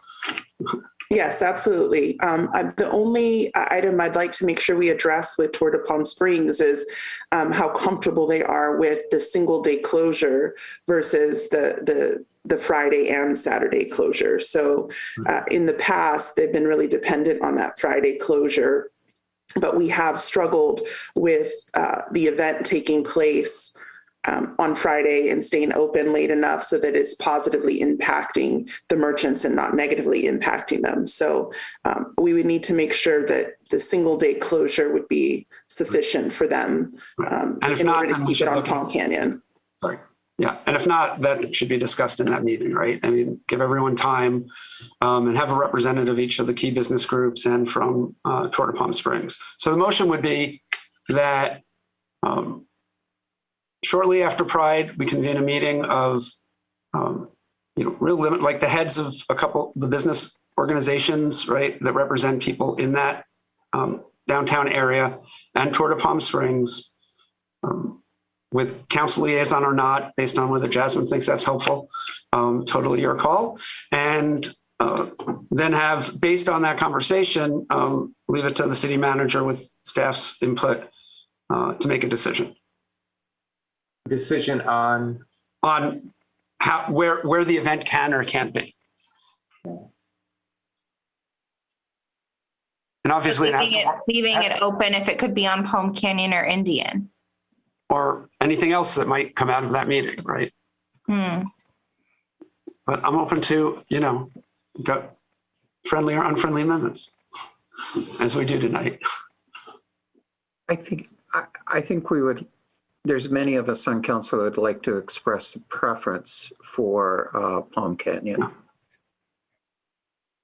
Yeah, I think I'm struggling because I think some of this is staff work, right? So I think it's probably our decision direction that if it's council's pleasure that it stay on Palm Canyon for the start of the event or for the start and finish of the event, and then staff work with Tour de Palm Springs and local business organizations to minimize the impact. So reduce the impact, reduce the closures on Palm Canyon, right? For looking at if it can be reduced for that day, that one day, or, less on the day before, and let staff work out those details with the business organizations. So that would be maybe my proposal, if that works, or is that different, Councilmember Corus, from what you were asking? No, I mean, if everyone on council feels that we want to figure out how to keep it on Palm Canyon, but in a way that doesn't have as many negative impacts for businesses, that's fine. I mean, I think then we're giving some direction. Tour de Palm Springs also offered, which I forgot to share when I asked, that anyone downtown who wanted a vendor booth, they would provide them for free. So seeing if that's something the vendors want as well, during this process. So if everyone's in agreement with that, obviously I'll take that as a friendly amendment. Thank you. And I think that's exactly the types of solutions that we're asking from Tour de Palm Springs. Can you offer free vendor booths for local retail? Can you reduce closures? Can you, all of those ideas I think are really great. So thank you to Councilmember Corus really for doing a lot of the work on this to bring that proposal. Councilmember Woods. So I thank you for all that work. I agree with it. I do think it should be on Palm Canyon for a variety of reasons. First and foremost is it's a main street, and a main street is meant to be more than just shopping. It's really a place to gather, a place to interact, a place to promote, a place to have an experience. All of that is kind of what a main street is about. I do think there are ways to mitigate it. As an example, the booths could be further apart with walk space in between to the sidewalks and to the retailers versus a solid continuous row of booths, with no way to actually get to the sidewalk. I think there's just a variety of things that can be done to mitigate it. But I would second Councilmember Corus' motion. So with the amendments that councils would like it on Palm Canyon, we'd like to minimize how much Palm Canyon has to be closed to traffic as part of the sort of direction for staff to work on. And any other mitigation measures that can be. Okay, I'm okay with that. Thank you. And I think that's such a great way to help support this event, right? How do we make it more accessible and fun for locals, non-bikers, right? I loved hearing about the work that they do for people with disabilities. How do we involve other nonprofits that serve, similar communities? So thank you to Councilmember Kors for having that thought of how do we all work together to support this event and make it work for everyone. And I might also add that as we do the mitigation measures, that getting people into our parking structure downtown, will help people get out and start walking around. But, if there are a lot of out-of-towners, they might not know where to park or where to go. And that would be very helpful, I think. I believe Tour de Palm Springs places on their website the underground parking as an option. So I will follow up and make sure that that is actually listed on their website. Thank you. So city staff, this is just asking for direction. Would you like a vote on the direction that was given so far? No. Madam Mayor, we don't need a vote. Okay, does that work with council? Thank you. Thank you, Jasmine. So appreciate it. We apologize that you're always at the end of the agenda, but that's only because most fun things are usually at the end of the agenda. So we appreciate your work and thank you for making these events happen for our city. Absolutely. It's my pleasure. Thank you for your support. Thank you. Okay, so we have done all the business items. We completed public comment. So the last item is city council and city manager requests and upcoming agenda development. City manager. Thank you, Mayor and Council. PSTV, if you do have the future agenda items documented and could put that on the screen. We are looking forward to, if we can zoom in on that, that would be great. But took your comments from last meeting, Council, that we want to make sure people at home can kind of see what we're talking about and looking at. So as we try to make that bigger and stay on that first page, just want to point out that our meetings scheduled for October 28th and November 4th are relatively full. Believe it or not, we were a little bit anxious about concluding a meeting by 10:30. So oddly enough, I feel like I should almost apologize for that because I know we do have a lot of work pending, but sometimes this is just the way things when they're ready and the way it goes. But you can see we have a little too much already on the October 28th agenda. Nothing could quite move up to this evening. So we'll probably look to move something down. Sometimes that takes care of itself because we think an item's going to be ready and it's not quite. If that's not the case, I would probably suggest the parks naming policy as an item that can move because it's not especially timely, although given some recent conversations about, downtown park and other things, it might be convenient to get to that sooner rather than later. But if something on that list has to move, that could be it.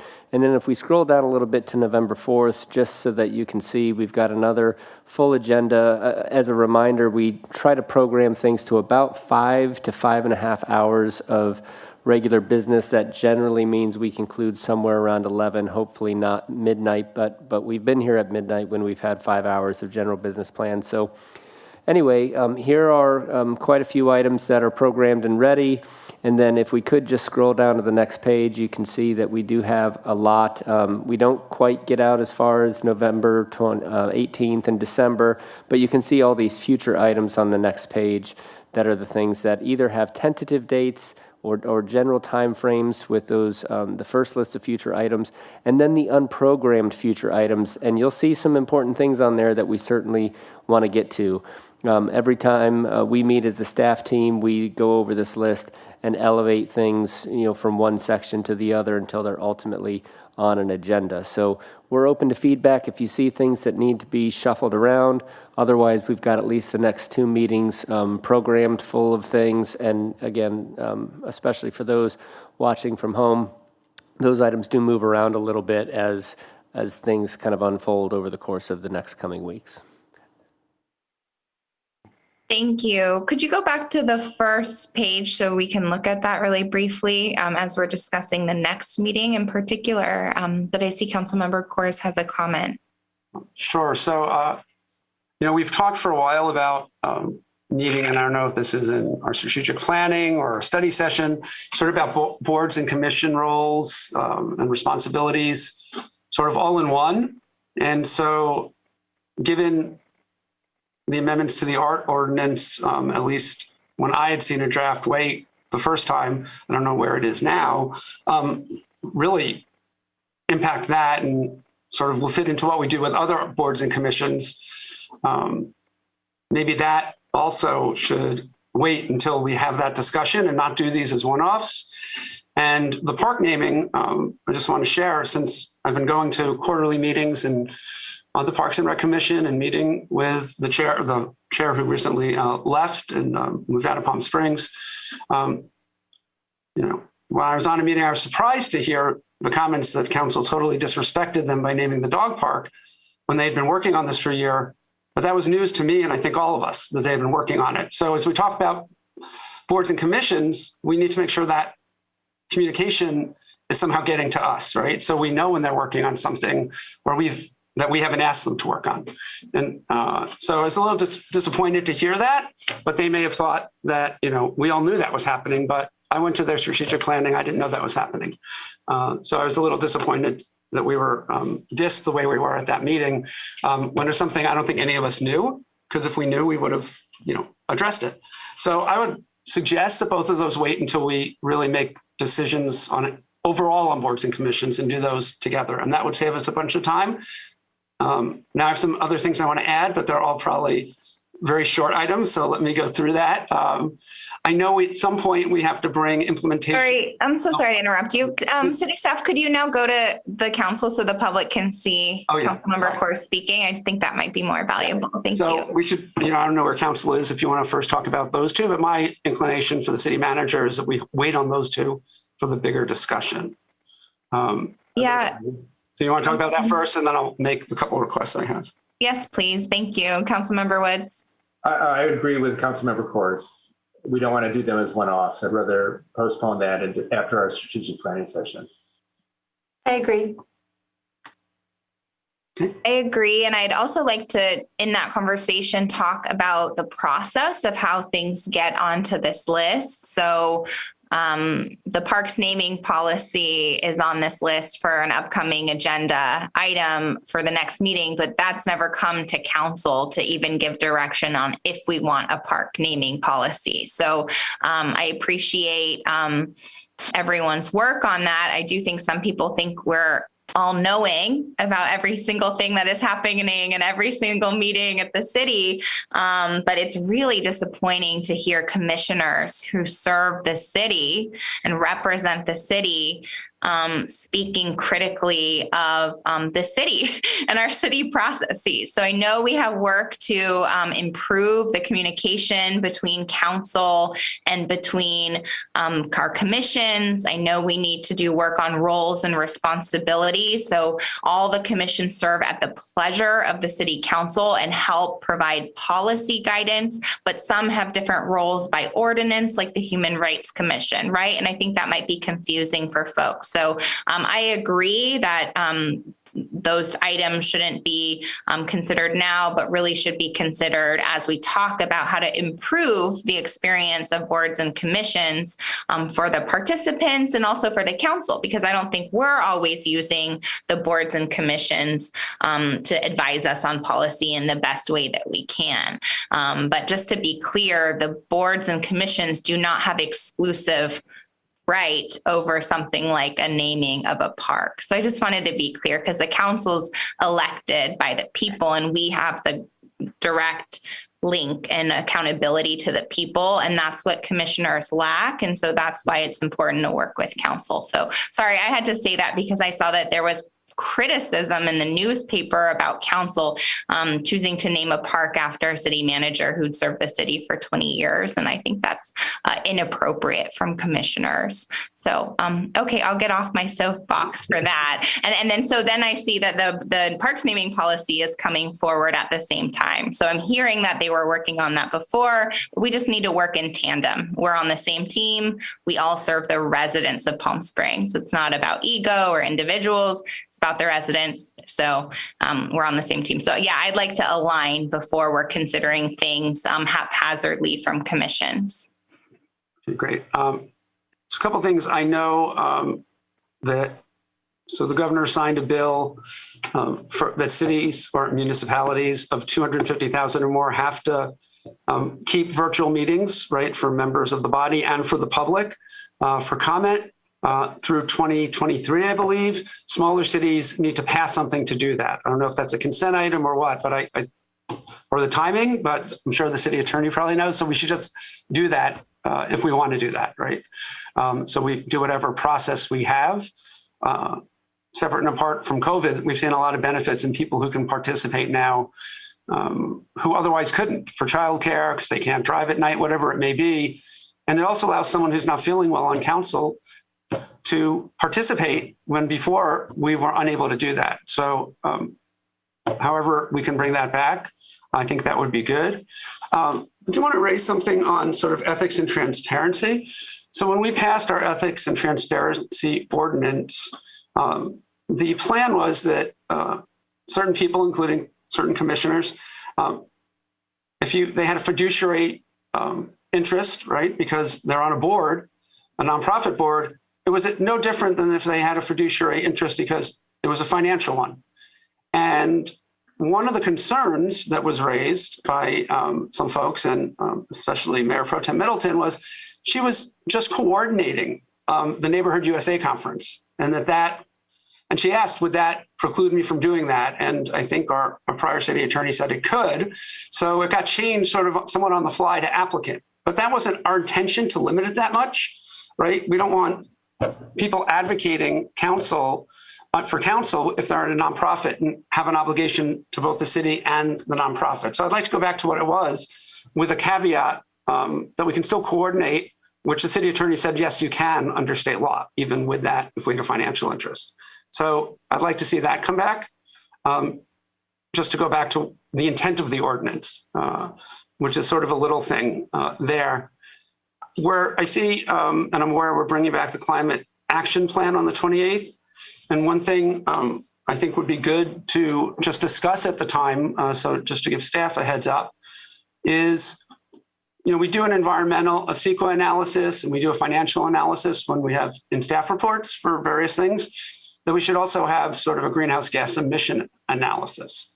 What is the impact of what we're doing? So we're aware of it, right? We're going to do things that have those impacts. But if we're going to potentially pass something about a date when we're going to be a carbon neutral city, we should know what those impacts are. And I've already talked to the city manager about it, but I just wanted to share, let's at least add that to that conversation at the time. The last thing I wanted to mention is for folks who are aware, and thank you, Mayor Holstich, for making me aware, the ACLU submitted a report to the Attorney General about concerns with the Riverside County Sheriff's Department choosing not to enforce the law, even if it's the law of the state, disparities for residents of color, and a number of other things that they want looked into. And I'd like us to bring forward an item, and it can be on consent, and I'm happy to draft it with the mayor, just asking the Attorney General to look into these, right? We want to make sure all our residents are protected and there's no disparate treatment of anyone here. And so that is it for me. Thank you. Thank you, Councilmember Coors. I think I can add this, and then I'll go to Councilmember Woods and Councilmember Middleton without deliberating, because it wouldn't be three people. But your request about assessing climate impacts for projects, I actually just learned that there's some work being done in LA by Unite Here, Local 11, a labor union that represents housekeepers and in workers and hotels primarily, but they're actually asking the city of LA to include impacts on the housing market, impacts on transportation systems when building projects. It's really interesting. They're asking for it to be included in the CUP process. So just wanted to add that as a nerd about thinking through, like, what are the impacts of projects on our community? We really haven't thought broadly about that at all. Councilmember Woods and then Mayor Pro Tem. Thank you, Mayor. I just wanted to piggyback a little about what the mayor said about boards and commissions. And I had put on our unprogrammed future items boards and commissions study session, kind of a dinner. And if we don't discuss that at our retreat, at our I definitely would like to see it come up sooner rather than later and how we want to address that. Maybe it's just bringing back the dinner we had, and I have some ideas about that, but that's my thought. Thank you.